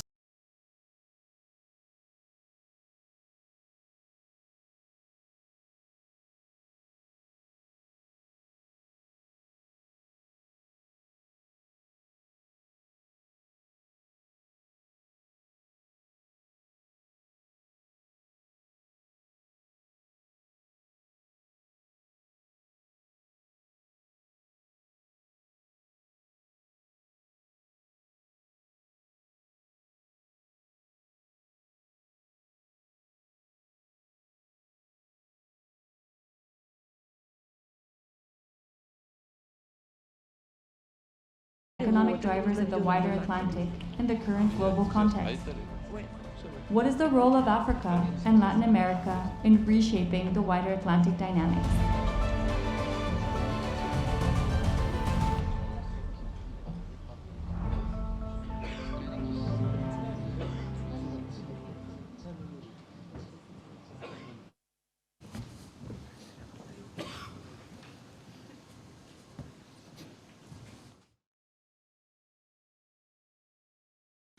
Good afternoon, everyone. Thank you for being here, and it's been far too long to see your faces. I am Andres Kipania. I am the East and Central Africa Bureau Chief for the Financial Times. And maybe for my sins of suffering in this December, I was born in Argentina, so we'll see what happens next week. But welcome to this 11th, to the first plenary session of the 11th edition of the Atlantic Dialogues. And this particular panel, Compounded Crisis, the Wider Atlantic Taking Stock. So can we allow the panelists in, please?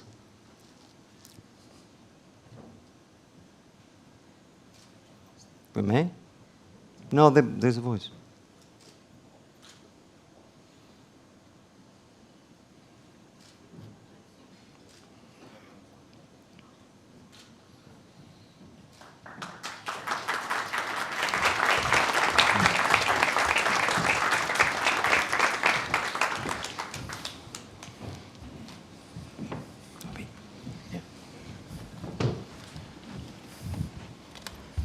Having a press malfunction.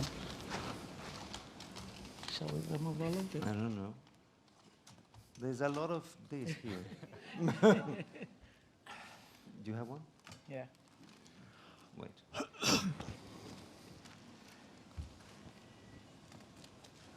Do you need it?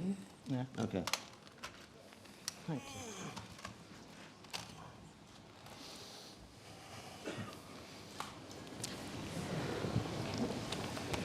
I mean, what a year. Well, 3 years since we were here in Marrakesh last. Back in December 2019, if I'm not mistaken, who would have thought that we were to face the first global pandemic in over, 100 years? Another war in Europe with global repercussions, inflation spiraling across many parts of the world. And again, as an Argentine myself, I know what I'm talking about we have an 11% running inflation right now. To discuss this and many other issues that are affecting both sides of the Atlantic, we have a great panel with Olbia Segueseli of the Human Capital Africa, Frédéric Berhage for the World Bank, Thomas Gomard for the French Institute of International Affairs, and Andrés Rosenthal of the Mexican Council on Foreign Relations. You're I have enthusiastic people at the side of the room. Well, Ottaviano is there. Obviously, we're going to be enthusiastic. Thank you to the panelists for being here. I'm going to open the floor to questions on the very last 15 minutes of the panel. So please use your app to send questions, and then they will be filtered and funneled through me. And I may also break the session to use one of the funky word cloud apps that we have, word cloud activities we have on the app. So please engage, use your phones, although try to listen as well. But again, as said, I mean, the world is in turmoil. All of you who are here know that, probably better than I do. But my job often makes me to go to the center of such turmoils. I was in Ukraine covering the war. I cover a massive drought that is sparing a famine in the Horn of Africa, brewing conflicts between Congo and Rwanda. I mean, whatever is happening between Russia and Ukraine now is having massive global consequences, including Russia's growing influence in Africa. Let's look at this more globally. The multilateral system as we know it is being heavily challenged with any threat, going from climate change to nuclear war. Many are even looking at China with concern. Is after Russia invaded Ukraine, will China try to do the same with Taiwan? Is the US the superpower that it once was? Obi, Frédéric, Thomas, and Andrés, let me start with the same question to all of you. You've been around for long, you have experience. How safe do you feel these days? And what is the crisis that truly keeps you awake at night? Obi, do you want to start? I certainly feel safer than more than the over 400 million of Africans that are without access to the privileges that I have. So I really do think that the most important thing that should worry all of us as the privileged elite of society globally is that the world has become even more brittle. The fact that the necessary resilience of systems that come from having equitable growth, equal opportunities is farther away from us than even before the pandemic should worry us. So I would say that much more poverty in the world, more entrenched inequality, and still an irresponsible political class around our world failing to take responsibility for the issues that were already there, because what the pandemic did was to bring into sharper focus for us all the fragilities that we refused to confront. So they became clearer, and even then, we still are not boldly collaborating and cooperating to tackle these challenges. In summary, I would say that the pandemic came to give us an opportunity to confront our demons. And if we don't do that, then I don't know what else we're going to plan to do. Because as you know, Andre, in the global risks before 2019, health pandemic wasn't one of the top 10. So what is it that our failure could be brewing that we're not even aware of? That's where the sense of not feeling safe then includes all of us. Because when you talk poverty, when you talk inequality, we're in the upper class of this, so we don't know that much of it. But we saw the health pandemic, the result of not paying attention to the things that were important. And it came after all of us. Thank you. I think that was a key point, that one of the things the pandemic showed is that we are all linked into a sort of chain of humanity that affects us all. Farid, what keeps you awake at night? I'd like to build on what my former colleague and dear friend Obi just put on the table. The fragilities that we don't want to confront. When one looks at what happened over the last 5, 6, 7 years, we see that issues related to health, for instance. We had the first warning with Ebola. We had it, we saw it. And we tried to manage it, but at the end of the day, when the Ebola went away, we went away. Then we had COVID. It came out of nowhere, and it found health services that were totally unprepared. Even in places where we thought, that health services would be kind of okay, kind of able to manage. No, they were overwhelmed, and we found ourselves in a situation where, hundreds of thousands, millions of people became vulnerable. So this is one issue. But then we can go beyond that and look at the fragility around the world. Now we are talking about climate change. Climate is the big issue that everybody is talking about, and rightfully so. What have we done over the last 5, 10, 15, 20 years? Frankly, nothing much but talk. Nothing much but talk. And when I look at the outcome of COP27, one, cannot just be hopeful, because things are happening and the decision makers are not making the right decisions. Possibly because they're politicians and because they see their future, as meaning tomorrow. Or we call them irresponsible.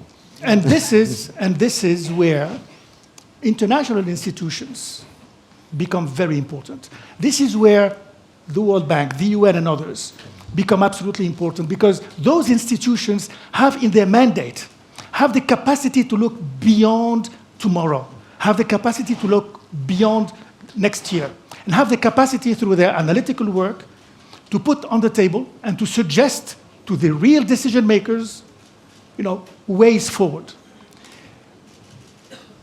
I look at the region that I am in charge of, from Morocco to Iran. Each one of the countries there, each one of those countries is today in a very, very heavy water stress.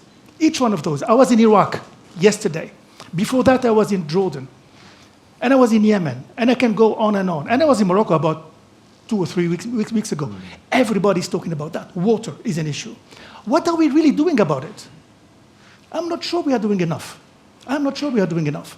And this is really where we all need to be extremely careful. Because what's hitting us today, it's not that we don't see it coming. We see it coming, but we're not acting as much as we should be acting. One last point that I'd like to make relating to the need for more cooperation between the countries. You mentioned the wider Atlantic. I would look at all the countries in the Middle East and North Africa as part of this wider Atlantic. And going back to water, every single waterway in our region is an international waterway. Every single one.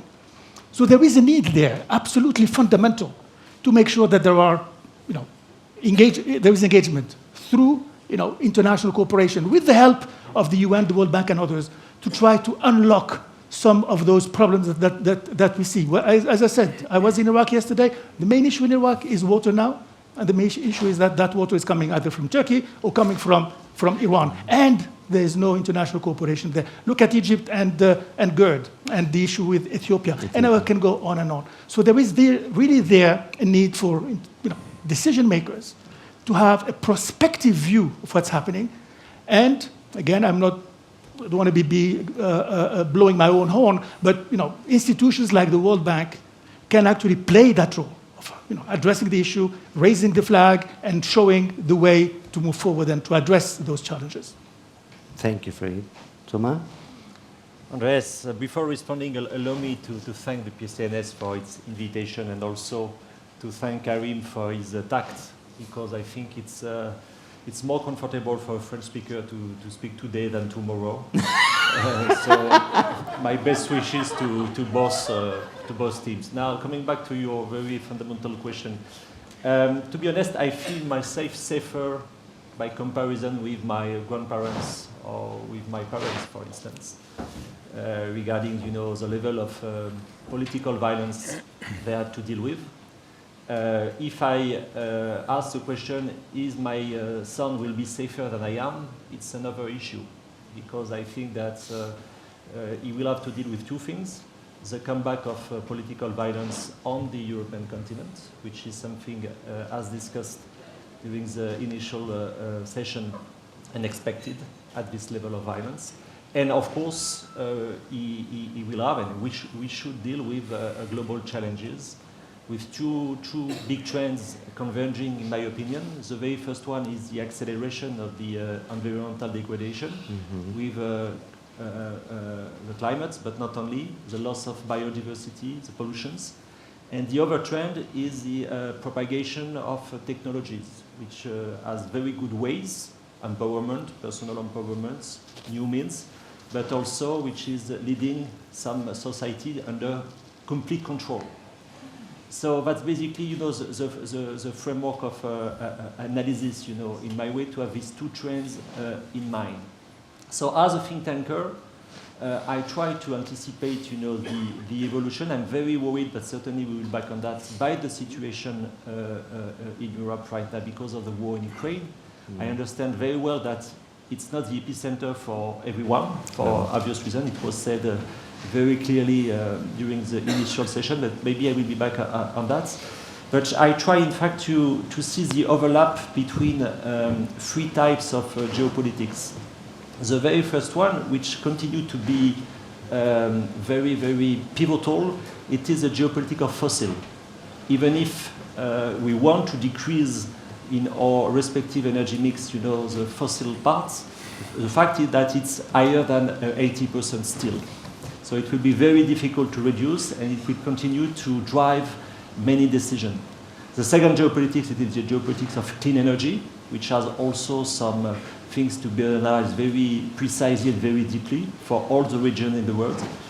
And the last one is what we could call the geopolitics of data, which is also very difficult to be analyzed.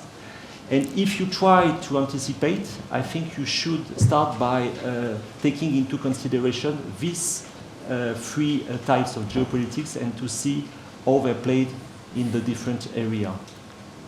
Thank you very much, Thomas. Andreas, we come from the same travel part of the world. What keeps you awake?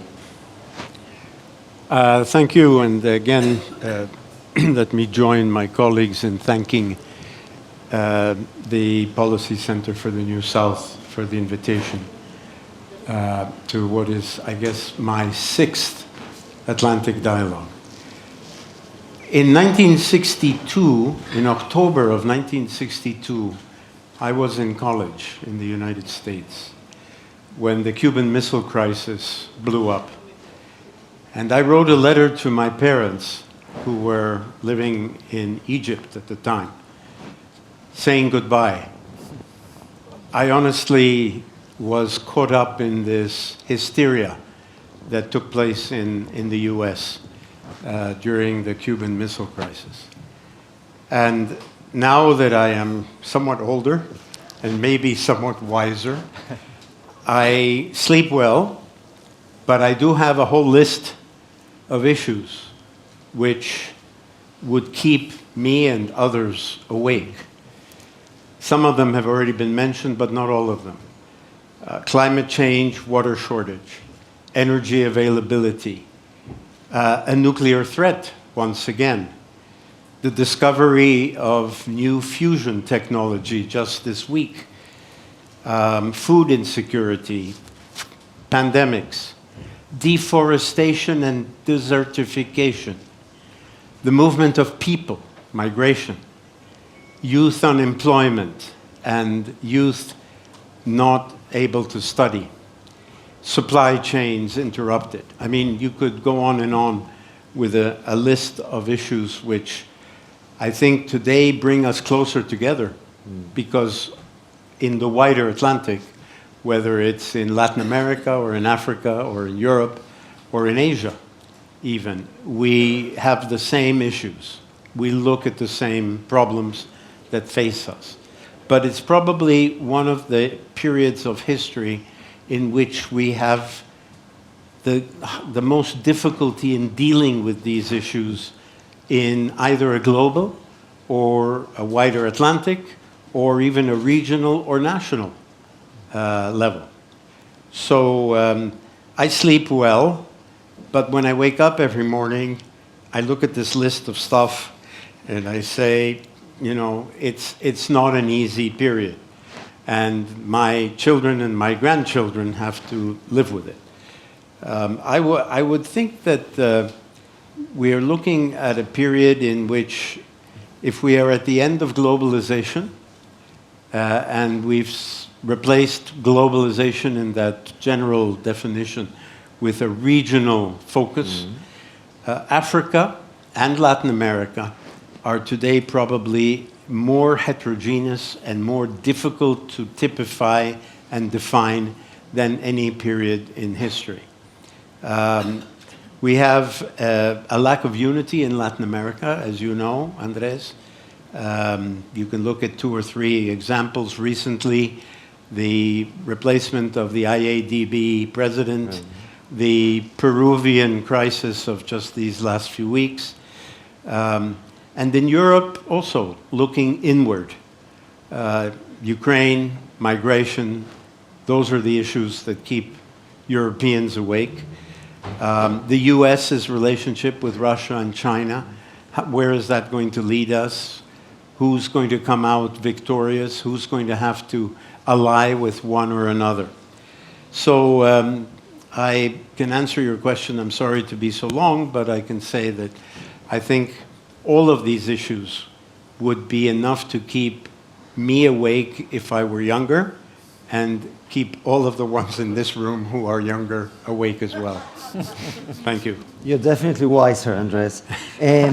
Obi, let me go back to you, especially as we're in Africa. And you spoke about a key word. You said resilience. You were referring to Africans. Your own country, Nigeria, is going to face probably quite a tough election next February. A civil war in Ethiopia is morphing into something else after a recent peace deal. The very dangerous tensions between DR Congo and Rwanda. Somalia, because of water issues, as Free was saying, is on the verge of famine.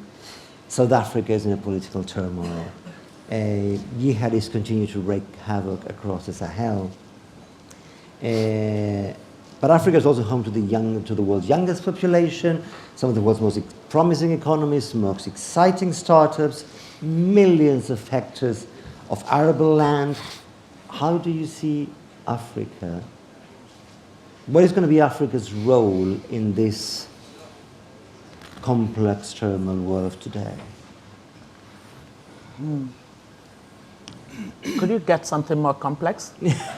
Well, we are here to sort that out. Okay, so the first thing that I'd like to do is to build a context for the picture that you've painted.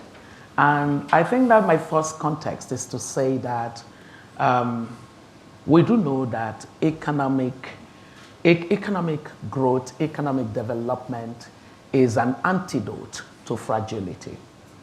And to the extent that we are not achieving that as quickly as we should in poorer segments of our world, to that extent, do we have to live with a sense of instability and the sense of fear of what the future would look like.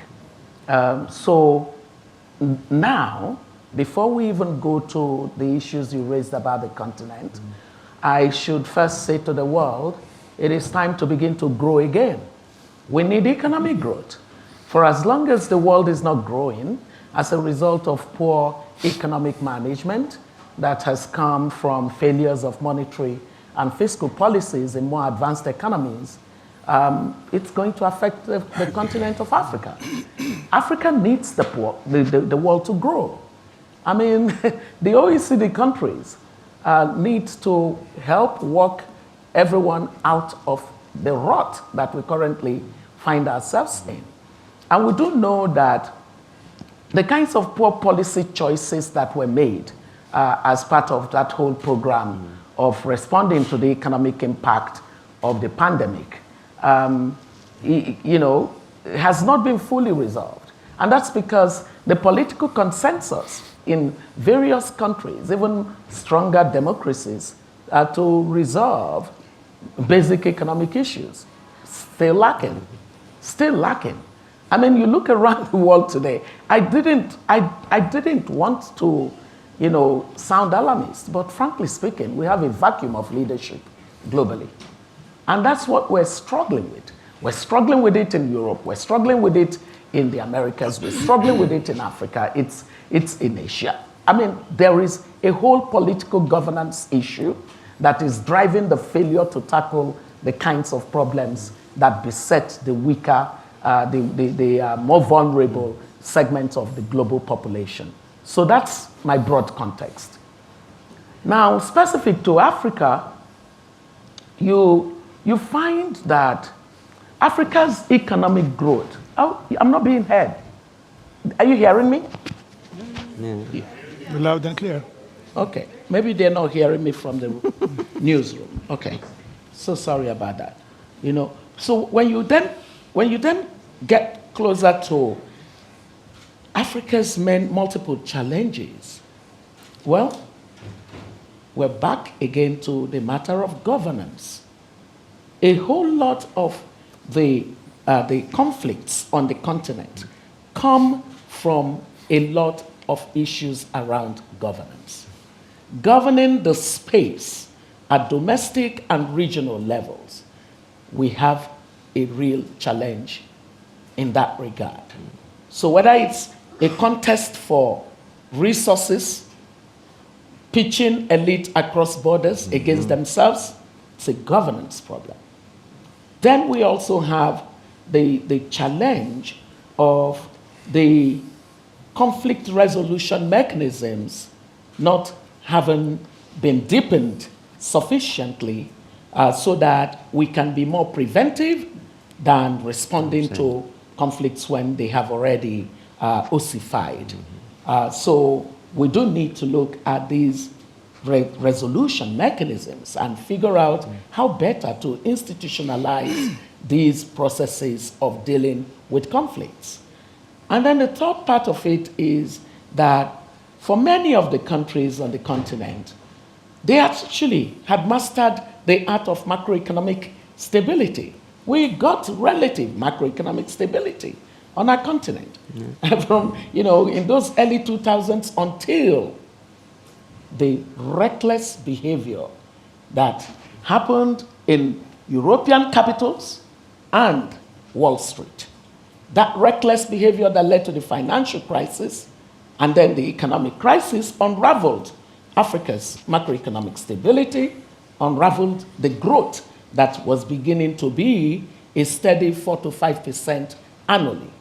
Where Africa was going to go after that was going to be to increase the level of growth, because Africa does need to grow at least 7% annually in order to make a dent on poverty.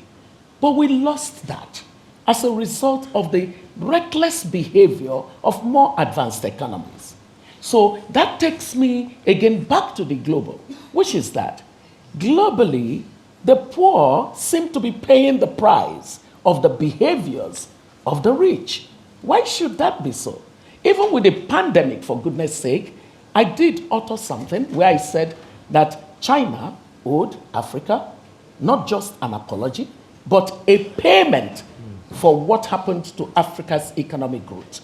Because with the pandemic, even though it did not affect lives as much as it affected livelihoods on our continent, the truth is that that pandemic could have been better managed, more transparently communicated, and it would have saved the poorer people the kind of impact that it has had on them. Sorry, but doesn't that apply to climate change as well? Isn't Africa paying a price? So look, on climate change, we've been saying that when the West are ready to have a proper conversation on climate change, we would get a movement on the COPs that we have had, 17 of them now, right? But the challenge is we know that there are costs and consequences of behaviors, and yet we engage in moral hazards on a frequent pattern. And what I am saying essentially is that this whole concept of a multilateral order that does not sort of pay attention to take responsibility. That's why I called our political actors irresponsible now, because there is a whole take responsibility that's being avoided. It's being avoided at national levels, it's being avoided at regional levels, and it's being avoided at global levels. And, people have become cynical. They actually have become cynical. People just look at these problems and they say, oh, like my dear friend said, he sleeps well, and that it's going to be his children. No, the children are angry at us. Haven't you noticed? The younger generation are very angry. They think we failed them. So frankly speaking, we really shouldn't be sleeping. Because, you don't want any child spitting on your grave when you're dead. So we've got to fix what we can fix. It means that we need to be resolved. We need to say to ourselves, what are the things that have failed and what are the things that have worked? I believe in the market. The market have produced better prosperity for all of us. But we know the limits of the market. And there is a conversation to be had properly in terms of how the market can be made to work even better for the poor. We're avoiding that conversation. So guess what? The ones who are anti-market are gaining greater ascendancy in the public debate around the issues of how do we generate growth, how do we ensure inclusive prosperity, because those who should defend the market by doing the right things have decided to go in the other direction. My final point on this is that look at what happened to us. How did a world that understood the value of competition turned into a world that deliberately permitted what I call concentrated production system. Was it not? The pandemic showed us the foolishness of what's happened in countries of Europe and America. I mean, you abandoned structural reforms for competitiveness in manufacturing and pretended that those things don't matter anymore. And so everybody made China the warehouse of the world, or the, what do you call it? Yes, the production center of the world. And see the price that people paid as a result of that during the pandemic. Why is it that the world cannot think of regions like Africa as important jurisdictions for the deconcentration of production? Why is it that the definition of risk makes Africa appear to be riskier than it truly is? Because, I mean, with what happened with financial crisis, we saw that Africa is not the riskiest. The risks live in Europe. They live in America. But the African risk is interpreted in a way that massively punishes the idea of diversification. So I want to say clearly that for us, the next steps in our global development has got to be a sense that we must redesign. It is time to redesign the multilateral system that we have. And when I say redesign, I'm not talking about tinkering with it on the margins, because that is a missed opportunity. The pandemic was a wake-up call to our world to boldly confront issues. And, you know, when you boldly confront issues, you're not going to be liked by everybody. But we're tired of politicians that want to be liked. We want politicians that see problems and solve problems. Well, if you don't want, that's what I want. And that's what I'm hoping that, you know, we will get in my country, because abdication of responsibility is a luxury that only the privileged can afford. The rest of the people need us to do better. I'm sorry that I am going on this, but, you know, frankly speaking, if we gathered at this year's Atlantic Dialogue and we just rehash the same statements, I would feel like I'm fooling myself. You know, do you want to fool yourselves? No, definitely not. So we should be angry enough about problems that we can solve. Is there any problem we cannot solve in the world today? There's hardly any problem we cannot solve. If we all but put our minds to it and decided to say no, enough of this status quo. How can we be wringing our hands and people are still miserably poor in our world today? We already know how growth happens. We know that when you get the sound policies, you build the kind of institutions that enable growth. We know that if you have good policy investment choices, that growth happens. We've seen countries go from poverty to growth. What are we sitting as a privileged class of people and just, you know, taking life easy until we die? What's that? We should do something differently. Are we? Yeah. Thank you. Thank you. Wait, Obi, now that you're here, I'm going to use your brilliance for a second. In Latin America, when there were economic crises, they were usually contagious. What's happening in Ghana is going to spread, or Africa can contain it? Just look at the drivers of what's happening in Ghana. Massive borrowing. And when you look at the debt crisis and what it could create, the spiral effect that it creates, we have to be careful and not simply say, it's Ghana. And so we do need to get more prudent management of economies. And that is going to depend very much on the multilateral systems and what it forces. You know, countries have to take responsibility. I'm not here saying the world should, you know, take over Africa and help Africa like a nanny. No, that's not what I'm saying. I'm simply saying that two things have to happen together. The world must take its responsibility for when it messes up big time and it affects the poor. And then the countries of Africa must take responsibility for development. Development is local.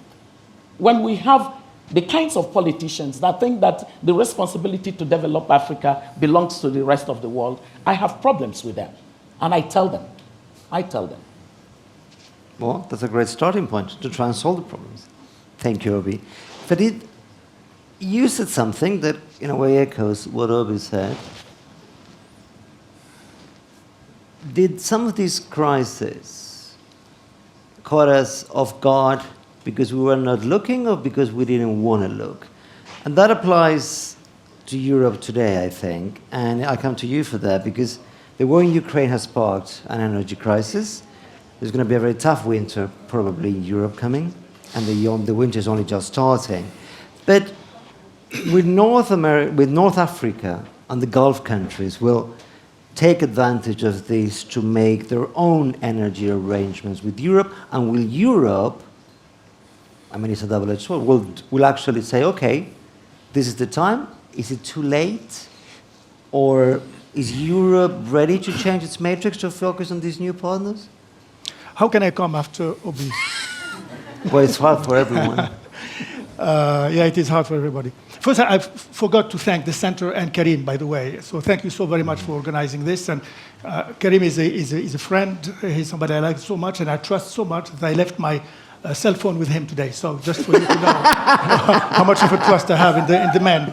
So let me put some numbers on the table, because of course, what Obi said is absolutely right. But what I'd like to stress is the whole discussion about taking responsibility. It's very important. When I look at the Middle East and North Africa region today, again, from Morocco to Iran, what I'm looking at is that by current demographic trends, we will be having, by 2050, 27 years from now, more than 300 million kids knocking at the door of the job market. 300 million, meaning that this region will have to create 800,000 jobs every single month between now and 2050. Where are these jobs going to come from? Surely not from the public sector. We know that. The public sector in our region is playing an overwhelmingly distortive role. It's all over the place. State-owned enterprises are all over the place, and they are not well managed. Just a couple are well managed. Say, here in this country, OCP, possibly in Saudi Arabia, Aramco, possibly Tangemed. We don't have that many. So there is a need in this part of the world, as it is for a number of other countries, to open more space to the private sector, to have more competition, to make sure that there is that breadth of hope and creativity that is left for the young people to bring about a new dynamic. And for that, of course, again, you need decision making. You need courage. When you put courage and politicians in the same sentence, generally it's a problem. You see? Well, you know what? They need to be courageous, because otherwise this place is not going to go anywhere. I'm talking about our region. Yeah. So this is one. Second, you mentioned winners, the Gulf countries. True. There's a windfall of money in those Gulf countries. Countries are sitting on hundreds of billions of dollars. But the issue is that, this is not sustained and sustainable. If you have that money, you need to invest it, and you need to invest it right. And you need to make sure that the environment within which you are operating is an environment that is conducive to more growth. If you have your own island sitting on hundreds of trillions of dollars, you're not going to go anywhere. And by the way, there's a pendulum here. Remember, a year and a half, 2 years ago, oil was at an all-time low, and all of these oil-rich countries were in trouble. This year only, Saudi Arabia finally, balanced its budget. They were in trouble over the last, few years. So we should not take for granted, this huge windfall. What we should be doing all over the place, in particular in the Middle East and North Africa, is insisting more on governance, on transparency, on responsibility, and on foresight when it comes to putting together economic policies. And this is what we are all pushing for. I see countries like the one I was in yesterday, I mentioned it again, sitting on trillions of dollars of reserves, having right now in its central bank $100 billion in reserves. They are sitting there. But this country is terribly managed. Terribly managed. We saw a few months ago, and we may have seen it, the hack of the century, $2.5 billion disappearing from God knows where. And politicians trying to find a way around to bring about some kind of balance. There is a way for all of us to look at the future with more rational outlook. And the only way is really to bring about a new social contract. And this is something that we have been putting on the table for quite some time. Because the social contract that was working in a number of our countries was basically the state giving to the people everything for almost nothing. And the counterfactual, or the counterpart was, for people not to question too much the politics and the political choices and the policy choices. Well, things have changed dramatically, and we saw that with what was called in a very awkward way the Arab Spring. We saw countries that were kind of doing okay, that all of a sudden imploded. And with all of the consequences that we see today, whether it is in Tunisia, in Libya, in Lebanon, in Yemen, and I can count. The courage for politicians to take responsibility in opening up their systems to more voice, and opening up their systems to the youth and the creativity of the youth, and to instilling a more affirmative human capital investment. Because it's good and fine to open the private sector if you don't have the young people who have the capacity and the education that would allow them to bring talent that is relevant to new industries, then we have a problem. So this is why having the whole discussion about education, about health, about social protection is also extremely important for the years to come. And I'm happy to see that in a country like Morocco, for instance, we see a number of top-notch universities coming to life and proposing that kind of a new way of going about the human capital development. It's important, and it's important to try to see in other countries, in other parts of this Middle East and North Africa region, more of that, because that's the only way to stabilize the region, to stabilize this huge threat that is migration, and notably migration up north, and to stabilize the countries in terms of their own security arrangements. Well, it's quite a challenge. But again, we'll talk about it at the end, this is at the end, but it's about taking responsibility. And to mount that, I'm coming to you on taking responsibility, because circling back to Europe, there's a strong debate in some corners that European countries should deliver stronger support to Ukraine for its war efforts against Russian invasion. Others say it should be more cautious. What should be done, and more realistically, what could be done? First of all, I must say that I spent approximately 20 years of my professional life to establish contacts with Russia, with Ukraine, with Belarus, with these countries in Caucasus, in Central Asia. So I am personally very worried by this situation, but I have absolutely no hesitation in the analysis. And it's a way for me maybe to respond to the initial session, because in my opinion, Russia is doing a colonial war under nuclear protection in Ukraine. And I know that this wording can be seen as inappropriate, outside Europe, but to work since a very long time, as I said, on Russia, I'm very struck by this idea, that Russia could be seen as a sort of leading of the so-called global south. It's completely misleading about what is happening right now in Ukraine. This country is methodically destroyed by the Russians. We can speak for a while, about the motivations, the origin of this war, but the key point is, first of all, for Ukrainians. Ukraine has no more security, and civilians are targeted, their infrastructure are clearly targeted.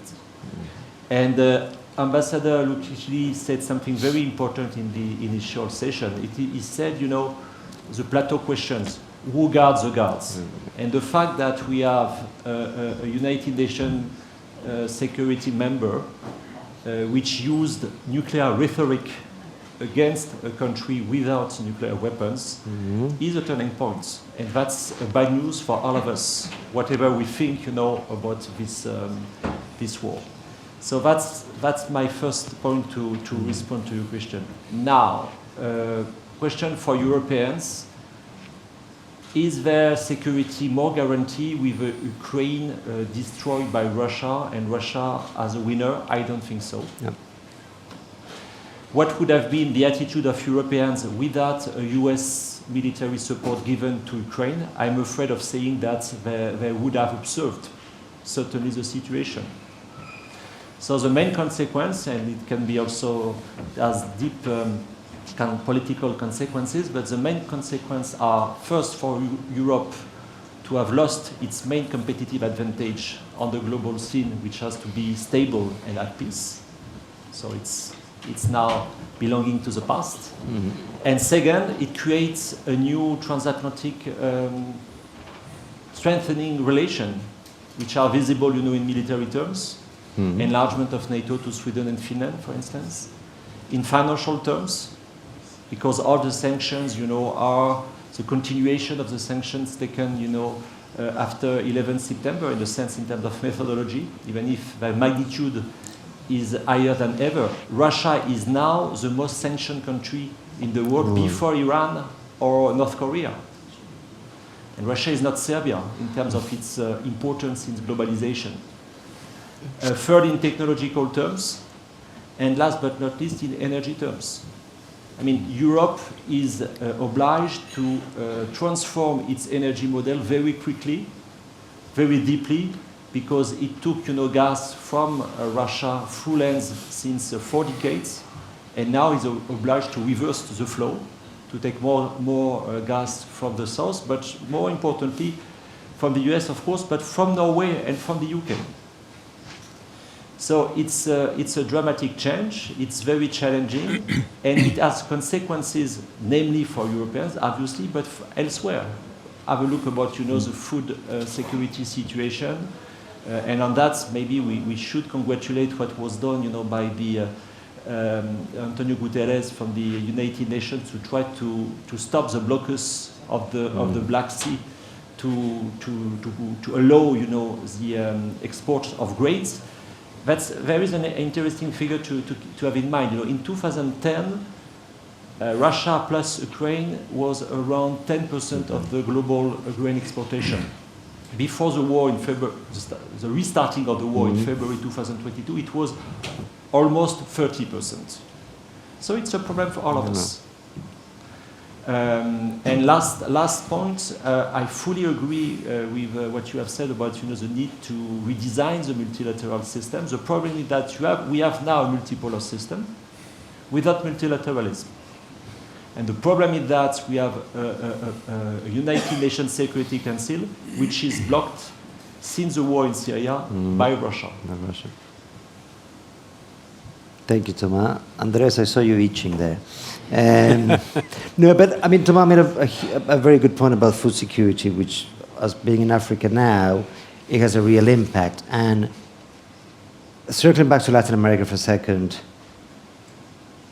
you mentioned the recent crisis in Peru. There was a momentous election in Brazil.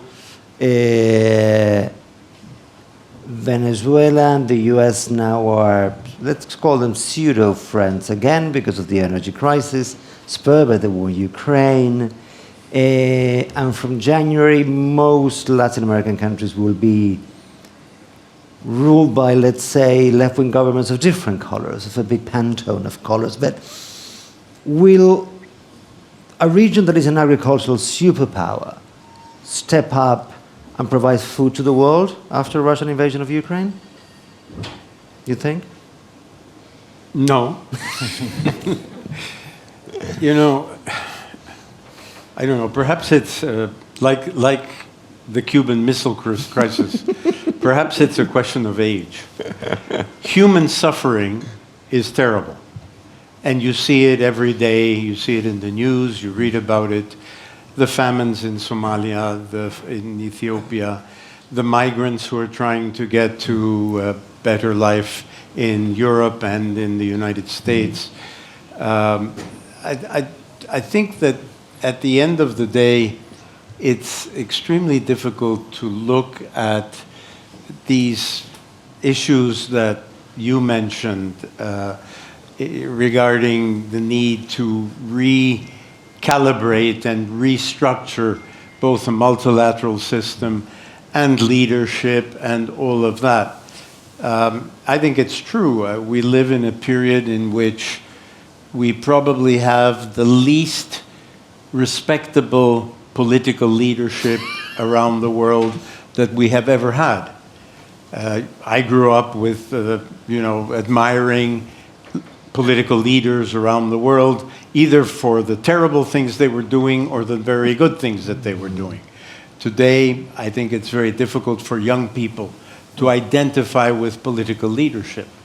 And that's why they are angry. And that's why they would like to see change. And that's why in countries like Brazil, like Mexico, like Peru, and Chile and Colombia, they are voting for change. They're looking to give another political party or another individual potential leader the option of taking over government. However, from what we know from the past, those desires for change, at the end of the day, very often are frustrated. Yeah.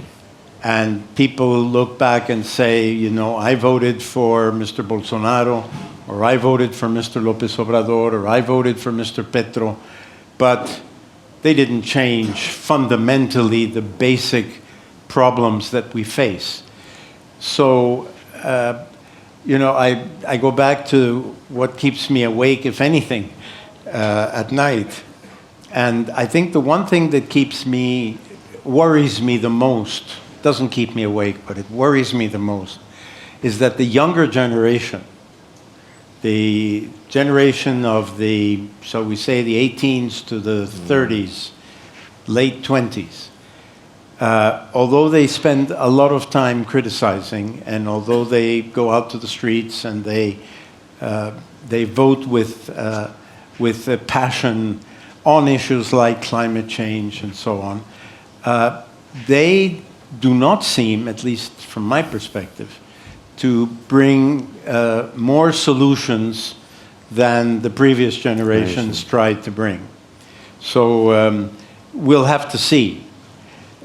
Going to the Ukraine issue, and this morning we heard from the panelists about Ukraine, and I think that this is a war of attrition. It's a war that's probably going to go on for quite some time. We read and hear every morning about the number of people who died, civilians. And at the end of the day, very little is being done other than sanctions and speeches and ability to try to change things, as we say in Spanish, por la buena. And that's not working. The Ukraine crisis gets worse every day, and more people die, and really one looks back and says, is there no way to stop Mr. Putin and to stop Russia from doing what it's doing? And you put oil price caps and you put sanctions, but none of those have really changed the underlying situation as it applies to the Ukrainians. And in some countries, the US, for example, in a political transition that is probably going to take place in the next 2 years. In the UK, there is now already Ukraine fatigue. People are questioning how long, for how much are they going to pay to keep Ukraine alive. And of course, in any war of attrition, and that holds true for the Middle East conflict, it holds true for conflicts in Africa or even in Latin America, there comes a time when people say, this is it. I mean, we're not going to do all of what we have been doing. That worries me. Well, you're rightly so. And I remember when I left Ukraine after a few weeks in April, I left with that feeling, this is going to turn into a war of attrition, and I may have to come back because we're going to be here for the long run. But let me stop right here for a second, go broader and ask all of you in the audience, using your funky app, in one word, because we were talking about redesigning the system, how can Africa, Latin America, Europe, and the US work closer together to face the challenges we just discussed? And if I'm not mistaken, if the God of technology works, we should have the words somewhere here. Where do we find this on the app? Well, it's for them to vote. Oh, just for them? Yes. We're not allowed to do it. No, I'm going to ask you that right. now. That's all right. So I don't mind. You have the stage. Can you read? Plus ou moins. Tu veux, je t'aide? Non, non, ça va.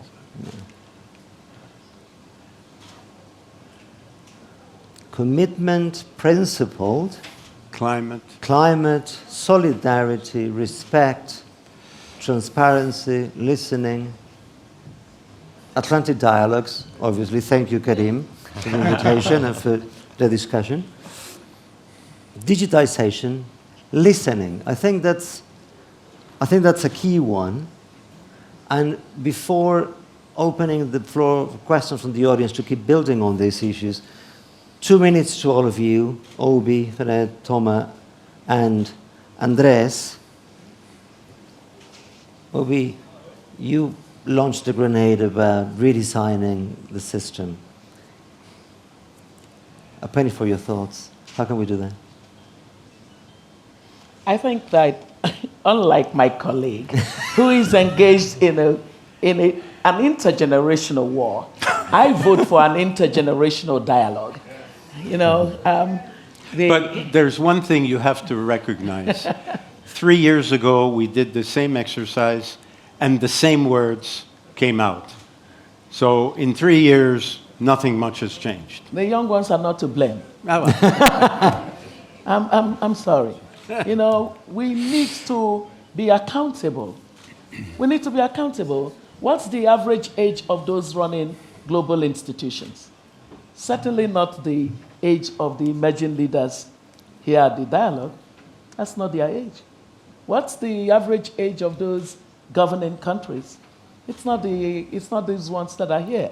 So I'm in fact saying that you stopped on a note where you said that you haven't seen that the younger ones have better solutions than the older generation. That's not true. I mean, a lot of the innovations we're seeing today is actually coming from the young ones. So in many ways, I think that those who wrote listening were very, very on point.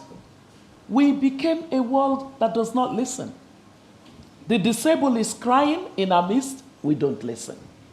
The women are crying and saying, what kind of a world would we have where it would take about 140 years to get to equality? We're not listening.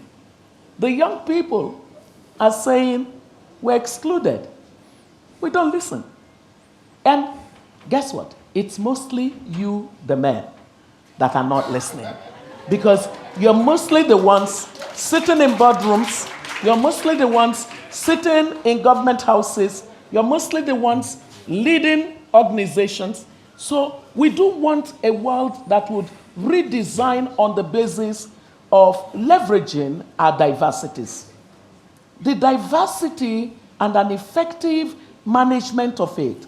If we managed it well, if we took a redesign approach that looks at the world not from the lens that it has always been looked at.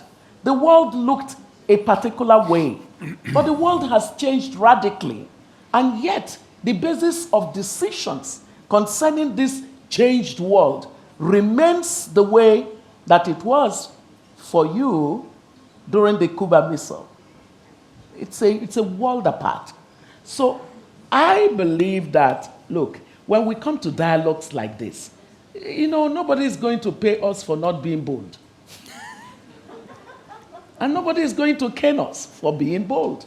These kinds of platforms should enable us push ourselves to the point where we have radical new ideas that we could try.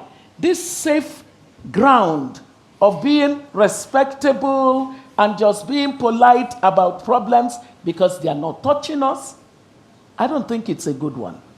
It really isn't a good one. We're being unfair to those outside of the privilege that we have enjoyed.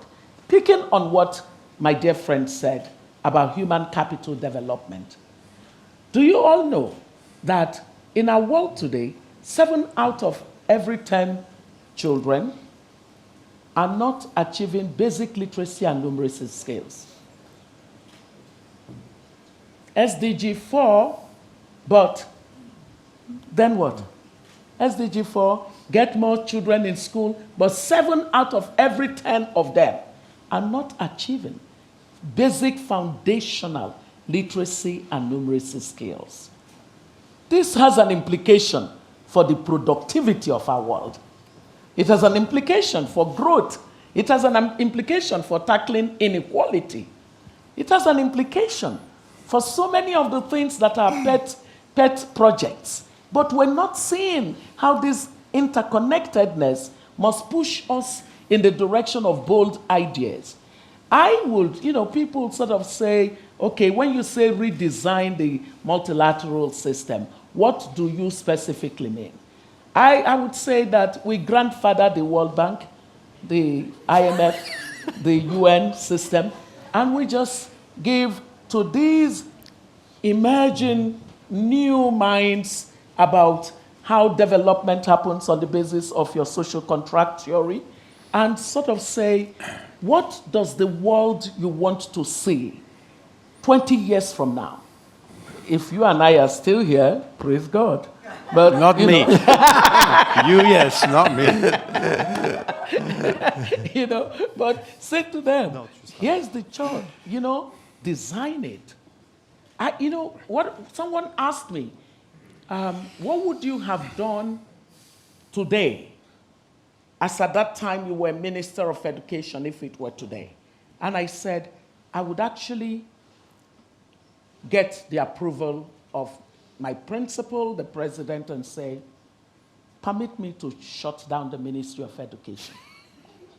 And then I would get that permission, and I would invite all these young, crazy ones and say to them, design the education that you want to see take you to the next 2 decades. You'll be shocked at the level of creativity that would be on the table. I think we're sitting on gold mine, but we're not allowing the expression of that gold mine through our young people. So my final note, because it concerns Africa, in all of this that I've said, I have great confidence for my continent. There are 3 game changers for my continent: the young people, the women, and technology. These 3 things will surprise the world when it comes to Africa. And I believe that even though the data is dismal right now, by the year 2030, year of the SDGs, Africa would be the continent, based on current estimate, that would still have more than 90%, that would have more than 90% of the world's poor. But it could get in a different, it could flip in a different direction. And these 3 game changers are the things that I am absolutely trusting will flip Africa in that direction. And that gives me a lot of hope every day. That's the only basis on which I can sleep at all. Thank you, Obi. Andres was listening, so... Very quickly, Obiageli, I don't think we have either an intergenerational conflict or even a difference of opinion. Okay. I agree with almost everything you have said. And I think that not only because it's valid for Africa, it's equally valid everywhere in the whole world. Entrepreneurship by young people, technological invention, all of that I think is perfectly reasonable as a way of looking forward optimistically. The one thing that I wanted to point out was that as you go through these exercises of these dialogues, we tend, because that's, and I was pointing to the words that came out. I remember very well the same exercise the last time we met here in Marrakesh. Accountability, climate change, confidence. These were the words that came out then, and they're the words that come out today. That doesn't mean that we haven't made progress. It just means that we still are facing the same set of problems and the same set of worries in terms of what is required in this dialogue that we are engaged in. And I come from a region where, unfortunately, today, our moderator talked about most of the region being somewhere in some pink tide of leftist leadership. But things are going badly for the region. They're not doing any better. We have a president of Colombia and a president of Chile who are in their 30s. I mean, they are young.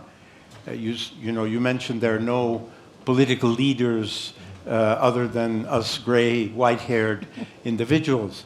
But there are, and many of them are facing exactly the same problems that their predecessors faced, or worse. So I wanted to clarify that. It's not that we disagree, it's just that I wanted to point out that we do have continuing issues that we still have not been able to resolve, neither my generation nor yours, nor any of the younger ones. No, I am going to be 60 next year. I don't belong to the younger. Well, I'm going to be 80, so that's a bigger gap. Thank you. Thomas, Farid. Okay, are we listening? And what can we listen then? Better? Sorry? How can we listen better then? Oh. Looking ahead. Well, first of all, I'm coming from a country which elected a president who was 37 years old. I don't know if it's good or if it's bad in terms of his policy, to be honest.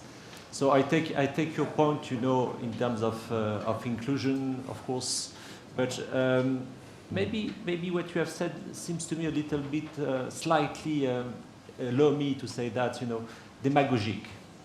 Because in our organization, for instance, we are very, very pressure for all the things you have asked. The gender balance, the generational gap, things like that. And it's positive. So it's on the way. I mean, we are working very, very seriously on that. So to be said that it's not down, certainly it's not down as quickly as it should be down. I take your points. But take, please, into consideration the fact that we are working very seriously on that. Thank you, Thomas. That's reassuring. Well, that's why we're having a dialogue. Thomas, Farid? Yeah, look, a couple of points. One is that I really I believe that evolution and development is not instant coffee. It takes time. I would say Turkish coffee. You need to wait till just a little bit to have it. So it tastes good. So the whole discussion about revolution for me is raises alarm bells. I saw it in my own country. The place is falling apart because bright people thought that we need to change everything in one shot. Not good. Evolution, bold evolution. Building on youth, absolutely right. Building on education, building on health and social protection. You mentioned, that terrible number of, the learning poverty that we have in all of our countries, in Africa, in the Middle East, etc. Young people, if you compare a young kid in Singapore, after 13 years of learning, they learn worth of 13 years. In our region, they learn worth of 6.5 or 7 years. You add to it stunting. How can you have a country, how can you have a people who can be performing if they are stunted at birth because they don't have the necessary health and coverage? So these are very, very important issues that we need to be really very much aware of. In addition to that, my penultimate point is that the role of the state there has proven over the years to be a negative one. They are not doing the right thing. They're spending tons of money on education, but badly. If you look at the outcomes of the scores, terrible, terrible. And last but not least, going back to the politicians, what we see happening today is a level of irresponsibility when it comes to our politicians, and that's an issue.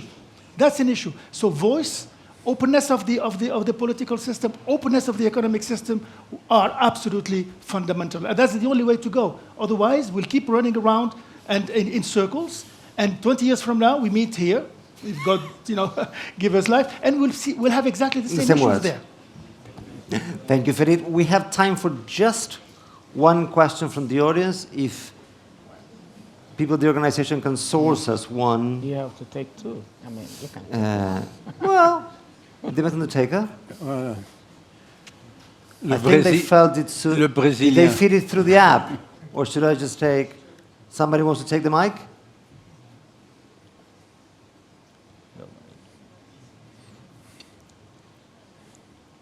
Mike? Yeah.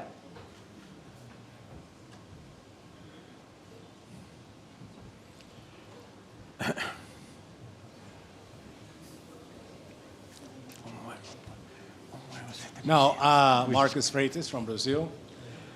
My question is this. I heard the comments and all that, but I think there is a fundamental issue that is not getting addressed, which is how do we fix democracies to produce good leadership? Because that's the challenge that we have at the end of the day.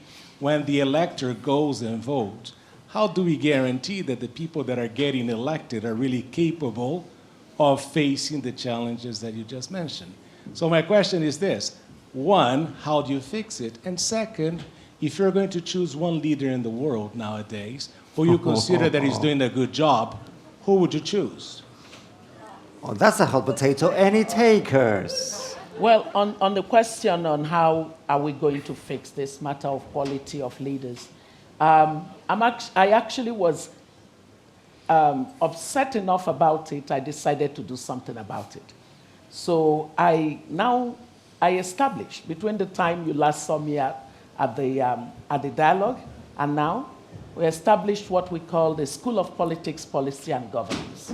And we basically have designed the customized leader, the kinds of leaders that I would go to vote for.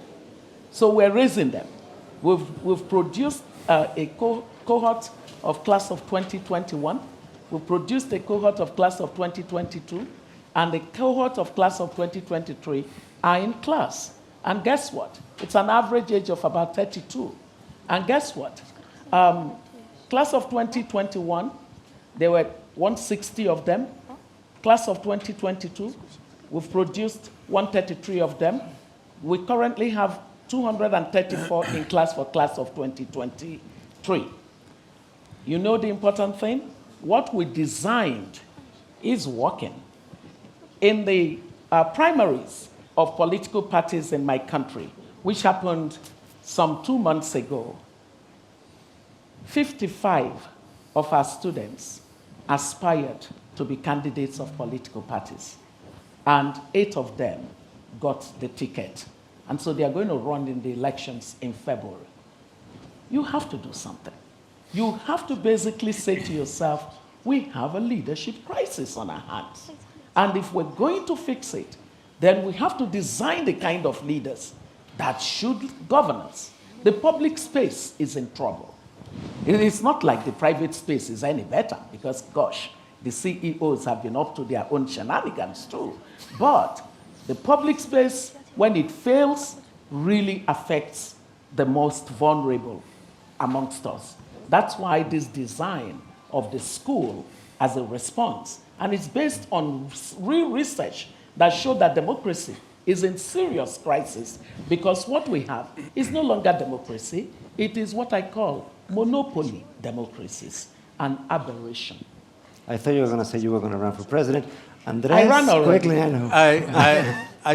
I would make a suggestion to the organizers of this conference in order to answer your question. And that is, we have a cohort of emerging young leaders attending this conference. I think we should sit them down and ask them the same two questions. How do you make sure that democracy works for the good? I don't think it can necessarily. It sometimes does, it sometimes doesn't. And who they look up to as their number one leader. I think that would be something interesting to... Yeah, Karim, take note for the last session. Have that done. Thomas, quickly, we run out of time, but just fun. Very quickly, there is something which should be in terms of education, in terms of training, to participate in election when you are living in a country where there are regular elections, which is the first way to describe a democratic system. There is a second way, which is to be very careful about separation of powers and to explain this separation of power to young citizens. And to respond to your question about, who can be seen, as a leader right now, for me, clearly, this year, it is President Zelensky. Farid, 30 seconds. I'll be very serious. The leader I see today is the best, what I admire the most, is the coach of the Moroccan soccer team.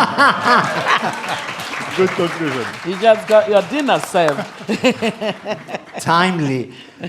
Obi, Farid, Thomas, Andres, thank you very much for a very illuminating and lively discussion. And a great British comedian, Albert Finney, used to say that the secret to riches is the same as the secret to comedy, and that is timing. Hopefully, this is finally the timing for politicians to take responsibility. Thank you very much, and thank you very much. Thank you.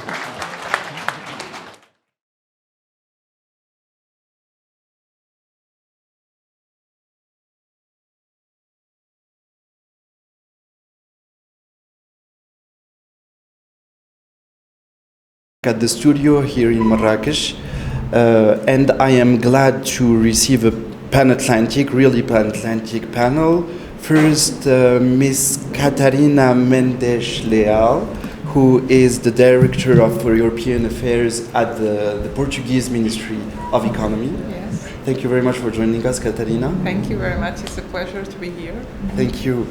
Then we have Mariana Albuquerque, who is the Deputy Director for Projects at the CEBRI, the Brazilian Center for International Relations, and also a member of this year's cohort of the Atlantic Dialogue's Emerging Leaders. Thank you for joining us, Mariana. Thank you for the invitation, my pleasure. Thank you very much. And last but not least, Mubarak Lo, who is a Senior Fellow at the Policy Center for the New South, a mayor of a rural municipality in Senegal, recently elected last year, I believe, and who also had senior positions in the Senegalese government, where he was notably Deputy Director of the Cabinet of President Macky Sall and Chief Economist at the Prime Ministry. Thank you, Mubarak Lo. Thank you very much for the invitation. Thank you very much. Thank you. So I will start with Catarina Mendes Leal. So basically, as you know, a major topic that is being discussed right now is that of energy. We have important energy producers across the Atlantic. The United States is increasingly becoming one, but others in Africa, and there were recent discoveries in Senegal, Mauritania, but also in Nigeria, and Angola is also a historic producer. This panel is about innovation. How do you think we can foster, improve, increase transatlantic innovation in that very field? So, as you said, quite right, the Atlantic is today the main world producer of energy resources, 40% of the world's total. The Atlantic is the region with the greatest weight in the renewables, such as solar, geothermal, wind, which represents something like 2/3 of the world's total. So these trends in relation to natural resources with greater economic and strategic relevance can lead us to think the importance of the centrality of the Atlantic not only in the present but in the near future. And this of course requires cooperation, investment in research and in innovation. So I'm going to give the example of 4 initiatives that are on the road, and I think that can join together the 3 continents that are present in the Atlantic Ocean in order to go further in the alternative sources of energy. European Union launched in the last years something called Industrial Alliance. We have Industrial Alliance for batteries, for hydrogen, for critical raw materials, and just in this month, on December, last week, 2 more Industrial Alliance were launched. One of them is called the Solar Photovoltaic Alliance, which wants to promote and increase production in photovoltaic products and components.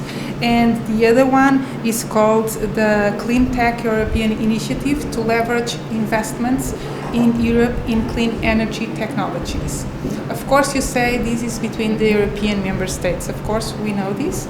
And of course, we must accept that we always be dependent on third countries, either because Europe doesn't either because it's not economical viable to produce within Europe, either because we simply don't have the natural resources we need for these areas. So we need to build bridges, we need to have partnerships, we need to have in this alliance indirect partners, from instance from the Atlantic. So I think this is our alliance that are undergoing and can really truly join together the Atlantic. Another interesting initiative that is on the road is the Mineral Security Partnership.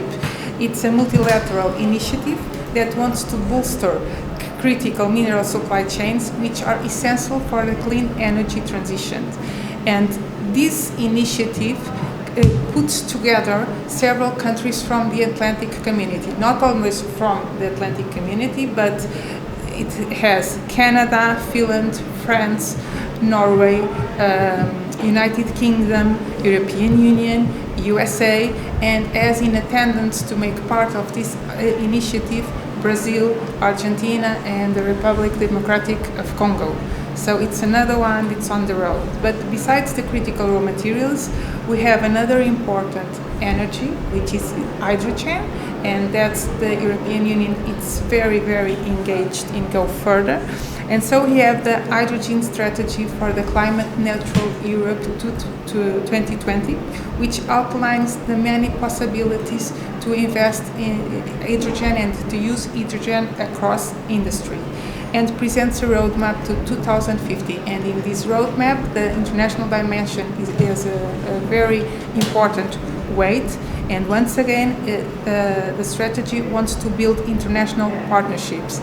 So once again, I would say, for instance, with the Atlantic community. And last but not the least, we had the Trade and Technology Council, which is an initiative that was set up on June 2021 between the USA and the European Union, and it's a forum that wants to coordinate approaches to key global trade, economic and technology issues. So I gave you some examples, and I think that if we work together in innovation and in research, of course, we can build an Atlantic community using these different approaches, these different multilateral instruments that are being created. That's very interesting. Thank you very much. I would like to turn to Mariana Albuquerque. So we were talking right before going live about how Brazil was a very important power, maybe at least one of the most important ones, let's say, in the Southern Atlantic. Now President Lula is back at the head of the state, and we remember that President Lula's first 2 terms actually were both characterized by a push, an international relations push, a diplomatic push towards Africa with the opening of a lot of embassies notably, and third, by the fact that Brazil also emerged in the global energy scene, right? So I wanted to ask you, maybe building on what Catarina just mentioned about how you see Brazilian projection towards the Atlantic moving forward. Thank you for the question and thank you for the invitation to be here. It's really a pleasure. First of all, I've been emphasizing that point a lot in all the conversations about the new government in Brazil, is that Lula will be the president in a completely different scenario than where he was before, domestically and internationally. So domestically, he had to build a broader coalition that he wanted to, which means that the interests are also diversified. And Brazil is now a very polarized society. We have some major shifts about our religious composition in the past few decades. So he will have challenges that he didn't have before. And it also applies to the international scenario because we are now facing a scenario that is not as promising as it was in the early 2000s when he was president and where all the commodities export made Brazil one of the biggest economies in the world. So it's difficult to project to the future what he will do based on what he has done. But what can I tell you from this point? It's what he has stated that he plans to do. So I think the conversation is much more about the future and the situations that he will probably face than try to identify in the past what did right or wrong, because maybe what did right is not possible to be redone again. So on top of that, he has already mentioned in both his victory speech and also the speech that he did at COP27 that Africa will be again a centrality in the Brazilian foreign policy. During the last 4 years, we have completely abandoned our African policy and our African ties. What will continue was things that were already endogenously proceeding, but with no diplomatic or political will behind it. So now we can expect a resurge, especially in the South-South cooperation, something that Lula already mentioned, that he wants to put again in the leadership of his government. So we should expect some high-level dialogue or some high-level forums with the African countries. But another point, and now I go to the north, Lula has also announced that Brazil will go back to CELAC, the Community of Latin American and Caribbean States. And we have a forum between the European Union and CELAC. So we will also be able to reestablish those ties and have a high-level forum of discussion with our North Atlantic partners through this European Union CELAC partnership. So he has also mentioned that the Mercosur and the South America region will be a priority again, because we have not seen much about the regional integration or the Brazilian identity and policies for the region. We have mostly did bilateral cooperation with North countries and not in our own neighborhood. So he said that probably he would try to reinvigorate UNASUL, the Union of South American States. If not reinvigorate, create another thing that could replace it, because he has mentioned a lot of times that it is very important for South America to have a high-level forum in its own, because we have with the Latin American as a whole and the Caribbean, but South America has a very specific integration and a very specific identity. Latin America as a whole is much more diverse than South America, that it is already really diverse. And we have the Organization of the American States, but every time the US is on the table, the conversation shifts a little bit. It is unavoidable. We cannot, that is the elephant in the room all the time, and we cannot avoid that. So he will try to have some more autonomous or South-South focused forum of dialogues. And that would definitely apply to energy, I think. Brazil is on the path for the energy transition. I work at the SEBRE, the Brazilian Center for International Relations, as you mentioned in the beginning. And during this year, we have been doing a project with the Inter-American Development Bank to model and create scenarios for the Brazilian energy transition program. So in partnership with the Ministry of Mines and Energy in Brazil and also the Ministry of the Environment. And the scenarios are not promising because we are lagging behind. The pandemic made everything more difficult. But Brazil has huge potential because our energy matrix is already really clean. So, but we are very competitive in green hydrogen. And we have been talking about a lot with the European Union about that possibility also. So I think energy is a sector where Brazil will be very well positioned. And for sure, technical cooperation with Africa is on the list of to-dos for the next 4 years, because we've done that before with agriculture. Probably we will do that again with the energy transition and clean energies and green hydrogen. Thank you. And indeed, Brazil was an example, an early example of the use of biofuels back in the day. So it's very interesting, this advance. I'd like to turn to you, Mubarak Lo, for several reasons. So first of all, Senegal is about to become an energy power, right? And the most logical market, specifically right now with the Ukraine crisis, will be Europe in all probability.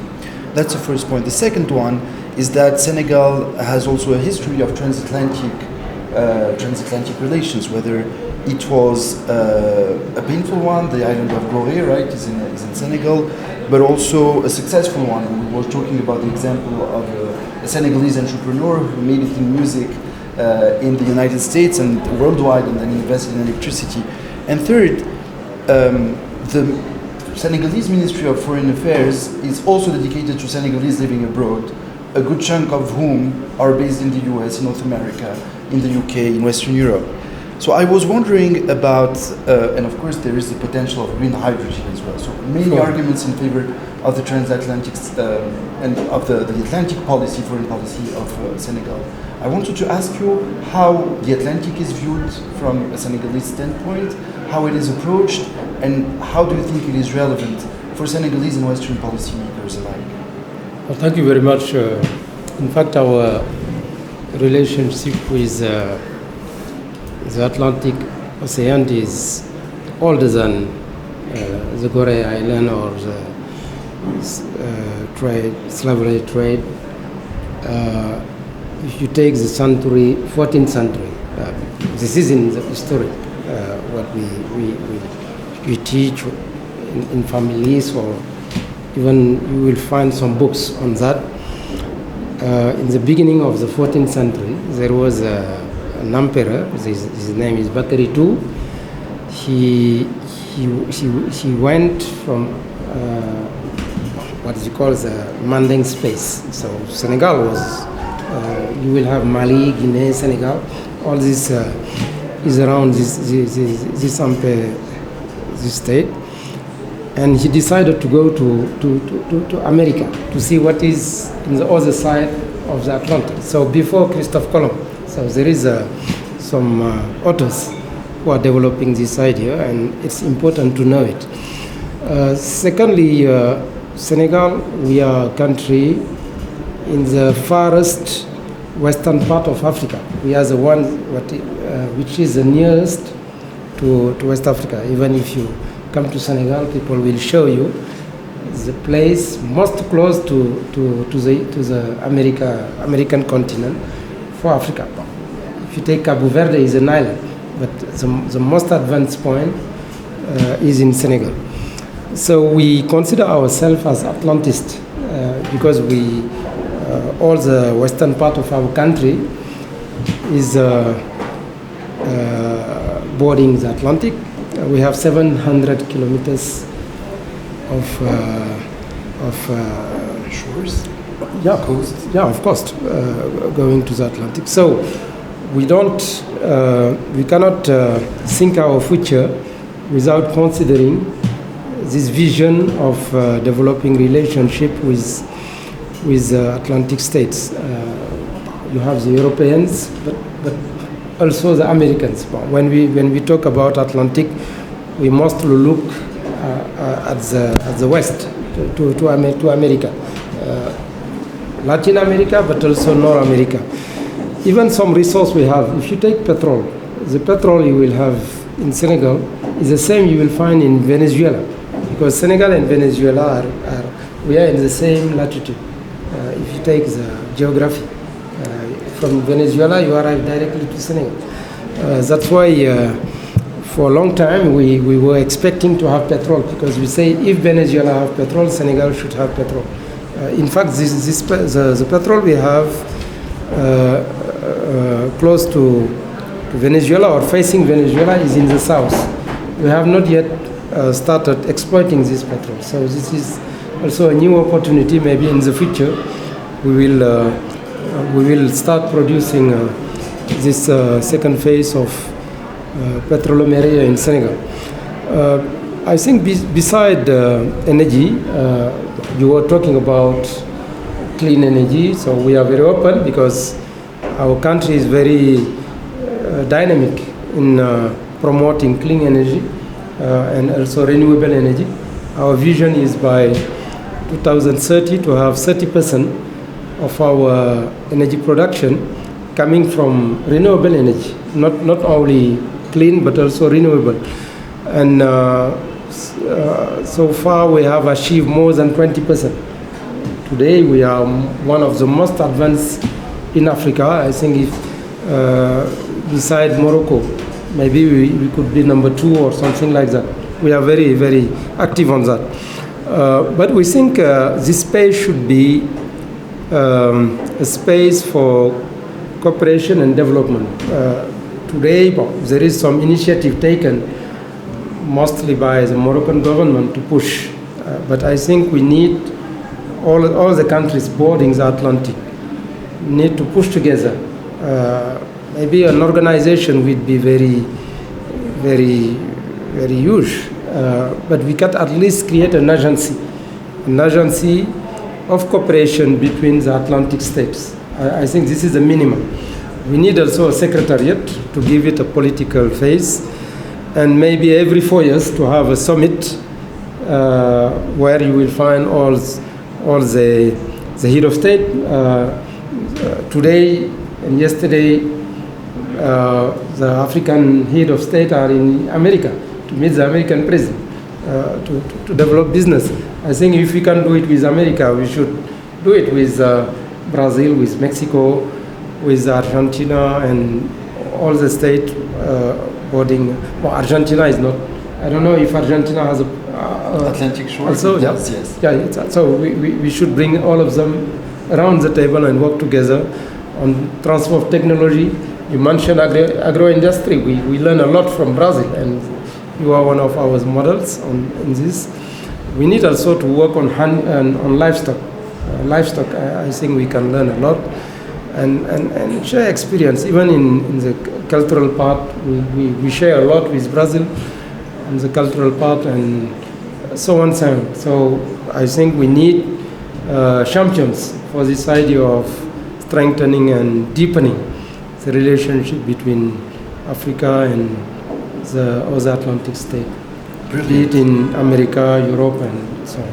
So precisely, as you were just talking about Europe, that's a perfect transition for the question I wanted to ask Katarina. So you said that Africa is trying to have this common push towards renewable energy to prepare for the future, really. And there has been a new Africa dialogue going on since 2007, and the Lisbon summit, actually, the first one. Yes. So how does it look right now? And just to take it as some sort of block, like the eastern block of the Atlantic Basin, what does EU-Africa cooperation look like right now and after the Brussels summit in particular? So I will give you 2 examples that are undergoing. One is very recent, which is the Global Gateway, but I will speak first about the Horizon Europe, which is the European Union's key funding program for research and innovation.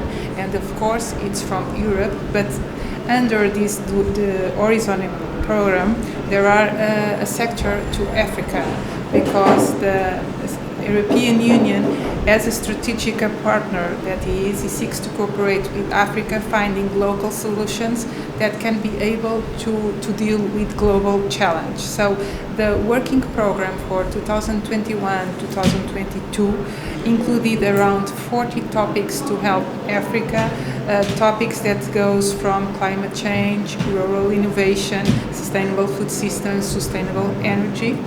And it has a budget of 350 million to help Africa in these areas. As a matter of fact, these areas were identified in the high-level ministers EU African Union Summit that was held in 2020, and it identified as priority areas like public health, green transition, innovation and technologies, and capacities for service. The proposals from this initiative want to bring together not only institutions from Africa, but also SMEs, small and medium enterprises, very innovative to the front of the African markets. The other initiative that I want to speak is the Global Gateway. It's the new European strategy that it's global. It wants to invest in the infrastructures, but it has a budget of $300 billion, from which $150 billion will be to the Global Gateway investment package, which aims precisely to support Africa for a strong, inclusive, and green and digital recovery and transformation. How?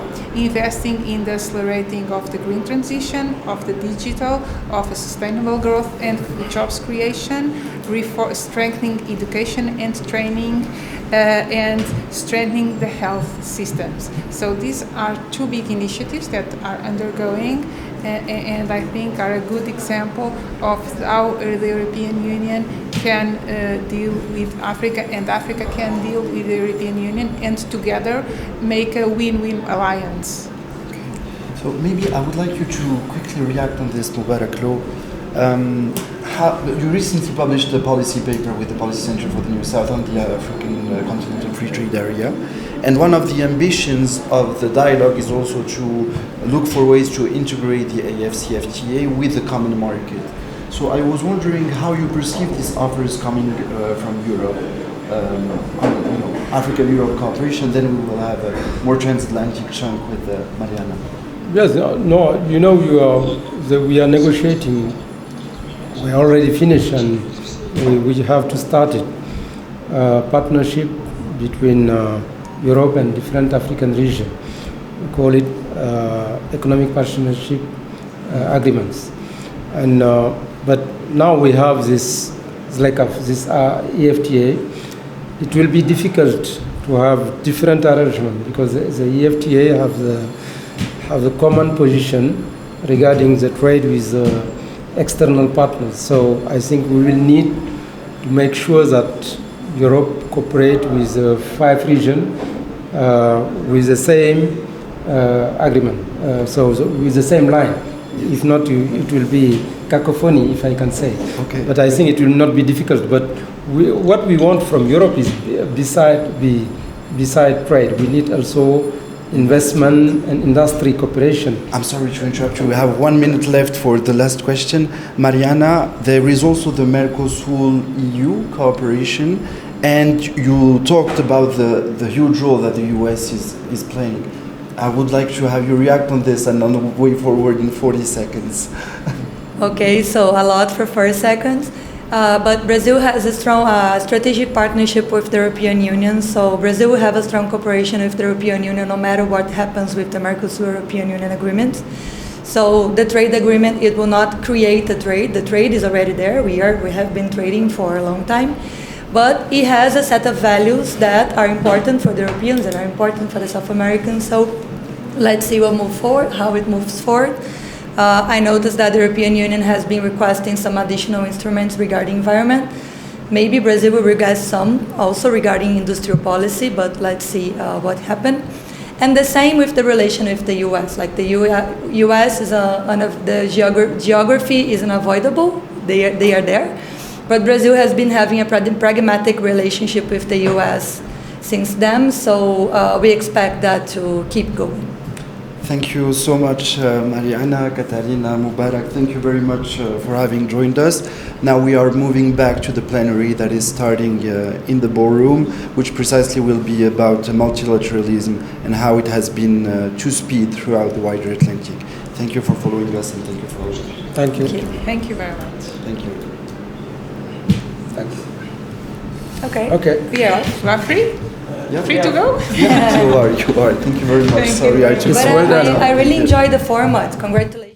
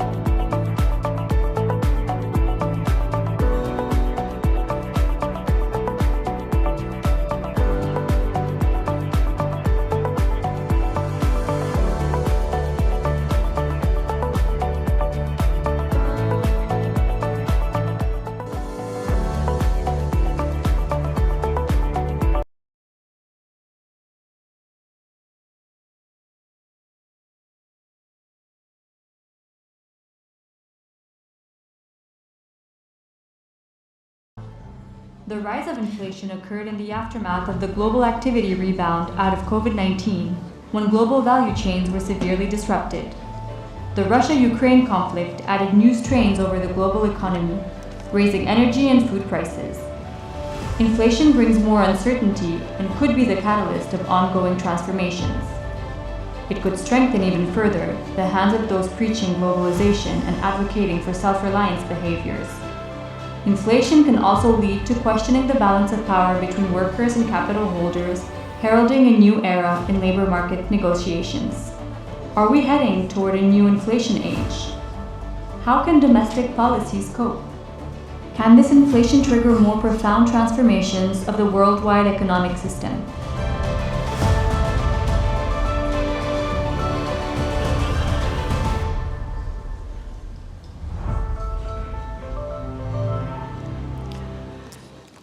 Thank you, everyone. And that is a good preview, as was the previous panel, into what we're going to look at over the next hour. And I'm going to be trying to pull a lot of you into this conversation about some of the divide between North and South, the wider Atlantic and the global South, and what can be done to knit it back together at a time when we all know the North has a whack-a-mole problem right now. Its attention is focused on Ukraine and almost nothing else.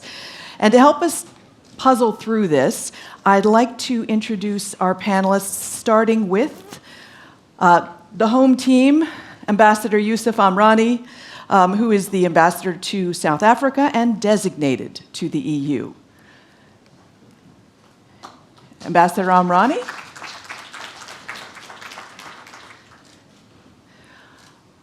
Well, you know, the person I do see in the window, in the door up there, is Vincenzo Amendola. He is a member of the Italian Parliament and has held many senior positions in the Italian government, including Minister of Foreign Affairs. Ambassador Amrani, thank you very much. And next we'll have Minister Amendola, please.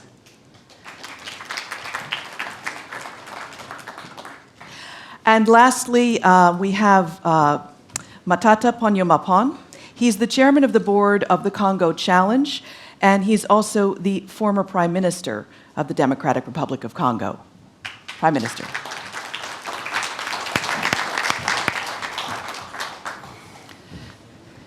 Here, I shall let you take that seat, and I will take that microphone. You may, please. Okay. So,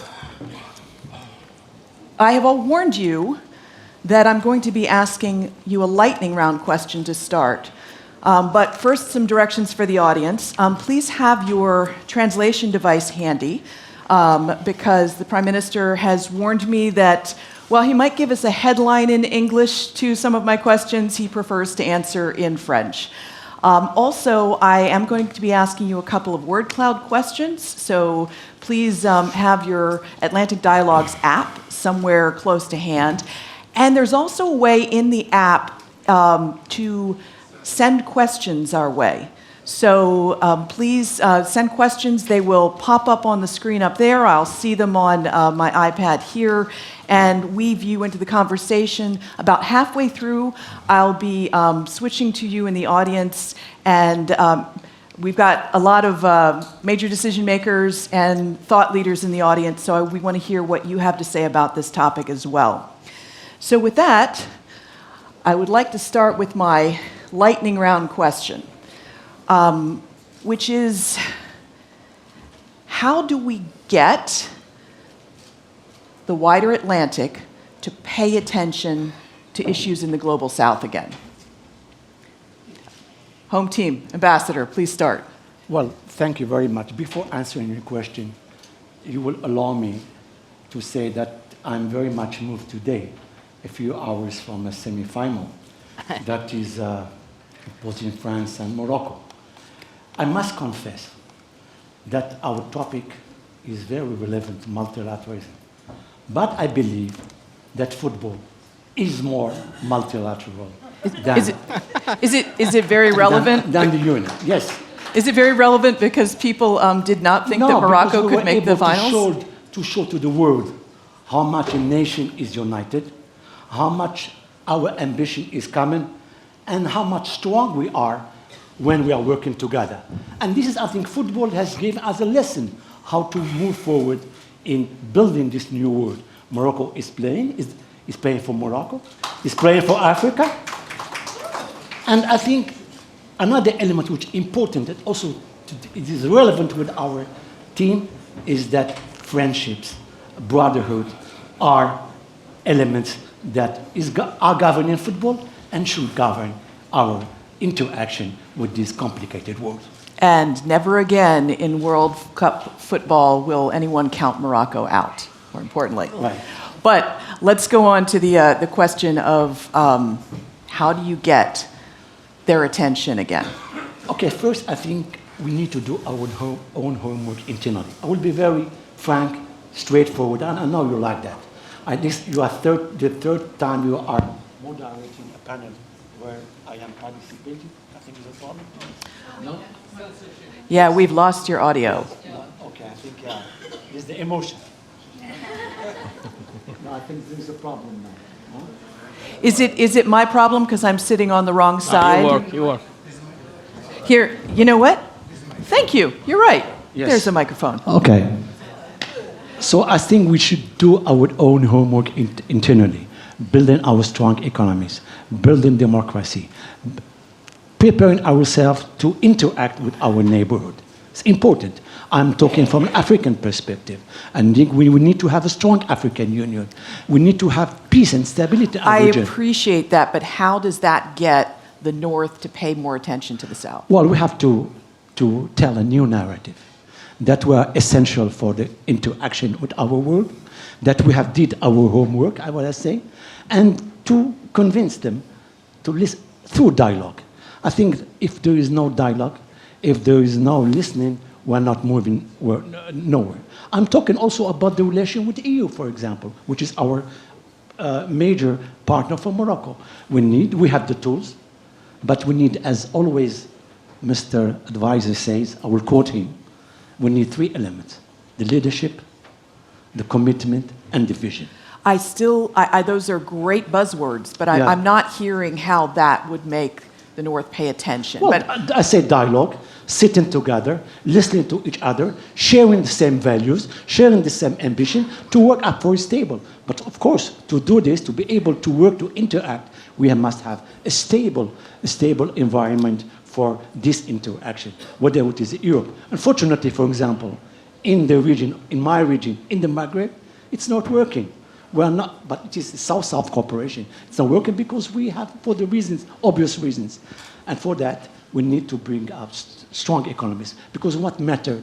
Strong economies. Strong economies. Okay. Because what matters at the end of the day for your partners is how much job do you create, how much growth do you achieve. So you're basically saying that if the Global South was better able to stand on its own in terms of economy, then it would be better able to be considered a first world player in some of these conversations.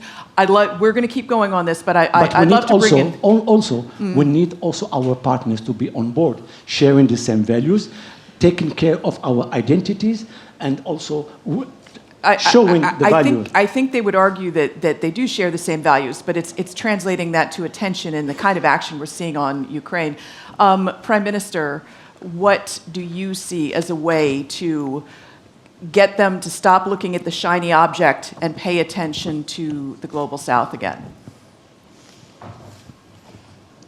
Je voudrais tout d'abord remercier les organisateurs, donc Atlantic Dialogue, de m'avoir invité pour la seconde fois à ces débats.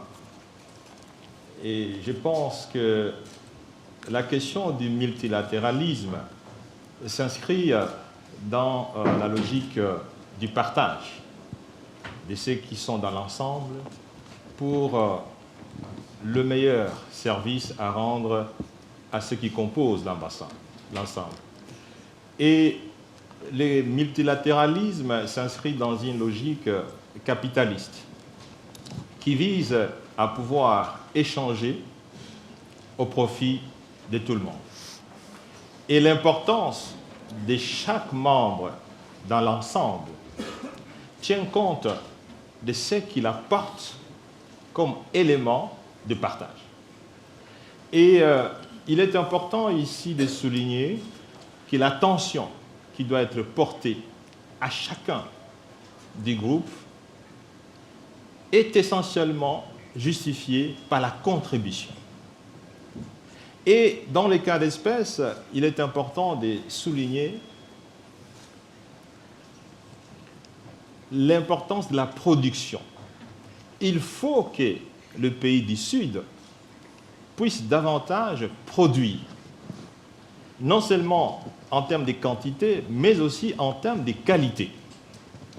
Vous prenez l'ensemble, par exemple. So, just to make sure I understand, so basically, you're preaching self-reliance as the way to, again, a little bit like what Ambassador Amrani was saying, if I'm hearing correctly, stand on your own 2 feet, and then you become an equal player. Am I understanding? Mais absolument, parce que le jeu du multilatéralisme, c'est un jeu qui consiste à échanger. Et dans les cas d'espèce, les commerces est l'indicateur clé qui essaye de traduire la contribution de tout le monde. Et ici, ce que je voulais dire en substance, c'est qu'il faut absolument que le pays du Sud, pour qu'il soit beaucoup vu, pour que l'attention puisse être portée davantage sur eux, il faut que la production puisse être de plus en plus importante et que la qualité de cette production. Parce que vous prenez dans l'Atlantique global, 80% des échanges se situent au niveau de l'Atlantique Nord, spécialement entre les États-Unis et l'Europe. Ça, c'est les 80%. Et 40% de la production du commerce au niveau de ce bloc est plus important dans l'ensemble du commerce mondial. Vous prenez la production industrielle des pays du Sud, ça représente moins de 5% dans l'ensemble de la production du monde atlantique. Et donc, je pense qu'il faut ici veiller à ce que la production, notamment industrielle, la contribution industrielle des pays du Sud puisse davantage s'accroître en quantité et en qualité pour que l'attention de l'Atlantique Nord puisse davantage être améliorée. Et ça, je crois que c'est un problème de gouvernance, comme on l'a dit ici dans la première session. Il y a un problème de gouvernance et il y a un problème de leadership. Il faut que le leadership soit amélioré et il faut que la gouvernance soit améliorée afin que la production puisse accroître.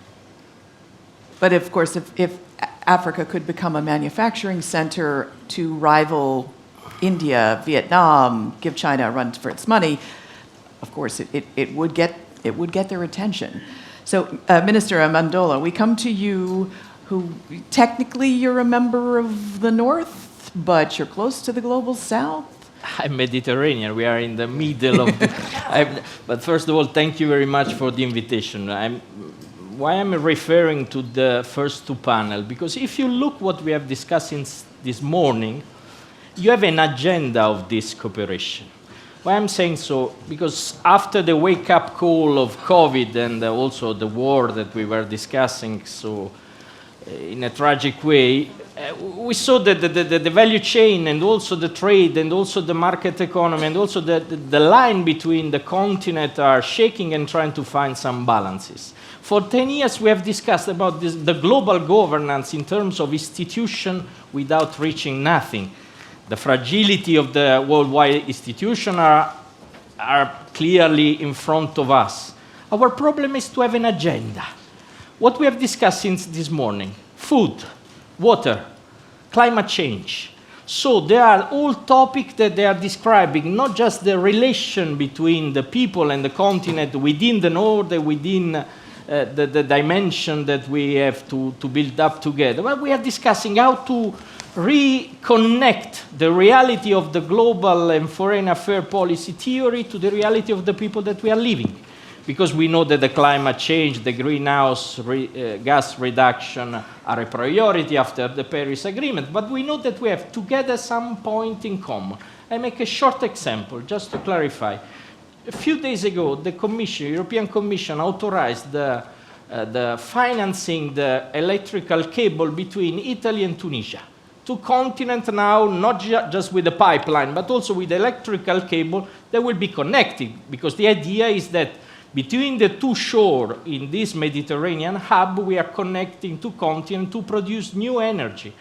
You know, this discussion on this electrical cable started when I entered in the government in 2014. 2014, when I was going to Brussels to discuss about this cable, I said, wonderful idea, but we have other priority. Of course, after COVID and with the war, with the energy consumption, production, and with the Paris Agreement target that we have, everything changed. And we know that we can move faster if we have concrete targets. Climate change, food, water consumption. I heard something about agriculture this morning that are common to the two shores, to the two continents, and probably building up to this, not theory, but to concrete also elements, we can rebuild up a multilateral institution theory that nowadays, sorry to say, but is quite fragile. To be pragmatic, we have many points that are uniting ourselves, because we are not living in a transition. You know, in Europe we are living in a green digital transition. God bless us, it's not a transition, it's a revolution. It's a huge change in the civilization on our humanity. It's like an industrial revolution that has a clear speed because it's boosted by the digital economy and the technological transformation, but has a limit. And the limit is the climate neutrality that we have to face, all of us. So if you compare what we are living all together, and we have common agenda priority, that is not the useless debate that we had for 10 years about how we build up the governance of this global level, probably we can reach some result. Multilateralism in a multipolar world, 8 billion people with different actors that nowadays cannot be classified under the liberal democratic view that is mine, but I understand that this world is more complex. They should have project, pragmatic approach, and especially common target. And the common target are the most basic that we ever heard in the humanity: food, water, energy production, and how technology and how the civilization of the machinery and the technology can be used for this target that can build up a new cooperation. Green Deal is basically a European and African project. Means technological transfer, means imbalances that we are going to reduce, and means also to liberate many people from some exploitation that we lived in the past. So that's a very positive example of North-South cooperation that is ongoing. But I want to invite you, I set up a straw man in my question. Is the premise of my question incorrect? Has the global North started ignoring the global South? Or are they actually doing 2 or 3 things at once? No, my friend this morning, the former prime minister, said something really interesting on the Ukraine war. How we look the war, how we look the Russian invasion in Ukraine. It's not a question of ideological debate between Europe, Western alliances, and Russia. There is, of course. Putin is speaking about illiberal democracy, revanchist nationalism since years without that we were listening. So it's another theory of how to organize the global order. Is old because he's speaking about some evil from the past, but it's very new because in the chaos, in the fragility of the multilateral organization, is affirming not a legal criteria, is affirming the sphere of influence criteria. How we look this reality, especially because from the southern dimension they say, sorry, but in the past also some Western did the same, affirming some unilateral action. I understand this point, but the reality that we are living nowadays is something that this aggression is creating a new game where we have to reorganize the table. You remember Barack Obama years ago, say Russia is just a regional power. Let them go. The problem is that in this chaotic world, nowadays, nobody wants to be a regional power. And how these actors are going to reorganize the table of the balance of power, this will create an order. So I understand the point and the different point, but it's not a European war, this. It's a question also how you rebuild an international legality. Because if you want to have a multilateral architecture, you have to decide if you start from the point of the use of force or the point of use of legal criteria. And even if the Western and the European did enormous mistake, even within the Mediterranean, I mean, if I speak the case of Libya or Syria, it's clear. But if we want to reorganize, we have to have a pragmatic approach that links the interest in terms of economy development, liberating the forces of the people. And secondly, we have to rebuild up an architecture where it's clear the starting point. Europe is also in a wake-up call. As you know, Europe produces more concern than action. We have a list of concern of the foreign ministry for years. We express concern on everything. But concern doesn't mean action. Nowadays, for Europe, foreign policy means energy policy, means migration policy, means trade, means that we have to build up also in this global order our role. But our role cannot be based on the principle that we allow somebody else to decide by force what is the architecture that we want to build up. Before we dig into things like the ills of multilateralism or this possible new axis that's being set up of Russia, China, v. NATO, et cetera, I did want to ask the word cloud question to the audience, if the organizers could put my first word cloud question up. And I'm just getting everybody used to going to that app because it's a good way to participate. And when it pops up, we'll go from there. Here we go. What does the Global South need from the wider Atlantic? I'm asking you to boil it down to one word because I am asking the impossible today.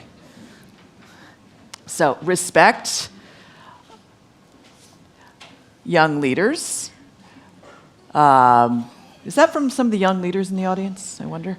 Let's see, understanding, less interference. This is one that I keep hearing from U.S. diplomats, that one of the reasons that they say You know, China and Russia are stealing a march on us in terms of African investments because they're transactional. They don't have to stick to values. They don't have the Congress saying you have to have human rights verification when you give out money. Let's see, what else do we have? Transparency, World Cup spots, nice. Better security collaboration. All right, let's take a couple. Prime Minister, I saw you nod when the word respect went up there. Is there enough respect? And does it extend not just from the people whose portfolio is Africa, but to the wider leadership and then down to the populations?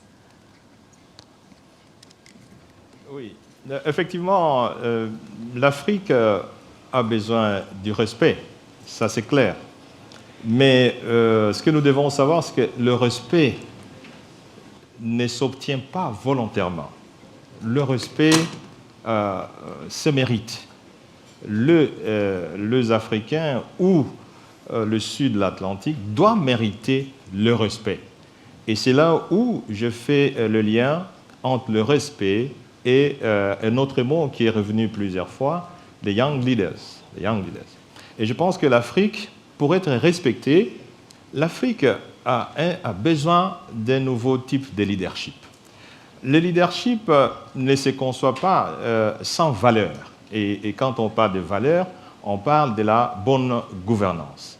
Parce que pour que l'Afrique soit respectée, il faut que l'Afrique apporte sa part dans le jeu démocratique, dans le jeu d'échange, dans le jeu du multilatéralisme. Parce que le multilatéralisme a un contenu. Le contenu, c'est la contribution de chacun. Et pour que vous soyez respecté dans cet environnement du multilatéralisme, vous devez apporter votre contribution. Et il faut que votre contribution soit non seulement quantitative, mais qu'elle soit aussi qualitative pour qu'on puisse vous respecter. Et là, c'est très important parce que nous sommes en train effectivement de faire des recherches qui montrent qu'en fait, le leadership est le déterminant le plus important. Et même dans les relations entre l'Occident et le sud de l'Atlantique, il faut regarder l'importance de l'aide pour que cette aide soit plus canalisée dans la formation d'une offre de leadership, une offre nouvelle de leadership, qui puisse être à mesure de déclencher le mécanisme de l'industrialisation du continent africain, ou du moins du Sud, y compris l'Amérique latine. Imaginez-vous que l'ensemble du Sud-Atlantique, en termes d'industrialisation, n'approche pas les 10%. Moins de 10%. Or, vous ne pouvez pas... Aujourd'hui, on parle de la Chine, parce que la Chine représente près de 25% de la contribution industrielle du monde, plus que les États-Unis, qui sont à 18%. Et vous avez le Maroc, qui est à 1,13%. Vous avez l'Afrique du Sud et le Brésil, qui sont à 1,4% de la contribution industrielle dans le monde. Comment voulez-vous qu'on vous respecte lorsque vous apportez 1,4% dans le marché mondial? On ne peut pas vous respecter. Voilà. I'm hearing some of the headaches that you had to deal with as Prime Minister and are still trying to tackle now. Ambassador Amrani, picking up on that idea that respect needs to be earned, I still want to point out that the U.S. had a major election scandal. We had the January 6th insurrection. Across Europe right now, in the European Union, there is an MP scandal where MPs are being investigated for taking kickbacks from countries, possibly including Morocco. That was the latest BBC World Service report today. I want to cite my sources. Is the global north or the wider Atlantic, are they still being hypocritical? Are they still coming down to African nations and lecturing?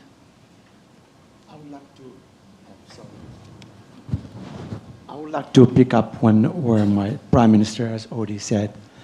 that when it comes to Africa, our continent has no vocation to be passive in this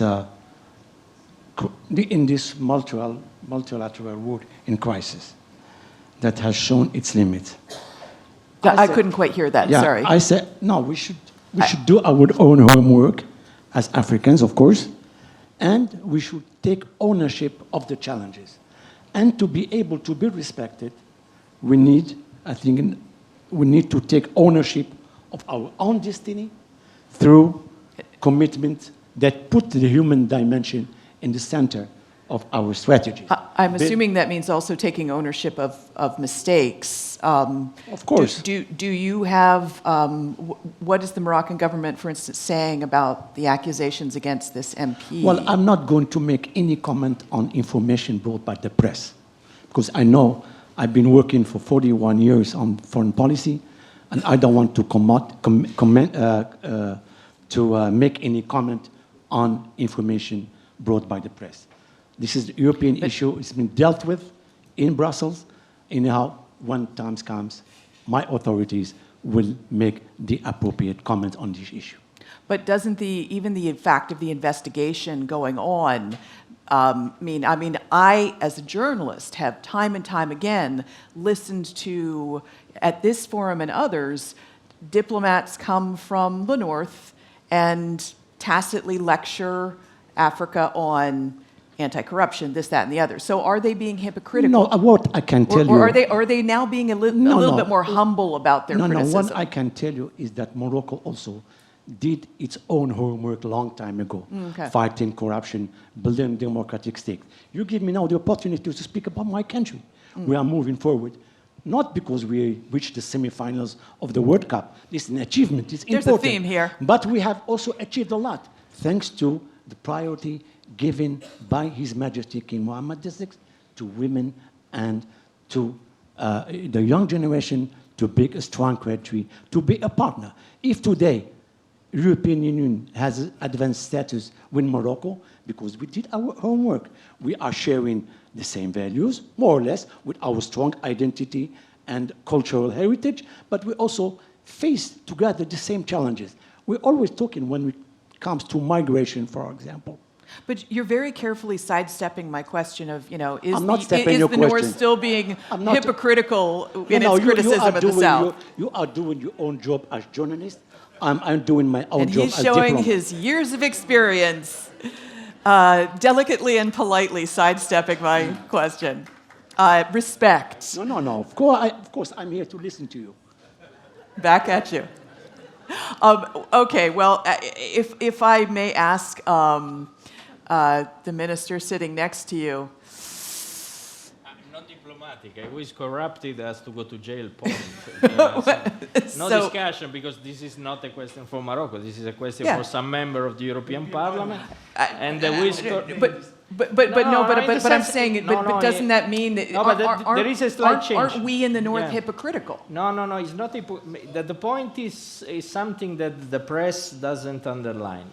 The European integration that is still ongoing, needs a lot of work, but is creating, just because we have this world order that is very disorganized and very turbulent, we need a community of destiny.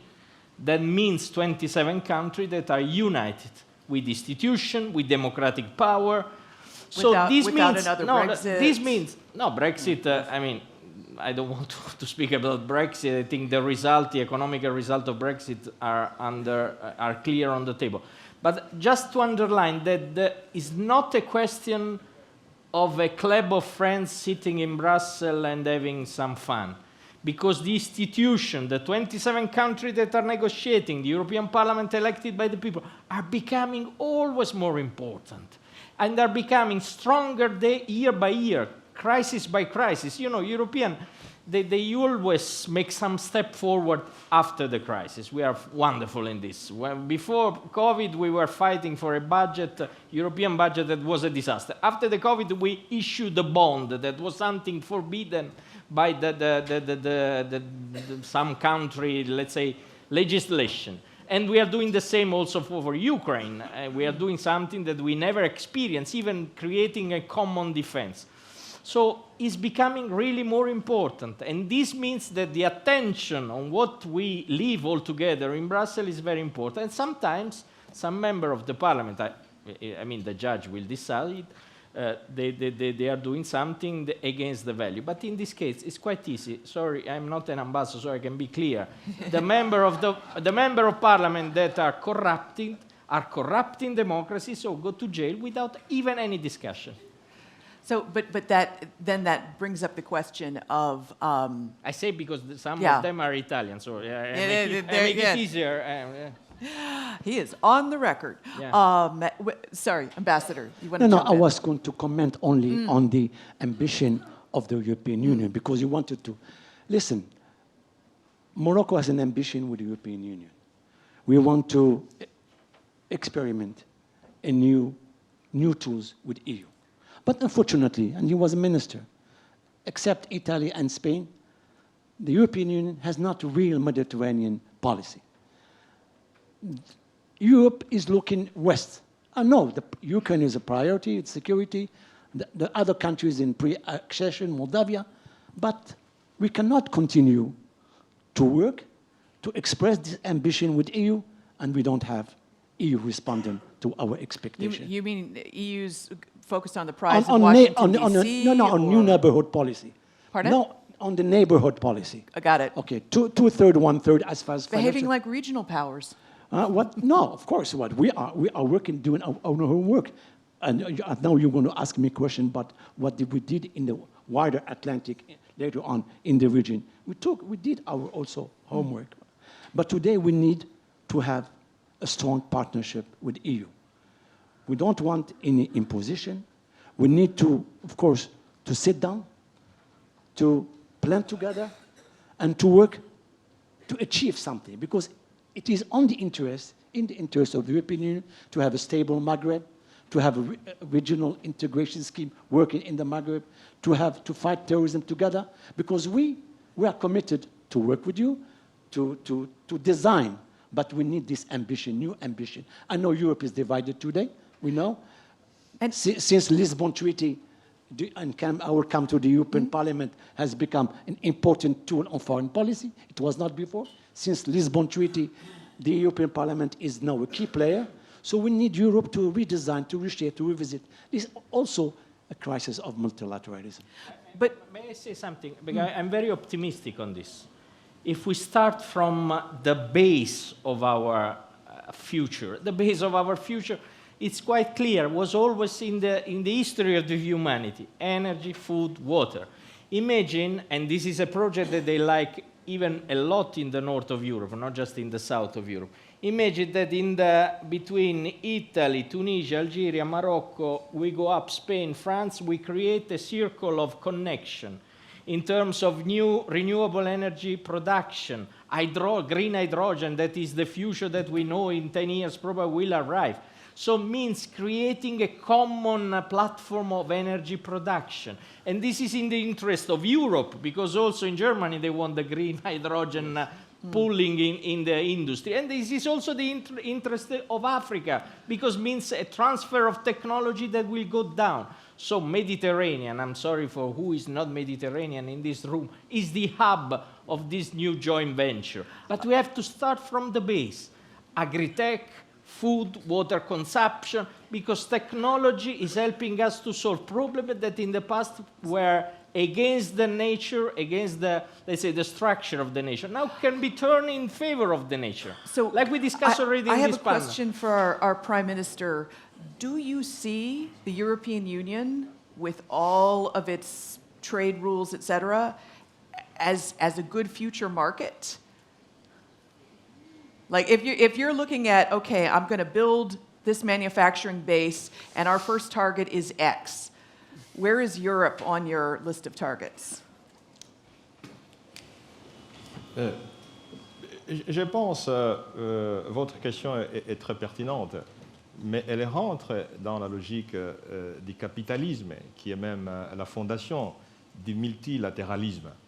L'Europe, comme les États-Unis, ont besoin de recevoir aussi des biens et des services du sud du continent, que ce soit l'Amérique latine ou bien l'Afrique.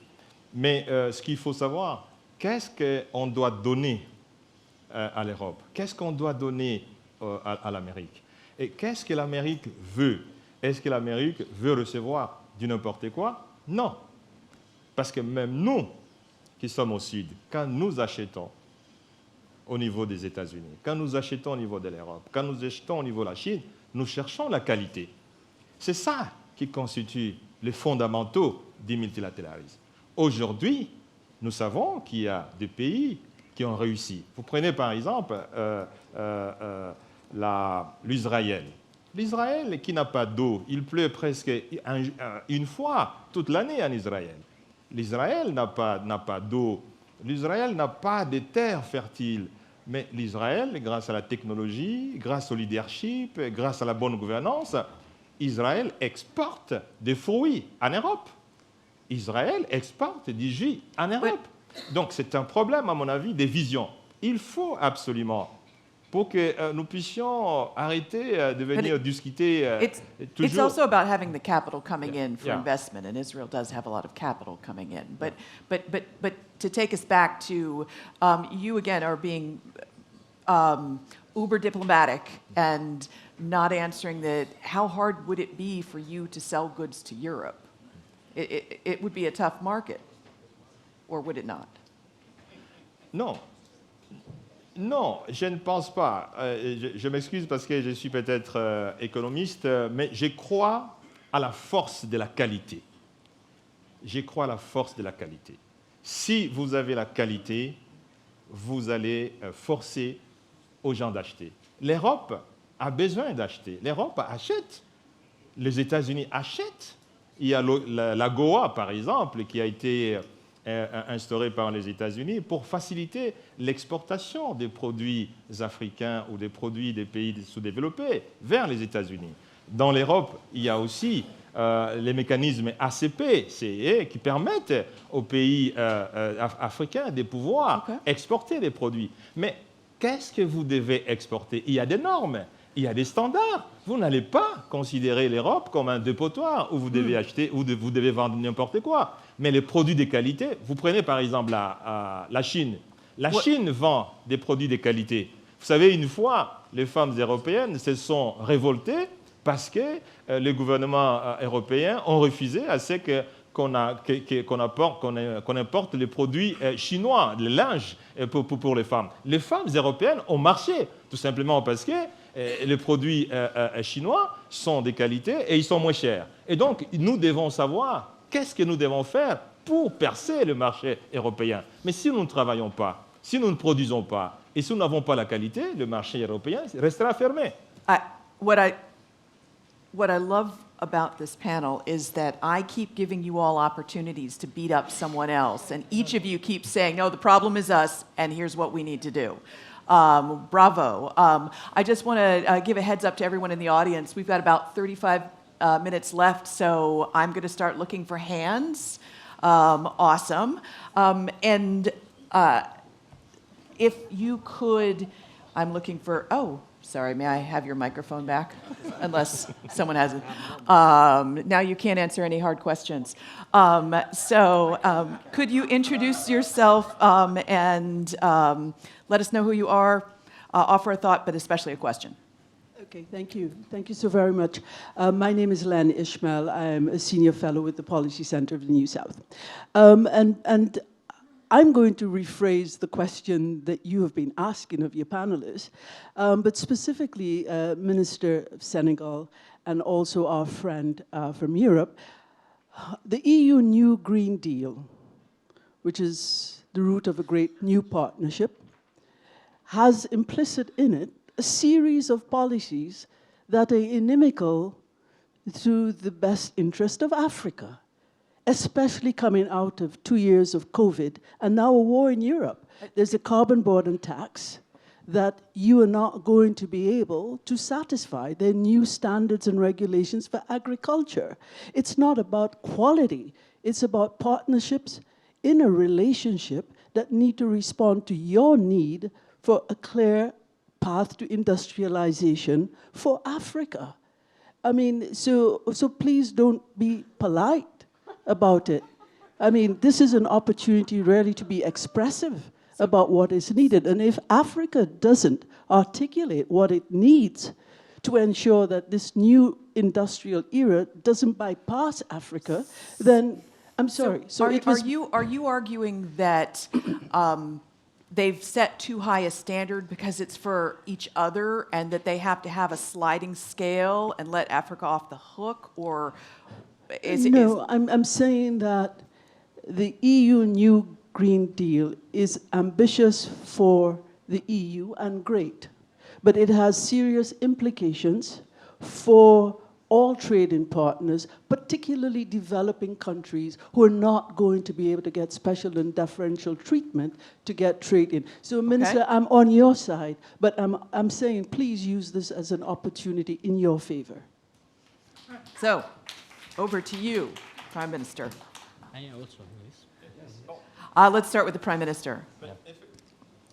Effectivement, je crois que vous avez totalement raison, parce que dans le G du multilatéralisme, dans le G des négociations, il y a le poids des partenaires qui compte. Si vous êtes en face de l'Union européenne et que vous n'avez pas tout le bagage à la fois technique et à la fois économique et financier, il est important pour vous de faire des bonnes négociations et d'obtenir des bons résultats. Je me réfère, par exemple, à un ministre européen, un ami qui dans un des gouvernements européens, qui m'a dit qu'il y a 10 ans, quand il négociait avec les Chinois, ils étaient à mesure de les imposer, pendant qu'ils étaient en train de pouvoir conclure des partenariats. Mais aujourd'hui, le même ministre européen, il me dit que ce qu'ils imposaient aux Chinois il y a 10 ans, 15 ans, ils ne savent pas le faire aujourd'hui. Pourquoi? Tout simplement parce que la Chine a augmenté sa capacité de négociation, son pouvoir de négociation, notamment en termes de production économique et financière. Et donc, je suis tout à fait d'accord avec vous, madame, mais il faut absolument que l'Afrique puisse prendre sa destinée dans la main, en ayant un leadership et une gouvernance qui s'impose. Parce qu'il ne faut pas oublier que l'Europe est là où elle est à cause d'un leadership et d'une gouvernance qui a poussé cette Europe à être aujourd'hui un continent développé. Et qu'à ce titre-là, l'Europe d'abord s'occupe du peuple européen et le reste, ça vient après. Voilà. So, Minister Amendola, I want to react because this is a point that we, in the Eurocentric debate, we are discussing a lot. What do I mean? As you know, we Europeans, we decided to have greenhouse gas reduction already 2030 by half, and 2050 climate neutrality. Other continents, other big players, China, India, of course, they have a different. Sharm el-Sheikh was not a success because we are not aligned in terms of decision. You can catch this point in two ways. One way in Europe is, but why we have to run so much? I mean, we take our time. We make the transition.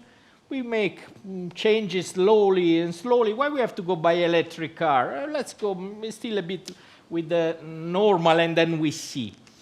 Another way that is not based on good, let's say, good sensibility, but it's also based on industrial idea, is that after COVID, and also by COVID, and also by a document that is very important, coming from 2015, is Made in China 2025, that is changing the landscape of the Chinese vision of the international, let's say, industrial mechanism. We as Europeans, we have two targets. One is the climate change. And this climate change you can discuss a lot, but scientifically and also looking at our reality is a clear point that we have to address. And using this horizon also to make a revamping of our industrial base.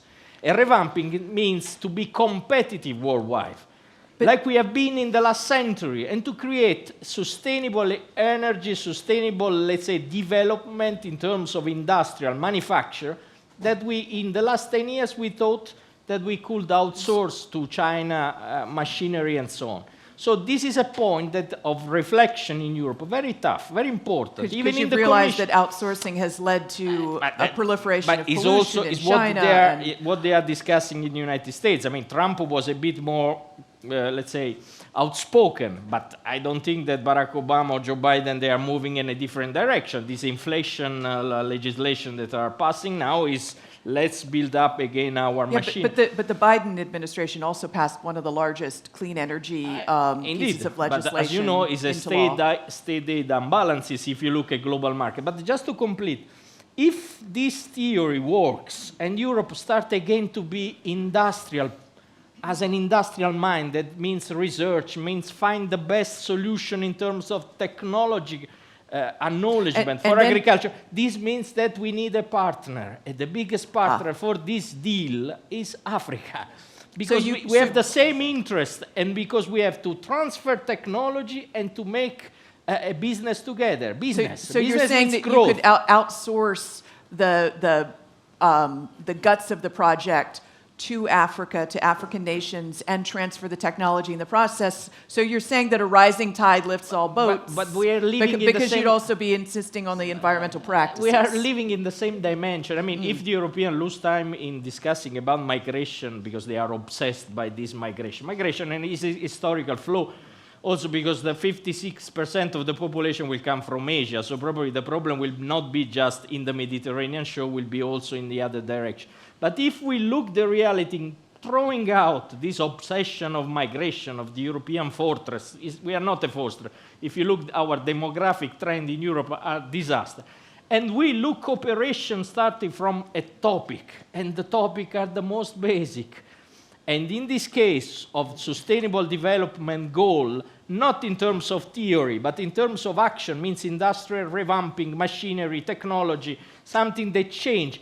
We have a partnership that is on the field, is not in theory. This is my impression, but not because I want to just to pass the ball to another, but to create something that is for our future. I think is necessary for the climate change goal that we have to achieve. Ambassador Amrani says you have such a deal in mind that's already happened. Oh, sorry. Thank you.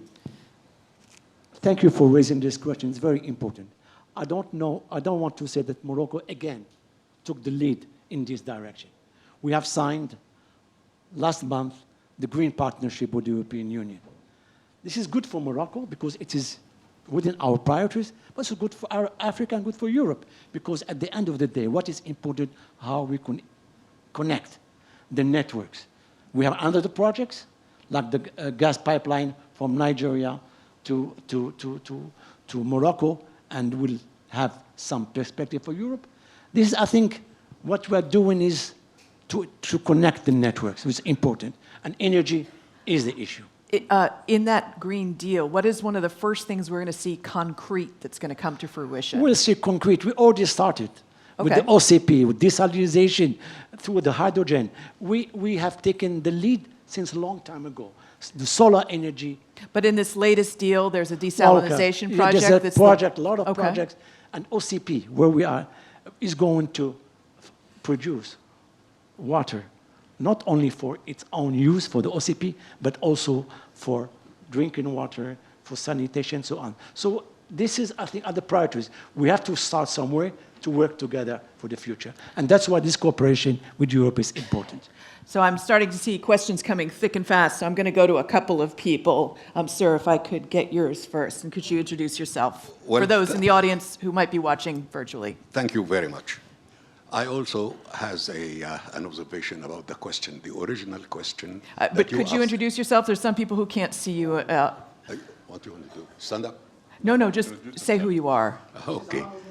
I know, but there are some people who the cameras aren't on him. I just wanted to raise two questions or two points. The first one, Minister of Egypt. The first one is about your question. What should the South do in order to attract the North to enter into a meaningful dialogue? in my opinion, the question should be addressed to the North. How would the North, what the North would do in order to retrieve the credibility that is being eroded by the day. So the question should not be addressed to the South, but to the North. And that is the first point. The second point is about our colleague from Italy, who's an old friend. Anyway, he raised the issue, very important issue, that we have to reorganize the table. But then when you explained about how to reorganize the table, you resorted to the old arguments about, yes, you are going to help, ready to help in water, in agriculture, etc. That is not the point. Because also, you need the South, you need the oil, you need the gas, so that we can give you and you can give us. That is what should make the table reorganized, not a high chair or high seat and a low one. There is a new world. The new world is there, and you have to change the state of mind in addressing the South. It's not a question of respect, it's a question of credibility of the North. May I ask a quick follow? At the end, are Russia and China stealing a march on the North in the way they treat this global South? My next point is that what do you mean by North? There is the North in the West and the North in the East. Yeah. Are you talking on behalf of the North of the East too, or you are talking about the Western? I've on purpose not defined it because I didn't want to get in trouble with the audience. Then at the end, I want to tell you, the parliamentarian coming from Italy, that ambassadors can be also as clear as you think parliamentary members are. So. To be precise on the point, sorry, with all the respect that with the ministry, I misused some word. When I was speaking about the table, this is metaphorical, of course, I was speaking about the real strategy of some global political actor like Russia, referring to this famous sentence, not so lucky, of Barack Obama, you are a regional power. No, this is the point that some political actors are saying there is no multilateral asymmetric asset based on the West, and there is a new world order. Just because you made a lot of mistakes, like you did, we want to do as well. So I think this is something that as European, and I think as, let's say, based on multilateral criteria, we cannot accept. But I was not referring that we should close let's say, the table with some actor and the other outside. Because, of course, this complex multipolar order is difficult nowadays to reorganize in multilateral institutional asset. Before it was more easy. The world was divided, correct. Let's organize the world divided, and we close the Helsinki, let's say, chapter, so on. Nowadays, the outcome of this chaos can be Yalta again. I don't like this idea that the winner of the war will sit and organize the table. I prefer always to be based on multilateral Helsinki principle. When I'm saying this, of course, I'm also speaking not just politically, but also in terms of international trade relation, international, let's say, business community hybrid organization, because nowadays you don't have just state or supranational institution. You have also global actors that are more influent than the state. We know what we are speaking about. So how to reorganize this table, let's call it the world order table, it's not easy. Because somebody say, okay, we do Western, we collect ourselves in an alliance and we see how to deal. In my opinion, it's more complex, because even if I don't give up on my principle of liberal democratic approach, I know that I have to speak with people that they put in the constitution that they are leader for life, and they don't believe in liberal democracy. But what do we do? Or we do like, let's say, confrontation that sometimes goes out also in military confrontation, or we try to renegotiate who is going to participate in this table. Of course, I'm closing, this interest is also based on how we organize the horizon and the competition and the production. I prefer to be competitive like we have been in the last century, producing better jobs, producing better machinery, producing with intelligence some development, because the European, the Western, they were great for this in the last century. And nowadays the competition on sustainable. And we have a sister that for life with the Mediterranean hub, that is let's say the official center office of this joint venture, that is Europe and Africa. For me, it's logical in terms of political willing. If I may reflect back what I'm hearing from both of you, I mean, in answer to your question, what do we mean by the wider Atlantic? I guess the common perception of that is the EU West, but also including the Five Eyes, Australia, New Zealand, Canada, the US. That, for most mainstream media journalists in the United States, is probably what we think about. And then the question that I would ask, but I want to hear from them, but I'll just throw this out there, is the problem the attitude that this North has that's turning off the global South? Or is it what's on offer, or a combination of both? I'm just going to leave that out there and go to, could you introduce yourself and give us your question and comment? Thank you very much indeed. My name is Jonas Ade. I'm from Ethiopia. And my comment is, I think what's missing in this cooperation, particularly in the Atlantic, by the way, I should thank you very much for this excellent organization and the opportunity, the organizers. And I think one missing link here is women leadership.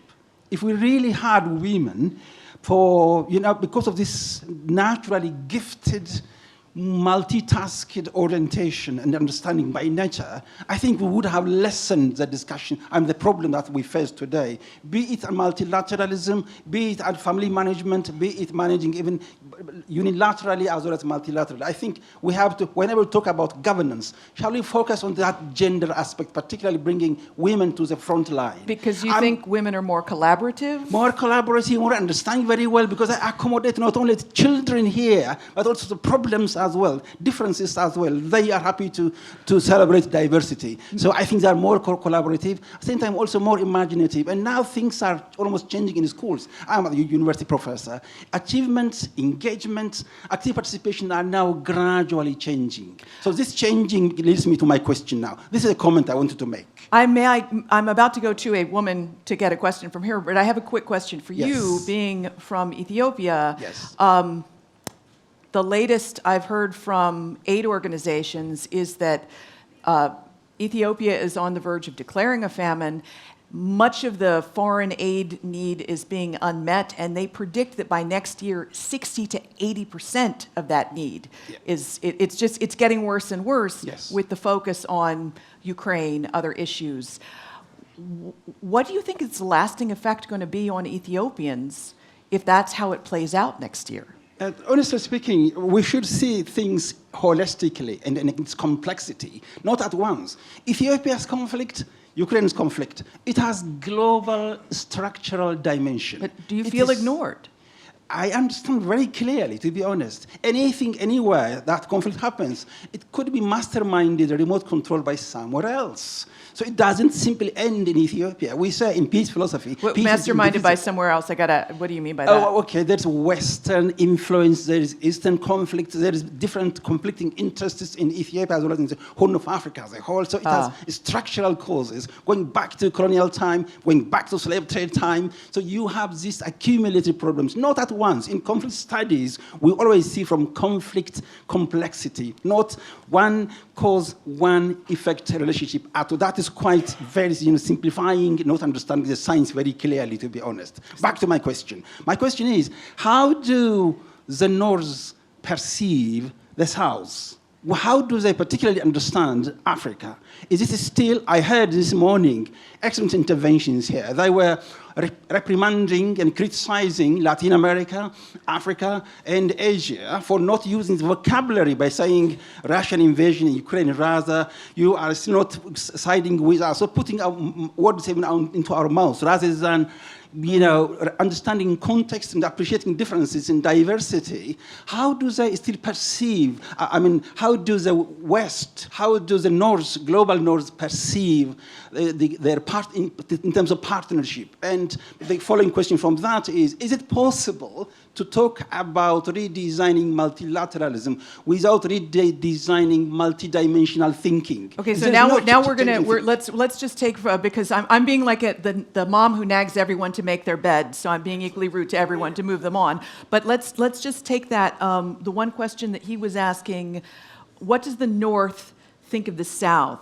Prime Minister, from your perspective, I mean, the old way of thinking was, oh, the South is corrupt, the South has high levels of poverty, low levels of education. Have they moved beyond that? They being the North, as I just sort of articulated it. Bien. Je pense que la façon dont le Nord perçoit le Sud, c'est en fonction de ce que vaut le Sud. Par deux fois, le président américain Donald Trump a tenu des propos quasiment injurieux aux Africains.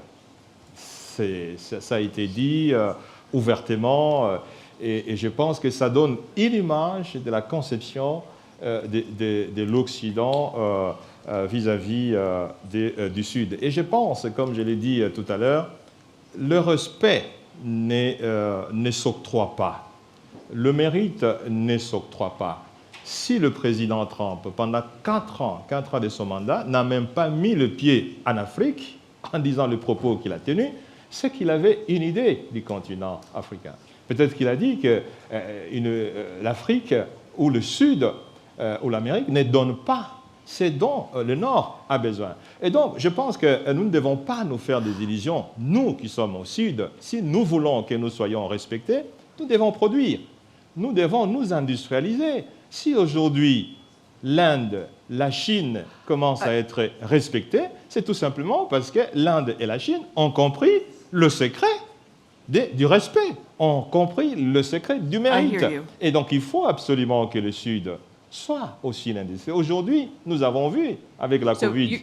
La Covid, vous savez, pour terminer, madame, l'Europe et les États-Unis, donc le Nord, sont allés chercher les masques en Chine. Si les masques ne se trouvaient pas en Chine, est-ce qu'ils pouvaient aller les chercher? Voilà. I just have to say, under the Trump administration, the Honorable Peter Pham came here to the Atlantic Dialogues many times, and he was the representative to the Great Lakes. So I know from State Department briefings I was getting at the time that President Trump might not have come here, but from that administration to this administration, there is a serious group of people looking at this continent. But I'm not here to defend them, but Peter especially was a friend of the dialogue, so I had to speak in his defense. Ambassador Amrani, you wanted to add? Sorry, just a second. I will let you speak. Just the ambassador is pulling rank on you. Just a second. I will be very brief to respond directly to your question. Today, everybody is interested by Africa. All of you on the North are running. Today, in America, there is a summit EU-Africa. Europe, Africa. China, Africa. Russia, Africa. Turkey, Africa. Why? Simple question. Of course, there's a competition today in Africa to make business for our raw materials, to sell products. This is the reality. I am now in South Africa. Everybody wants to do business with. And there is a big competition because they want to face Russia and China, the US, and Europe in Africa. So I think they respect us, but they want something more from us. And we know what they want, everybody. Today there's a summit, head of states in Washington for the reason, competition, because Africa is the future for the international cooperation. Ma'am, you wanted to add your thoughts. Could you reintroduce yourself to the crowd? My name is Obieza Kwesili. I was listening to this conversation, and it just sounded like we actually regressed in the way that we're having conversations around. But is it my questions? I wasn't comfortable. I really wasn't. I mean, look, there's this level of paternalism that we should let go of.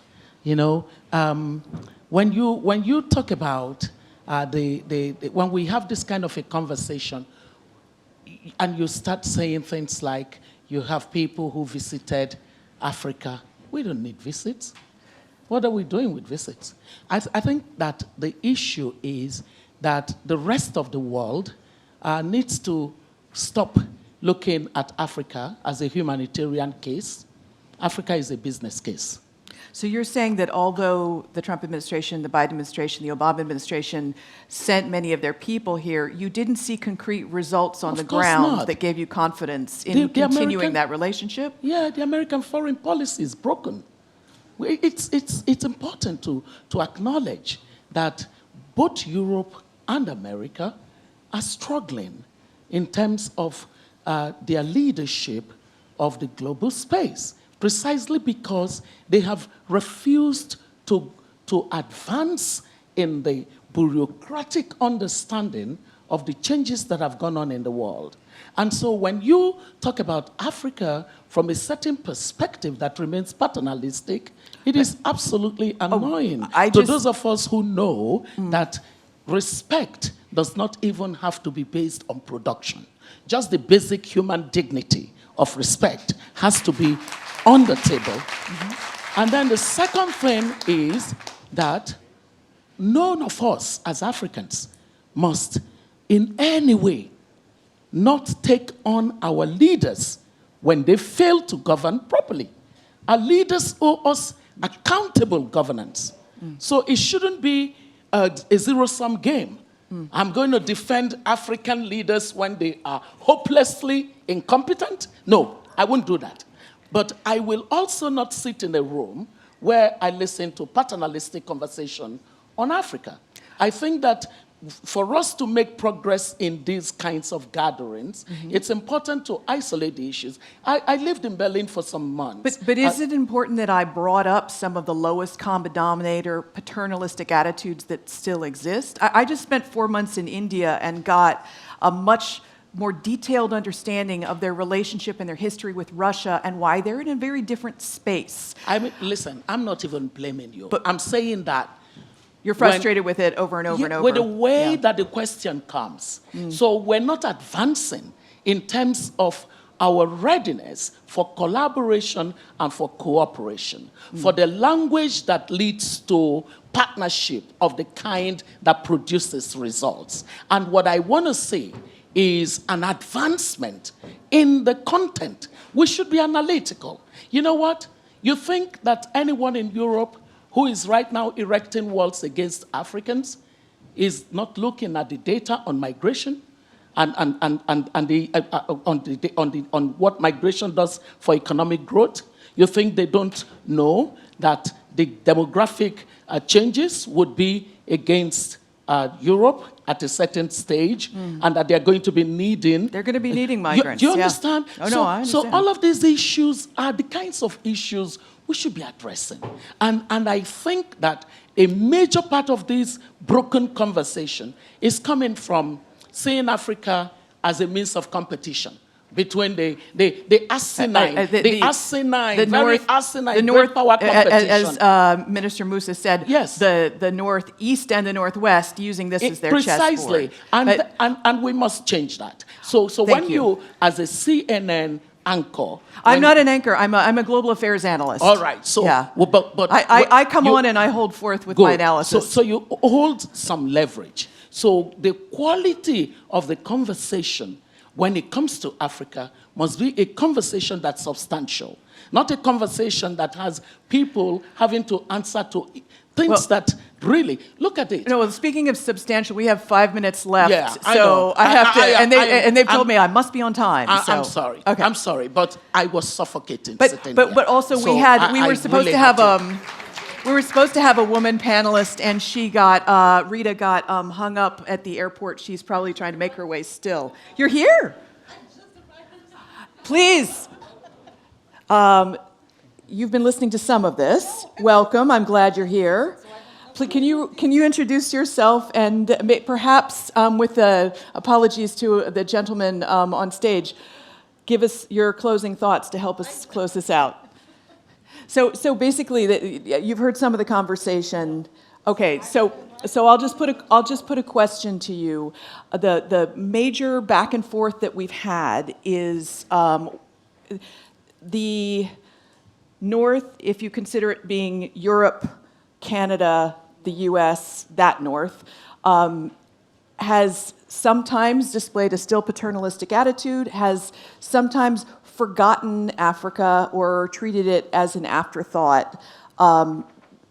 Since you've come from Portugal, how would you grade how Europe is doing in its outreach to Africa, especially with the horrors of, for instance, the Ukraine war going on? Okay, so thank you. Hello, everyone. My name is Rita Faden. I'm the president of the Luso-American Development Foundation, which is a foundation that brings together Portugal and the United States. And so, straight to your question, what is the North Atlantic, let's say what we usually say the West? That's a major issue. Probably we haven't done enough. And the reality is that with this war in Ukraine, which for Europeans is an existential war, the attention span is even shorter. It shouldn't probably be like that, but that's the reality. For any European, this is really, I mean, we see our future at stake here. And so all our attention, our political attention, the funding, the energy is very much concentrated on the war in Ukraine. Of course, I mean, as human beings, we can always think of more than one thing at the same time. So that's... Especially since it seems, as we've discussed somewhat in the crowd, that Russia and China are stealing a march in terms of investment in Africa, defense cooperation, and setting up, and also doing it in a way that often seems more respectful to African leaders than Europe or the US in their approach. I understand when you say the concept of being respectful, but I respectfully disagree. Okay. Because, I mean, underneath the supposed respectful, there are other demands that perhaps are not so straightforward. I know that sometimes Europe comes when our cooperation is very much based on conditions and human rights conditions and democracy conditions, but we put them at front.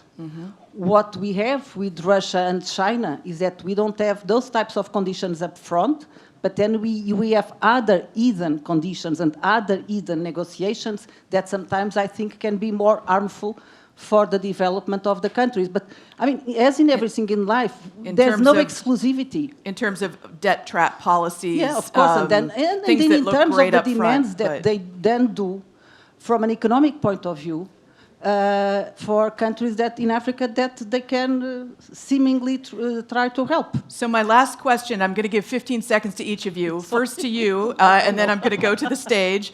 Are you hopeful that that Europe and Africa are going to start having a better relationship? Yes, because it must be so.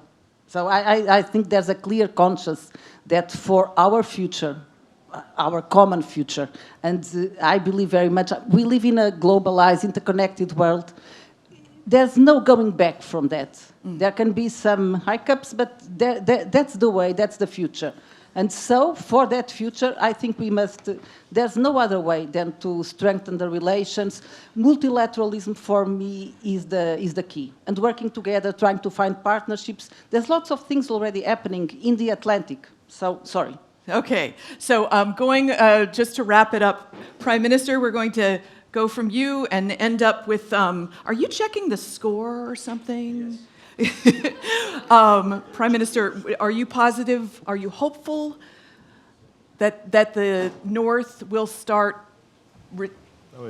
paying more attention and treating the Global South with more respect? Je pense que nous devons être réalistes, nous, les Africains, et je suis africain. Et si nous voulons une bonne attention de l'Occident vis-à-vis de nous, nous devons nous comporter en conséquence.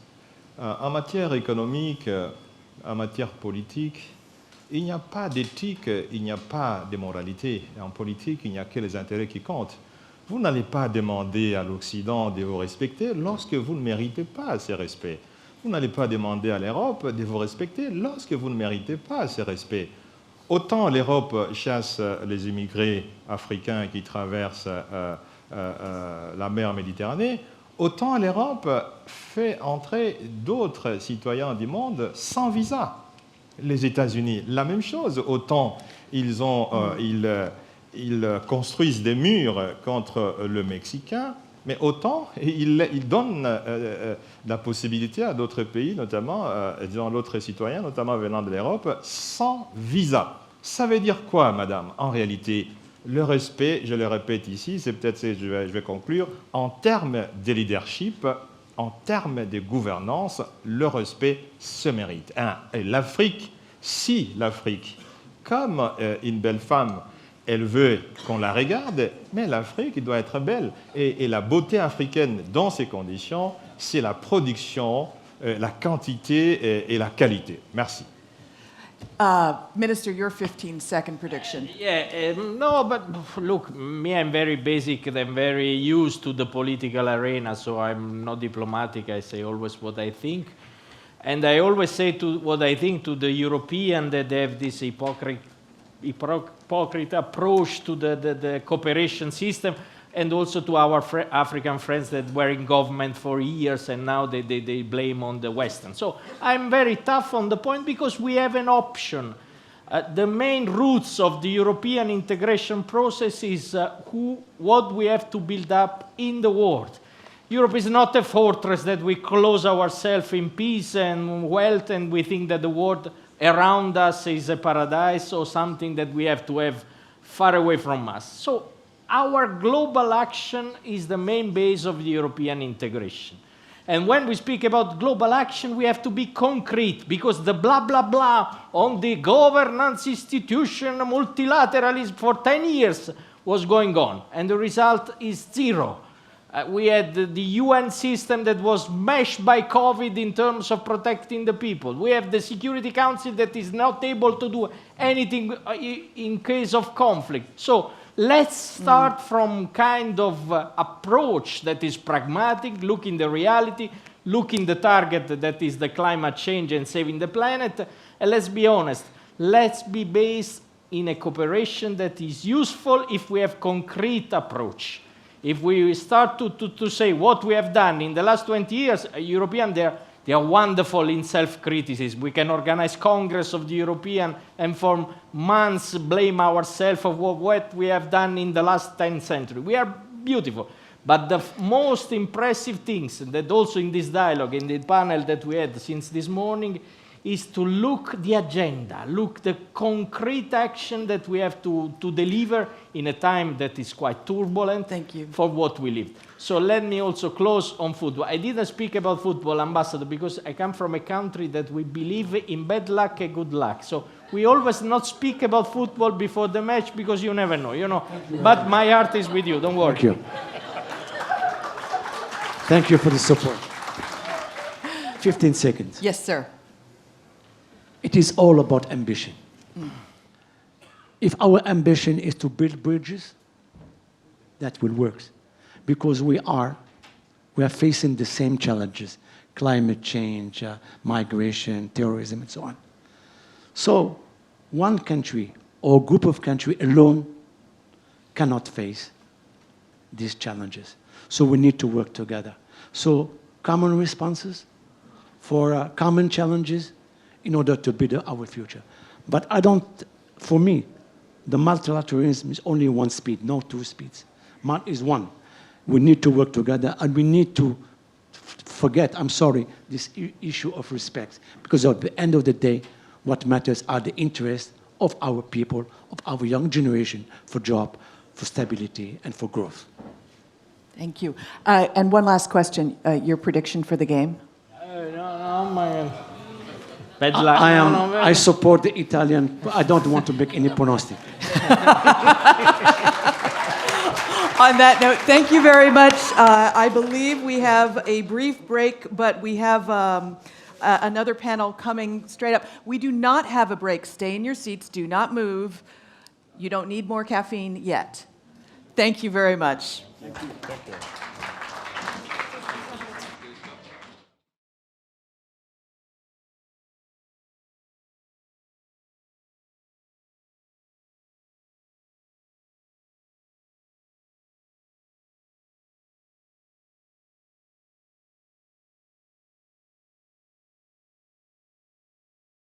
Under the high patronage of His Majesty King Mohammed VI, the Atlantic Dialogues High-Level Conference is back with an 11th edition in Marrakesh. Over 350 where a difference of views divides the North and the South Atlantic. Institutions of multilateralism, such as the United Nations and its manifold agencies, have been criticized for their lack of efficiency and their institutional sclerosis. They have been challenged by the Global South for their unfair governing structures. Pressures are increasing to add 2 African seats to the Security Council. Is multilateralism in need of a global reform? What is the role of the Global South in this overhaul? How can we bridge the gap between positions in the Global South and the Global North? Is the wider Atlantic a viable space for cooperation and dialogue between states?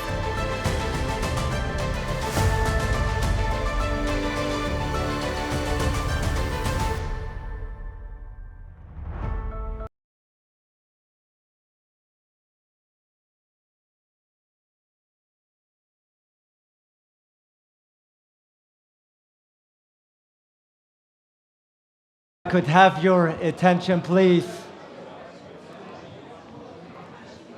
I fully understand that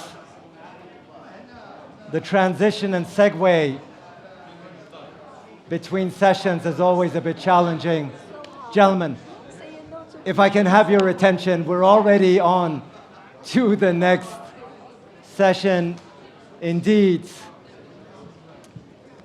If I could everyone to kindly take their seats so that we can get started. Perhaps we can close the doors, because I fully understand this has been a long day, and I do understand that this is the last session between the end of day one and, of course, the semi-final match. But, ladies and gentlemen, I think the session that you're about to listen to and hopefully engage, obviously, in an animated manner, is a very pertinent one. It is titled, "The Consequences of Inflation in the Wider Atlantic." I don't have to tell you, ladies and gentlemen, each and every one of you, regardless where you live or where you traveled from, inflation is surging nearly everywhere and is affecting almost everyone. Almost half of countries worldwide are seeing double-digit inflation rates, some even higher than that. Everybody is affected by the high cost of living, and we're going to discuss here now with a power panel that brings with itself a lot of expertise, a lot of experience, not just only what the drivers of today's inflation are. I think that we more or less have touched upon throughout the day, but more importantly, how to keep inflation in check. And I couldn't have asked for a better panel, a more experienced panel. My first speaker, of course, you know him all. He's the former IMF. I'm very, very delighted to have him with us, of course. He was a former chief CEO of the IMF. He's currently the president and the managing partner of the Parnasse International Consultancy Group. Ladies and gentlemen, please welcome to the stage Dominique Strauss-Kahn.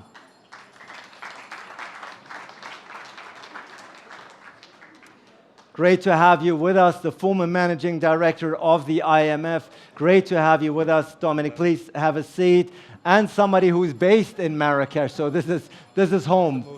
That's the most important. It's home for you. Up next, he's the president of the UK-based Centre for Global Development. He's a former IMF director in charge of the Middle East and Central Asia. Masoud Ahmed, ladies and gentlemen. Please welcome him on stage. Great to see you, Masoud. Nice to see you. Please have a seat.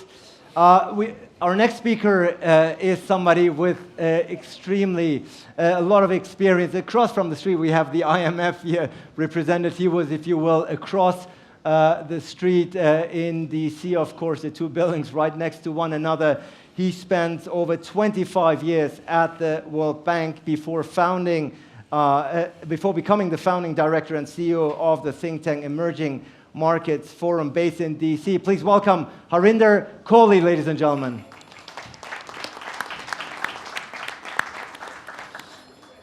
Great to have you with us. Please have a seat. And last but certainly not least, he's also somebody who comes with a lot of experience. He was a former vice president at the World Bank. Currently, he's a senior fellow at the Policy Center for the New South. Ladies and gentlemen, please welcome Ottaviano Canuto. Great to have you, Ottaviano. Please, great to be here. Please have a seat. And of course, I don't have to tell you that this is going to be no exception. This is going to be a very animated and very interactive session. So your questions will be submitted through the app, and I will see them right here. But let's start right away, Dominic. We don't want to be late for the match, so obviously that is something that no one will forgive us in this part of the world. We will end at 7:15 sharp, but until then, Dominic, there's a lot to be discussed here because obviously inflation is surging nearly everywhere, impacting nearly everyone. The drivers, of course, we've talked about it throughout the day. I think it's fairly well known. The pandemic, of course, the disruption to the global supply chain, as well as the war in Ukraine, of course, which is causing high energy and food prices to skyrocket. What I want to know from you is, as a very experienced economist, how exceptional, if at all, is this current situation that we find ourselves in? Well, may I add to the drivers, COVID and war, the pent-up demand, because a lot of demand has been refrained during the COVID and came out at the end. Well, I think it's rather exceptional. Exceptional because it's an exceptional period. We have been experiencing 10, 15 years, 20 years of globalization. And what we're living now is a period of fragmentation. See the IRA, for instance, in the United States, or things like this. So the question that we must try to answer, I mean, there's three questions for me. One is, how long is it going to last? Second, will we have a so-called wage prices spiral, you know, the second round effect? And second, should we let monetary policy alone to try to solve the problem?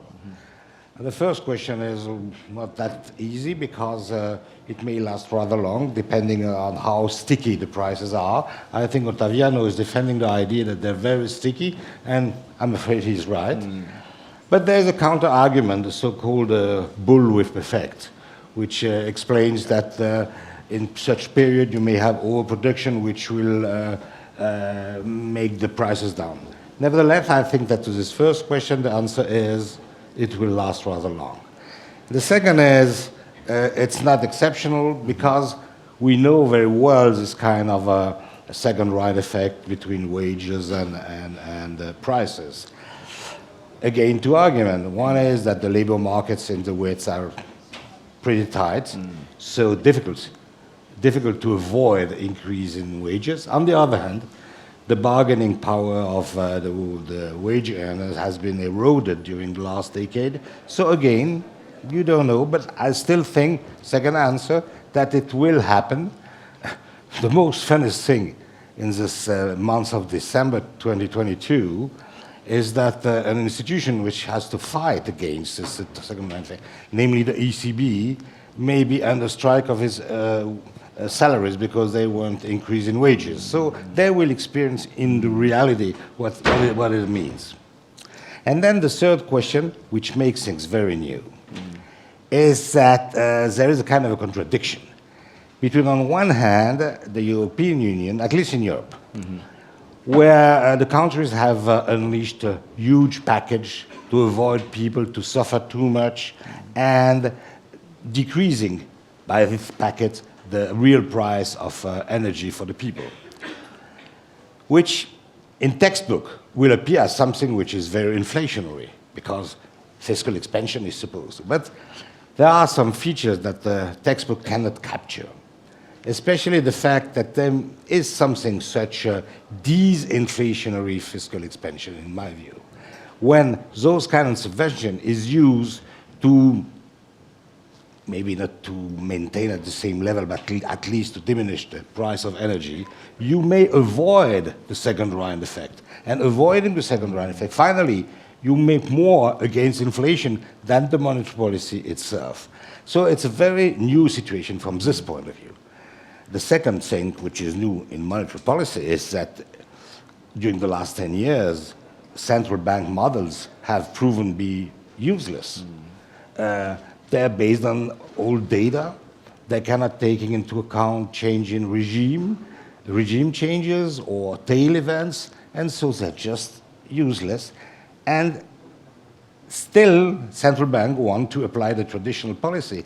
It looks to me as if you will be seeing nails everywhere just because you have a large hammer. So the point is now that in the US, fine. The demand is big and the Fed has some rational in his behavior. In Europe, where obviously a large part of inflation is imported, I cannot believe that it's the appropriate policy. You know, it's having a generalized monetary policy tightening where the excess demand is localized is something which appears to me a bit ridiculous. Last point, because we have the match. I think that most, at least in Europe, money policy makers don't know exactly what to do. Peter Wunsch, the governor of the Belgium National Bank, just delivered a speech saying, oh, what we learn in this situation is that we don't know a lot about inflation. Yes, of course, but you're supposed to. And then he said, we, as policymakers, we lost our moorings. So the ECB is now flying blind. And that's, for me, a big difference compared even to the previous period where Mario Draghi was at the head of the ECB, and probably the big threat for the coming years. So clearly a lot of food for thought that you have given us in your answer. We will, without any doubt, dive much further and deeper into the subject matter as this discussion involves. But Masoud, let me bring you in here at this particular point. You're a very experienced economist yourself. The situation that we find ourselves in, clearly we've seen the patterns before over the years, in the 70s in particular, every now and then.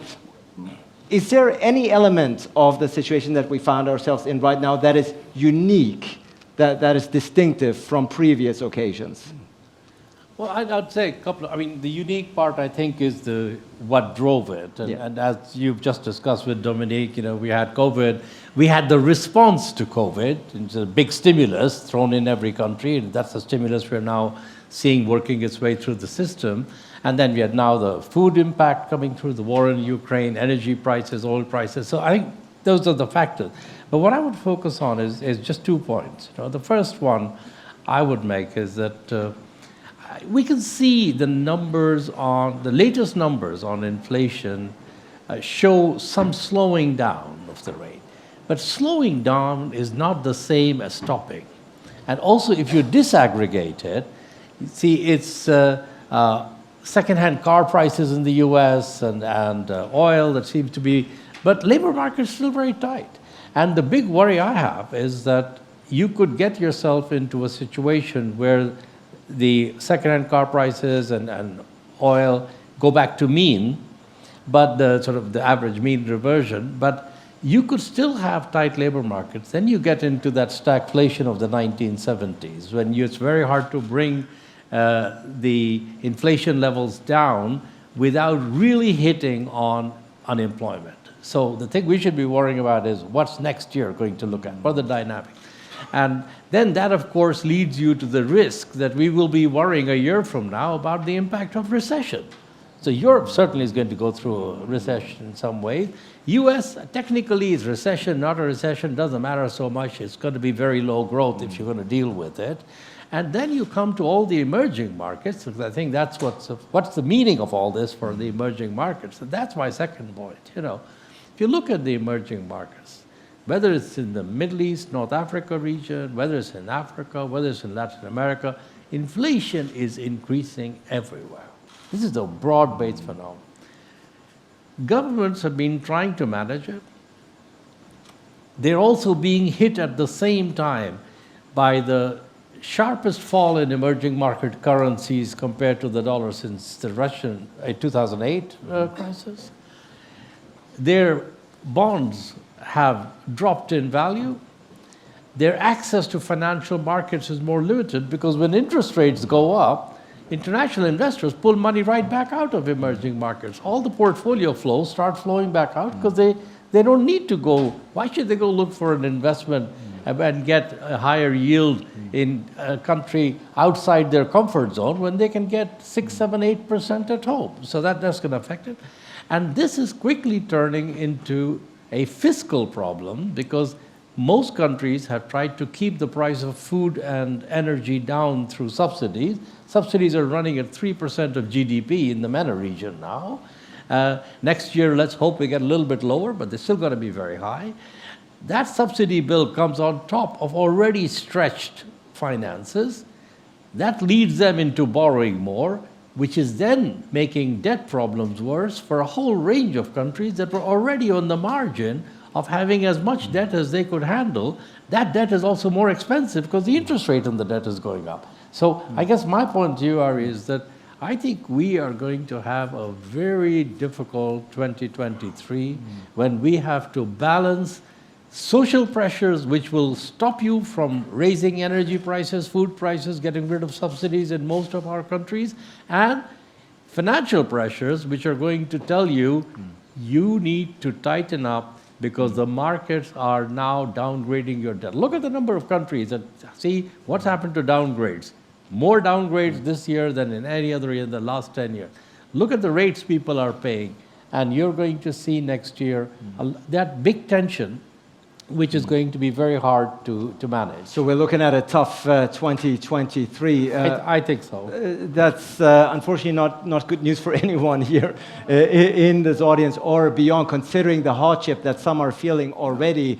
But thank you nonetheless, Masoud, for your very realistic assessment. And you said, of course, correctly, this is being felt and experienced all around the world, Harinder. But the truth is, it is being felt and experienced differently around the world, isn't it? What are the differences, say, between somebody who's based in Marrakesh as opposed to somebody based in DC where you are? Well, the work I do, which is focus on emerging markets, development, and global. So let me come from that perspective. But let me start with your question. How unusual is this period? First, this is the worst inflationary period we see in the last 20 years. That is correct. But the reasons for this inflation are different, as MD Strauss-Kahn has emphasized. COVID is thrown in, Ukraine is thrown in, supply chains is another big reason, and Masoud has emphasized. But I want to add to that inflation rates are different in different parts of the world. It's not uniform. And in some parts, I'll slightly disagree with Masoud here, I suspect that inflation in the US has peaked. You can argue about that. And what we are seeing uniformly this time, that not just the US, the central banks worldwide has started following the Federal Reserve. ECB is a little behind in my view. I think MD is right here. And they may need to continue. Let's see what happens in the US tomorrow. But they may begin to taper down the aggressiveness they have. But they will continue. I don't think we are seeing peaking of the interest rates in the US yet. It may be another 6 months, another 12 months before they peak the interest rate. Now, what we are seeing is that inflation rates are going to be different in the US than in Europe. Europe will have higher interest rates, not just Germany where you live. It's going to be different in India, it's going to be different in China, and it's going to be different in Japan. Japan is the third largest economy in the world, and their monetary policy is different, and their inflation rate is different. They're still very worried about growth rates. So rates are different in different countries. But I want to make 3 additional points. One, we are seeing to some extent a perfect storm. What do I mean by that? Sharp increase in interest rates over very short period worldwide. Not only US and Europe, but India and all kind of other countries. That combines with record debt levels in most emerging markets, not only in Africa, but Pakistan, Sri Lanka, and I can keep on going. And combined with that, very high level of dollar. And most debt is denominated in dollars. So there's a triple whammy. Combined with the fact that Masood mentioned, there's very little fiscal headspace in most emerging markets. Now, to me, it means that most developing countries, what the fund and the bank calls emerging and developing economies, EMDEs, are going to be hit very hard in medium to long term.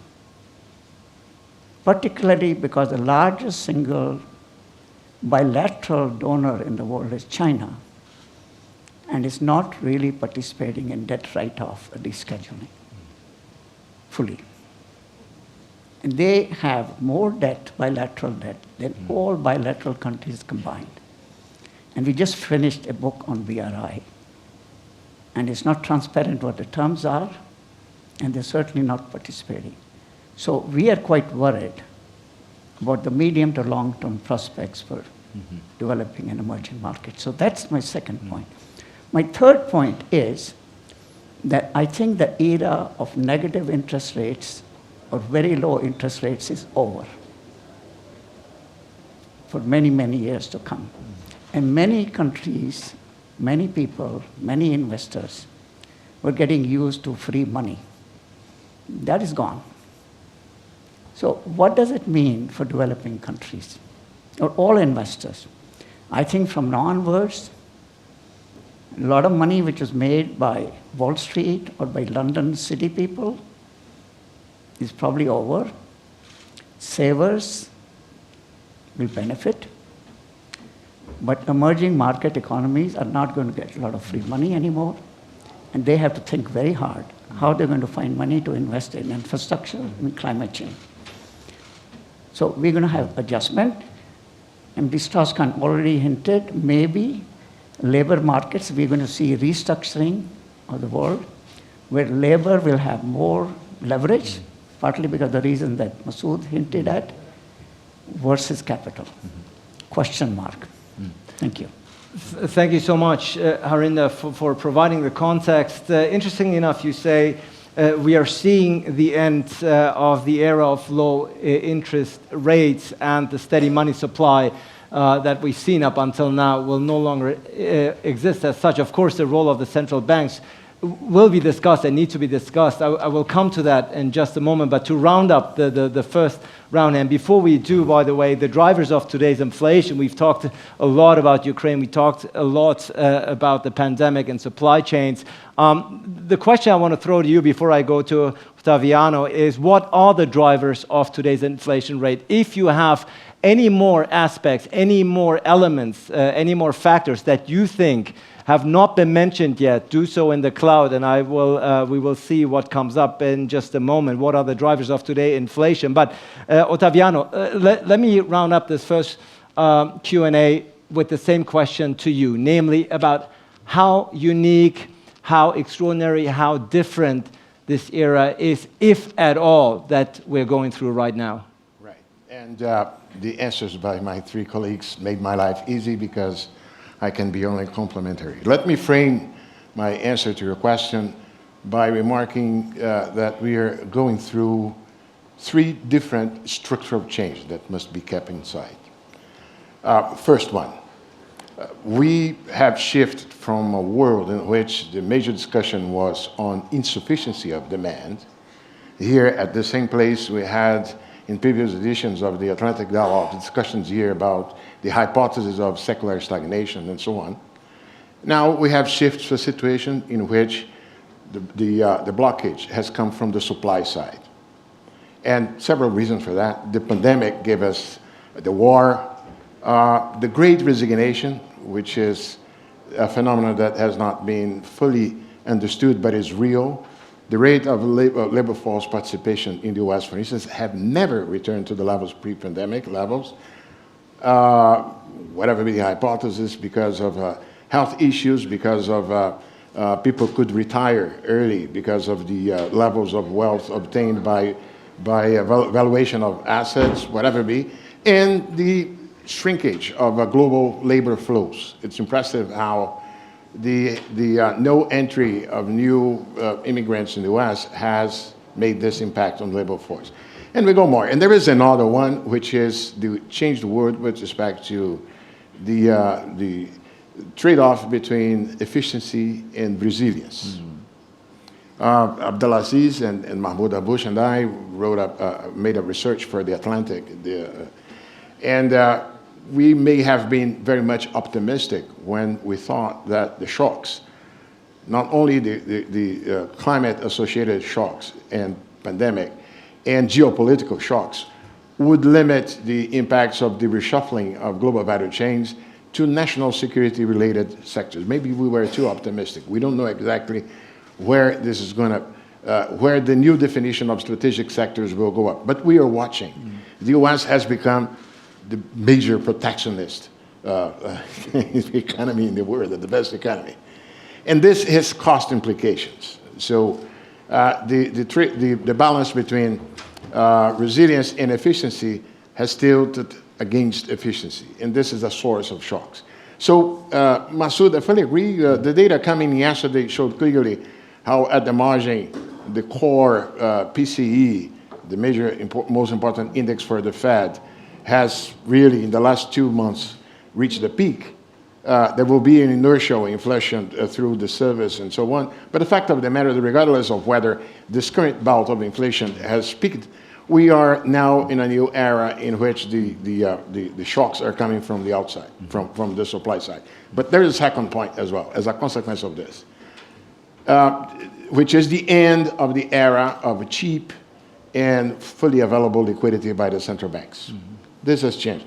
We have the whole decade. Dominique pointed out quite clearly how the absence of fiscal policy as a proactive instrument, particularly in the case of the US, but also in other parts, laid the whole responsibility for countercyclically combating the tendency to stagnation to the central bank.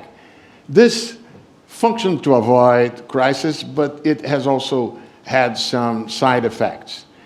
One of them, the relationship between the Fed and the financial markets, one in which the financial markets have become pampered. You know, the simple threat of cutting out the support by the central banks, by the Fed, generated tantrums. Markets became childish. And twice, the Federal Reserve had to set back in its early reference in attempts to establish a QT, a quantitative tightening. But now it's for you. Now the quantitative tightening is on the way, and there's no way one can expect the central bank to do the same thing that they did in the last decades. And third, and finally, which maybe it's a compliment because it has not been mentioned by my colleagues panel, which is the following. It's a consequence of the first two. One difference between now and the previous two crisis moments in recent history, that is to say, the inflation in 70s and 80s, and the global financial crisis in 2008, 2009, is that now we have the combination of both. Debt has increased dramatically, not only in emerging markets and developing economies, low-income countries, but there was a metamorphosis of finance, with the banks being, curbed by the regulations enacted after the global financial crisis, but the degrees of leverage of companies through the non-banking financial institutions is something that has not been in the radar, not of regulators. And it may well be, and this is we are watching signs here and there of a deep liquidity crisis. Well, we saw what happened to the UK. No one could expect the pension fund to be exposed as that. And so the unknown unknown is whether the two things, that is to say supply shocks and the end of liquidity and interest rates hikes, might morph into a third source of shock, which would be financial shocks. And they may come from many places, you name it, mortgages and so on. So I guess we have to incorporate this triad of a structural change that have happened in the last few years, without which you cannot understand what's happening. Already, I think it's very clear. This is a very content-rich debate with some disagreements, but as is expected when you have four prestigious, esteemed economists here on stage. We're half-time, by the way, half-time on this panel here. We have 35 minutes to go, so the plea is for the next rounds, we're going to give somewhat more precise and shorter answers. Before we do move on, let's see what the audience came up with, the question, what are the drivers of today's inflation? I thought we had the cloud up. If we can put it up again just for a couple of seconds to see. Many of the elements obviously have been stated, have been repeated. COVID has to be in there. Of course, the war has to be in there. But we see greed. We see lack of youth leadership, interestingly enough, capitalism, Putin. I see Putin up there, and I think that is very much tied, obviously, to the war in Ukraine. And I think, Dominic, it's clear that this inflation is affecting and is concerning everyone. Certainly, the high cost of living is one you've mentioned when the prices rise much, much faster than the wages, the decline in purchasing power, the erosion of real income, and of course, for businesses, it's never good, the lack of price stability if they cannot plan accordingly for the future. Let's talk about the central banks here for a second. 33 central banks have raised their interest rates this year, marking the largest rate hikes in 2 decades. Harinder has already said this is the end of the era of low interest rate. According to you and your experience, should central banks continue their hawkish policies? Is this the right way to go to keep this inflation in check, which is obviously the ultimate goal here? As I said before, certainly some hike in interest rates was necessary. The problem is that you cannot solve the problem only with this tool. And that which is sometimes difficult to understand by central bankers has to be taken into account by politicians and governments. And then we come to, for me, one of the main questions. We are talking a lot about economics, which is very important. But for me, the main questions, 2 questions, are political. And the first one relates to what you say, which is the weakness of multilateralism today, which make it almost impossible to have a coordinated policy, but increasing the interest rate, which theoretically is very easy. I mean, everybody can understand that. But if we avoid, and Masoud knows what I'm talking about, in 2008, a crisis which could have been very profound and a very profound recession, it's because at this time, the different countries in the G20 believed that multilateralism and economic cooperation was the right thing to do. Now we are in a very fragmented world where this kind of action is almost impossible. Still, I believe that on ethics, I mean in exchange rates, an ethics policy, things can be done. Not like the Plaza Agreement in the 80s, we're not in the same period, but still something which allows to work together. There's a lot of academic paper about that from Gopinath, from Aishan Green and others. The problem is that we have an elephant in the room, which is China. And cooperation without China has no sense anymore. Maybe it was not exactly the same 12 years ago, 14 years ago, but now it doesn't make sense. And cooperation with China is now certainly has economic consequences, but it's a political problem. And as long as during the US and China the situation will be the one we contemplate, as long as it lasts, during this period it will be totally impossible to have any kind of economic coordination. So the main problem for me is not interest rate or, as I said, more fiscal policy thing like this. That's tool for us because we like it. But the main thing is the political question, which is in globalized world with inflation, which is generalized, we need a collective answer. There is no single answer. And the collective answer cannot be only the answer of 33 or 43, I don't remember exactly, 33, central banks. It has to go further and be the action of governments and IFIs, and I will come to IFIs later on, because there is a second, I'm stopping here, but there is a second political problem, which is the possible revolt of the poor, let's say, of emerging and developing countries, who are now in a situation which is a bit bitter to swallow. They don't accept the fact that rich country or European countries for the war are deciding something at their cost.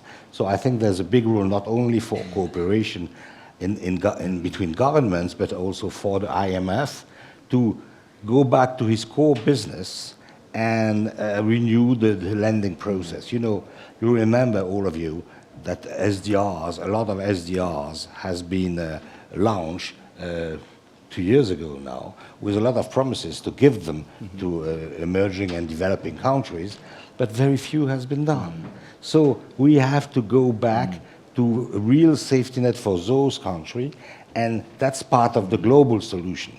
The global solution very much being emphasized by Dominic Strauss-Kahn. We're talking, of course, Masoud, about the consequences of inflation in the world, but more specifically also in the wider Atlantic. Dominic Strauss-Kahn says, yes, of course, you need domestic policies, but the international cooperation aspect here is very much needed and somewhat, if I understand him correctly, in decline. Would you concur?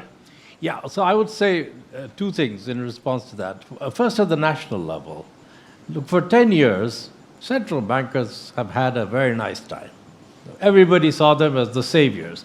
Lots of easy money after the 2008, 2009 crisis.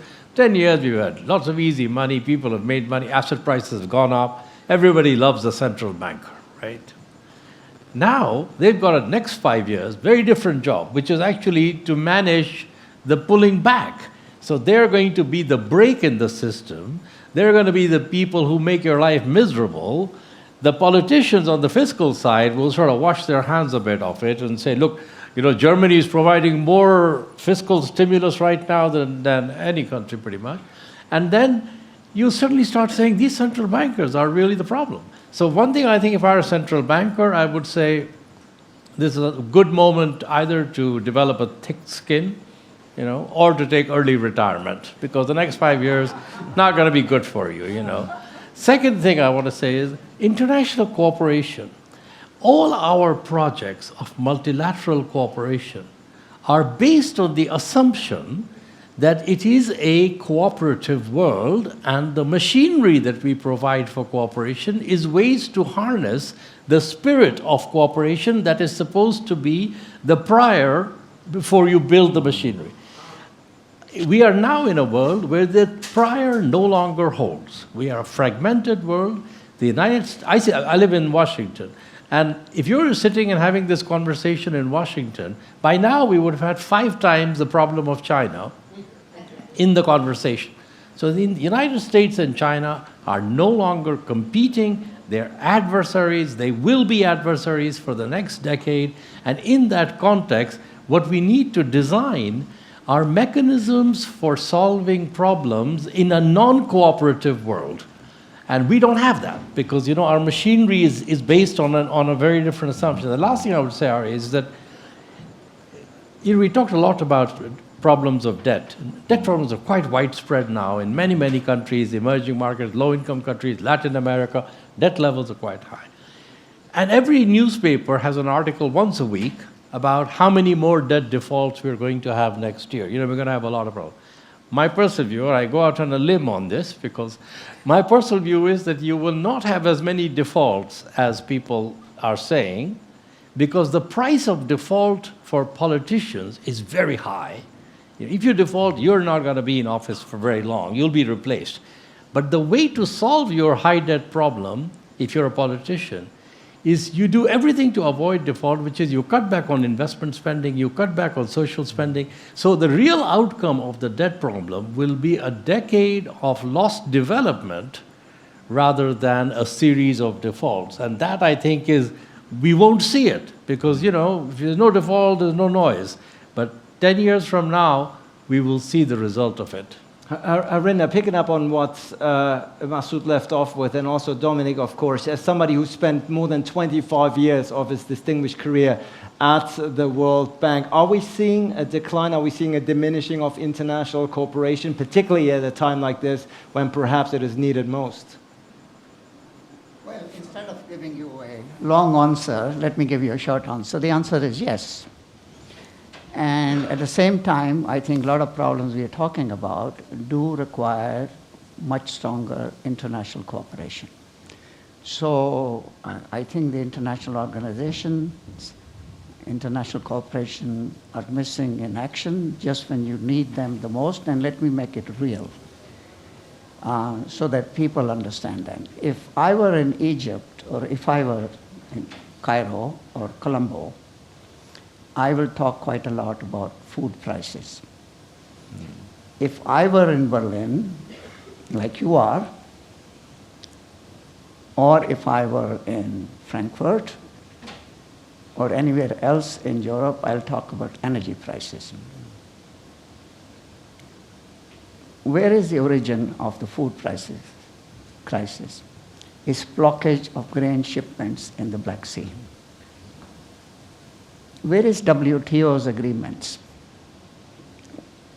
Where is international cooperation telling the Russians or Ukrainians why are the grain shipments to developing countries broken?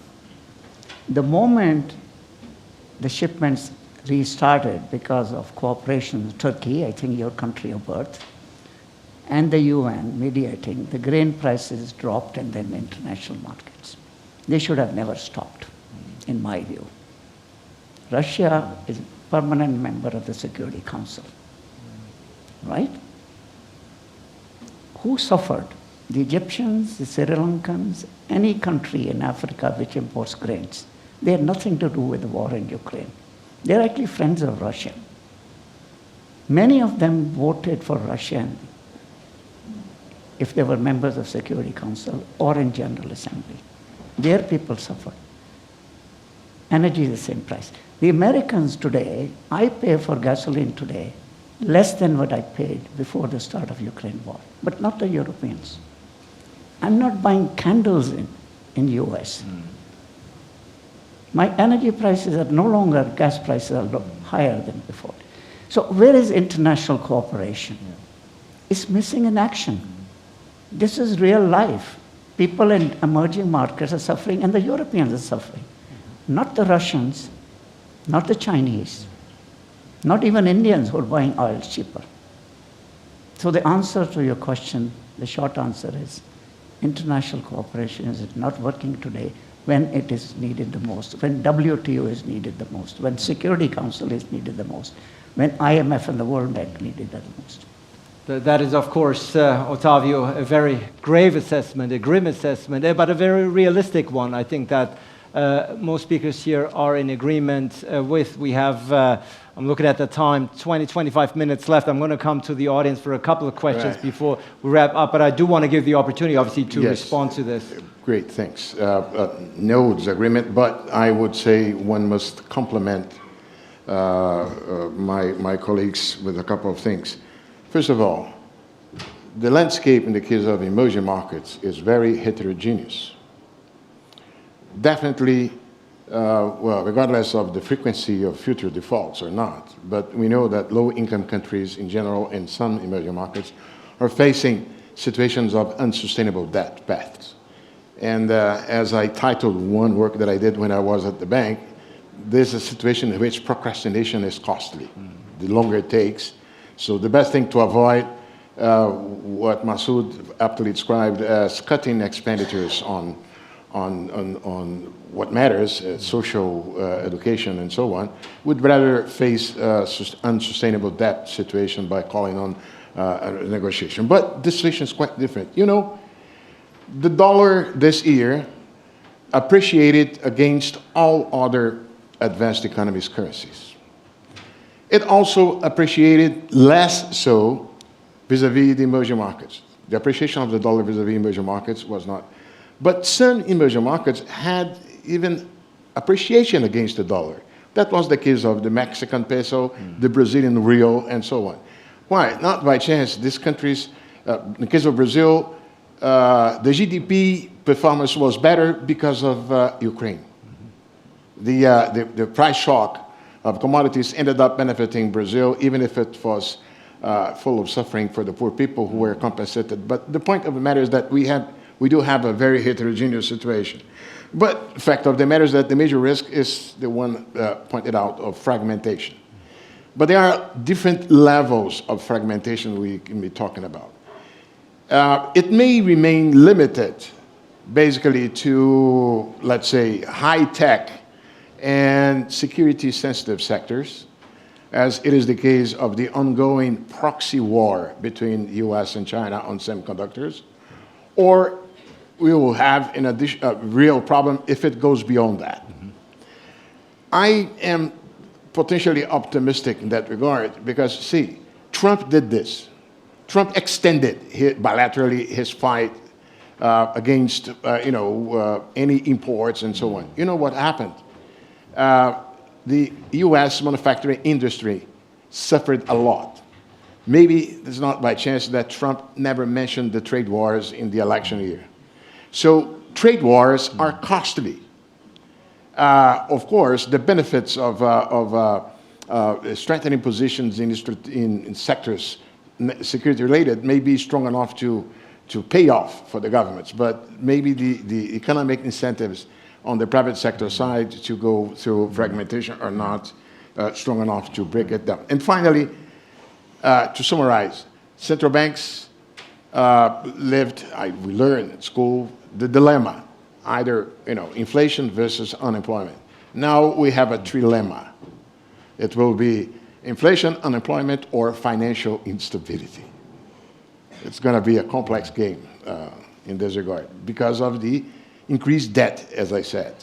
That's undeniable how the corporate sector, households, and so on have incurred in huge indebtedness along the last decade and since the pandemic. Certainly our distinguished speakers are filling our title, The Consequences of Inflation, with a lot of life, with a lot of content. And of course, we're also asking and have been asking how to keep inflation in check, something that obviously have been answered from all speakers. I do want to give you a chance to come to you, but also get the cloud in one more time about how to keep inflation in check. Obviously, this is something very difficult to put in one word. We all know this, but we'll try anyway. After asking what the drivers of today's inflation is, we're asking how to keep inflation in check. We'll keep this cloud running, but in the remaining 15 minutes, I'm going to come to you, but I have to ask you to be extremely disciplined. You have to be cooperative here and be a team player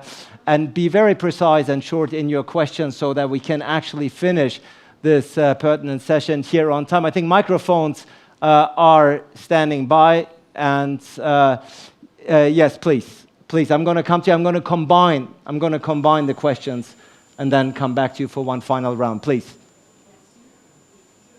Yeah. Oui.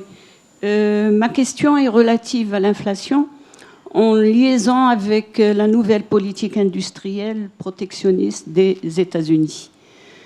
Jérôme Powell a décrété la guerre contre l'inflation. Until the job is done.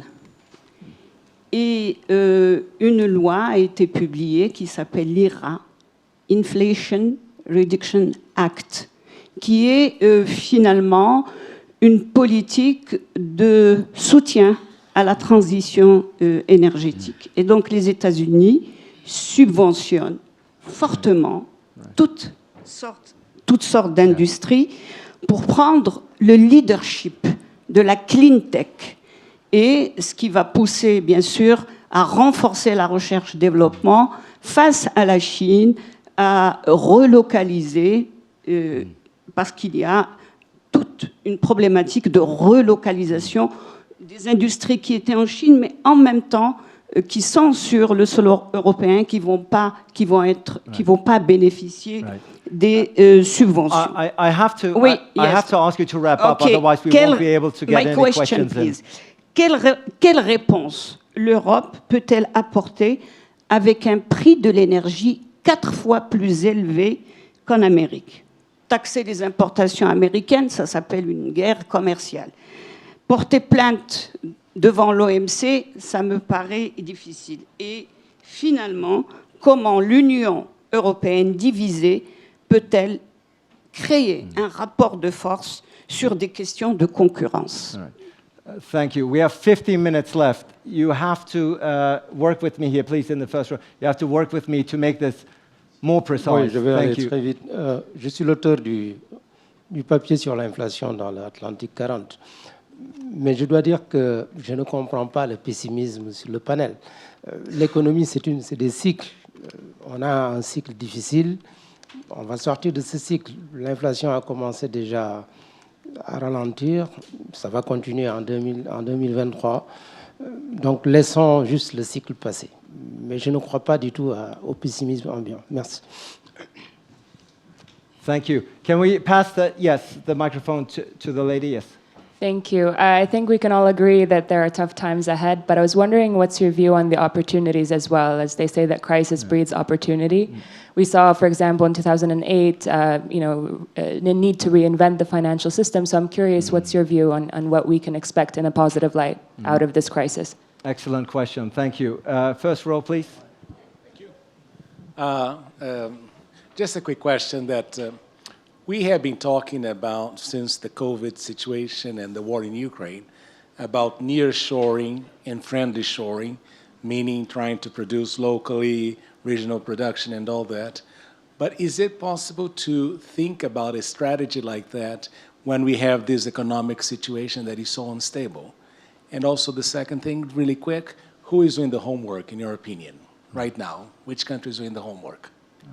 Thank you so much. I think a wide range and potpourri of very good questions here, which we're gonna this time go in the opposite direction, to be fair, because I know, Ottaviano, you've been coming in last.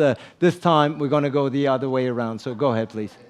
Seizing the opportunity, because the questions can help us to complement. And by the way, you don't have to answer all of them. No, I know, No. and I won't. Yeah. But first, thank you for calling attention to another source of inflation, of cost, which is the road to decarbonization. Let's not be naive. The road to decarbonization will be costly, and for good reasons. The price of carbon, which is something good, something important, hopefully generalized, is costly. You cannot. That's the idea. Second, there is still a margin of efficiency to be covered by renewable energy vis-a-vis the fossil fuel energy base. So if you want to move fast by adopting renewables, there will be costly implications with respect to energy, and that's okay. It's part of the deal. And thirdly, something that we have to take into account as well is going to be the inflation coming from the critical minerals. The humongous increase of demand of critical minerals all over the span that we're going to watch as we move to renewable energy will be inevitably costly. All the estimates of demand show a mismatch between demand and supply.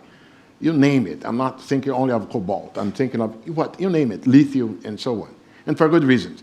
So the energy transition, which is desirable, but it will be costly, and thank you for calling attention to it. The industrial policy. Yeah, Inflation Reduction Act is not towards reducing inflation. It's a misnomer for industrial policy. And the issues that I was referring to as the trade-off between efficiency and resiliency, moving in favor of resiliency or avoiding geopolitical risks or whatever, is exactly so. That's why you were watching such a widespread use of industrial policy. And let's face it, industrial policies will be inflationary because they replace the efficient configuration of the existing global value chains by other configurations. And frankly, nearshoring, friendshoring will not be efficient. They will not be ways to obtain efficiency. They will be costly. And they will only be feasible if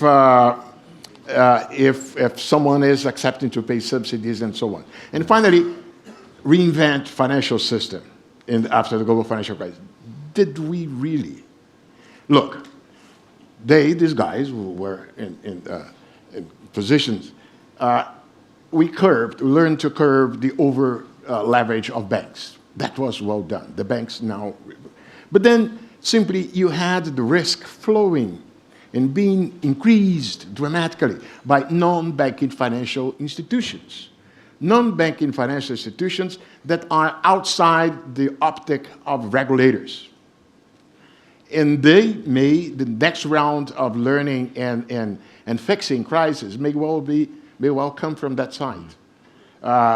Even the central bankers recognize that nobody at this moment has an accurate picture of where is the risk and what are the likelihood and vulnerabilities on this side of the financial system that developed after the global financial crisis. So risk morphed. It didn't disappear. On the contrary, given by the magnitude, they may have even increased dramatically over. Now we have everything bubble. Before we had the real estate bubble, now we have everything bubble. Yeah.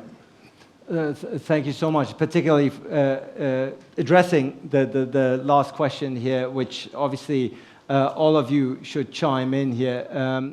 Harinder, which of the questions do you want to answer? Well, very quickly, 3 comments. I first agree that there are business cycles, economic cycles, and there are ups and downs, and we shouldn't be overly pessimistic about the current cycle. High inflation, there may be a mini recession in the US, maybe a little longer recession in Europe, but they'll come out of it. And we shouldn't focus just on the short term.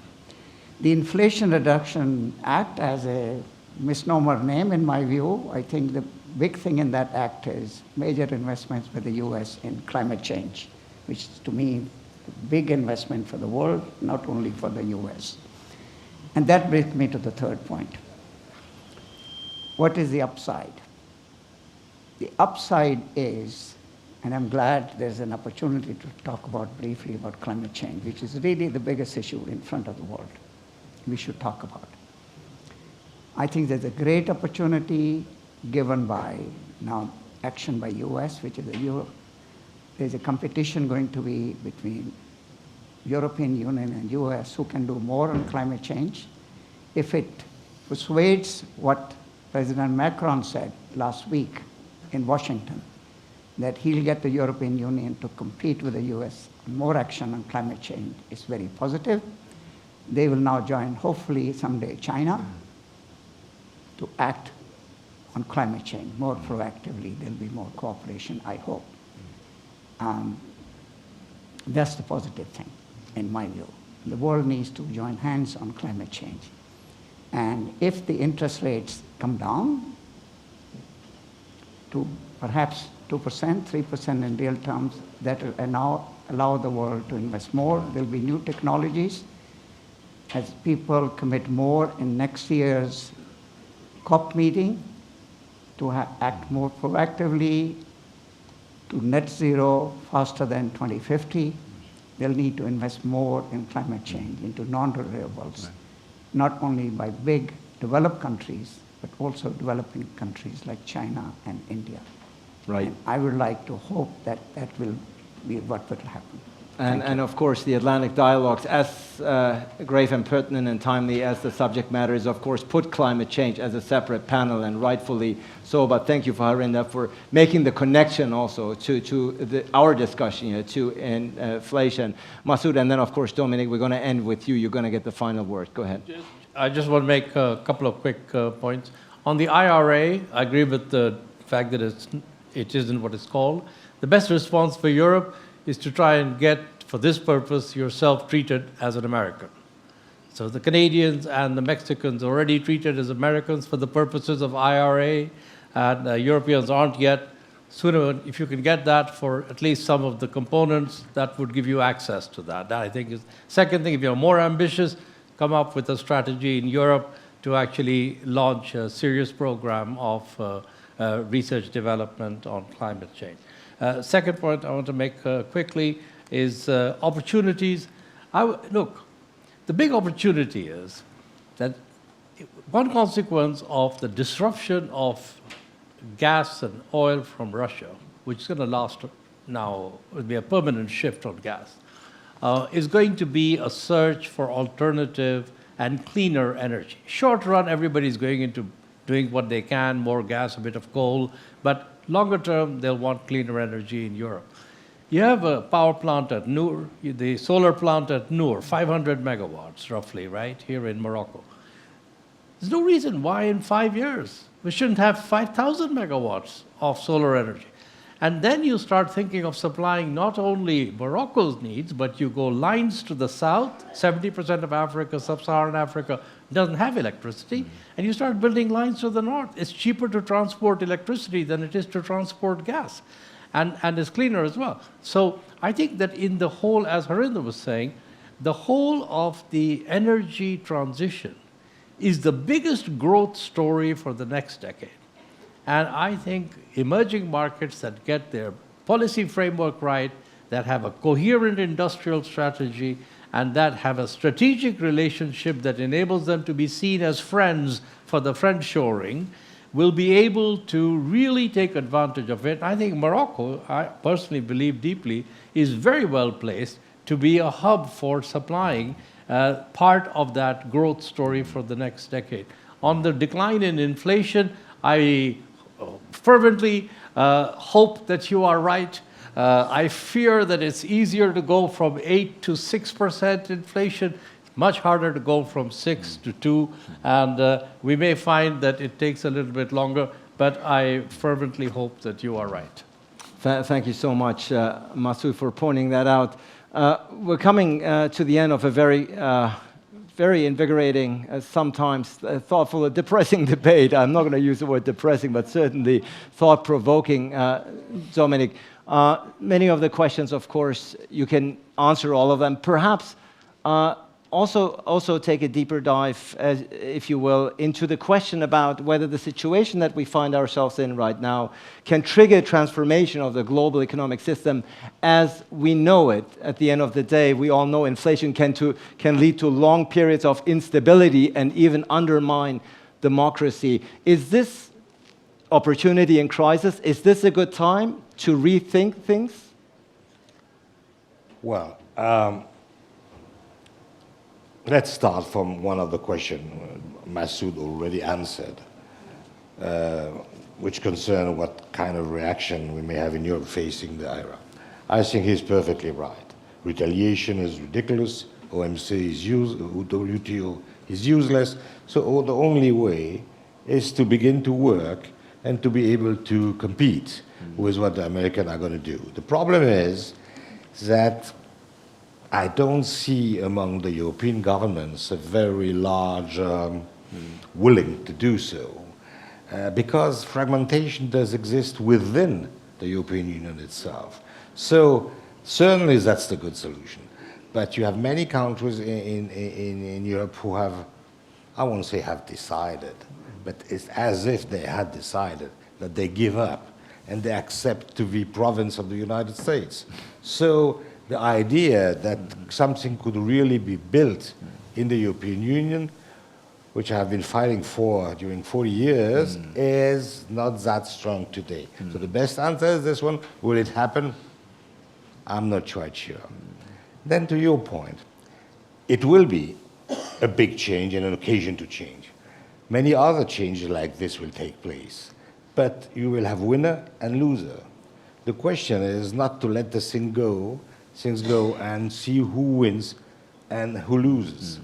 The game would be to be able, at least, that everybody has some benefit of this change. A country we don't talk a lot about, despite our distinguished friend, and which is, in my view, the potential beneficiary of the move during the 20 coming years is India, which is best positioned in terms of demography, in terms of IT, in terms of many things, to benefit from the situation. China will have a lot of problems, we know. The US will manage in a very aggressive way. Good. And then Europe, I already said, I'm not very optimistic. Then we comes to Africa and Latin America. And the problem is to avoid, especially Africa, to be finally the loser in this story. So that's why I was asking for more effective lending from the IMF, more economic cooperation and so on, which is, in my view, absolutely needed. Because you are right, we will come to an end of this. The question is who will be living and who will be dying. And I don't want the African to be part of the dead. So we need cooperation. We need to understand, and I think probably President Biden do understand, but American system is a complicated system. They need to understand that in the long run, they cannot have a huge benefit without sharing it with the rest of the world and accepting this cooperation. So yes, all crises are time for change. And so this crisis can be bad changes or good changes. It relies upon us to make these good changes, but it relies upon us as a collective body of countries. Some are more side China today. Okay, we have to deal with that, but we have to work every day to have this international cooperation coming back. It's a very weak level today. Many will say it's dead. I don't believe this. Several times in the 20th century, things like this have been said, and finally we succeed, we'll all together succeed to have more economic cooperation. Economic cooperation goes today with political cooperation because there's no economic which is not geostrategic. So economic and political cooperation has to increase with those who wants to go forward. And in this case, we could have a lot of benefit from this crisis. Again, taking into account that we have to build safety net for the most vulnerable. If the right lessons are being drawn and the right mechanisms are being implemented. The consequences of inflation, ladies and gentlemen, I think I speak for all when I say this has, in the past 75 minutes, we've witnessed a very fascinating discussion, many facets to this issue called inflation that is affecting us all, and from what I gather, Masoud, will be affecting us for quite some time to come. Dominique Strauss-Kahn, Ottaviano Canuto, Harinder Kohli, and Masoud Ahmed. Thank you so much. This is your applause. Thank you. Now, ladies and gentlemen, it is my understanding that in this room, the semifinal, by the way, Dominique, you are a Frenchman living in Morocco. Two hearts beating today? As many Moroccans say, it's a fight between Papi and Mami. It's very difficult. Because mom will win or dad will win, and in both cases it's loss. So I take the other way around. So it's a win-win? It's a win-win. I will support Morocco. See, there you have it, ladies. By heart. This is on the record, by the way. Also because of theory of games. If Morocco wins, the one I support wins, I'm happy. If Morocco loses, I will find that finally it's not that bad that the French win. So the best position for me is to support Morocco. Thank you, ladies and gentlemen, for your attention. Thank you so much. Ladies and gentlemen, This concludes our last plenary for the day. If you want to watch the FIFA World Cup semifinals, we invite you to join us in the Grand Foyer for a cocktail dinner at 7:45 p.m. We invite the rest of our guests to the Moroccan restaurants. Gentlemen, good evening. Thank you very much for having joined us throughout the day. This was the last panel of today, and we will be glad to see you again tomorrow for new conferences, new content, and new live interviews. Tomorrow we will be back with the 5 plenary session, with the first one starting at 9:30. So join us again tomorrow. Thank you and good evening. And enjoy the football match.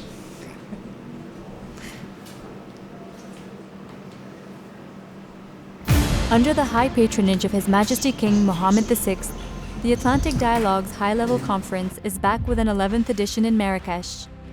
Over 350 high-level participants will gather from more than 60 countries.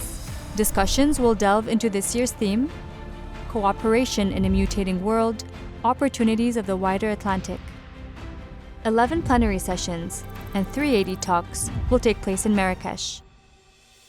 Current crises: multilateralism, inflation, democracy, food security, climate change, global economy, and energy will be discussed. 16 thematic breakout dinners will take place in more intimate settings around the city of Marrakesh for frank and uninhibited discussions. 30 emerging leaders from across the Atlantic, chosen from thousands of applicants, will join the conference after a 2-day tailored leadership program. To know more, visit our dedicated website, atlanticdialogues.org.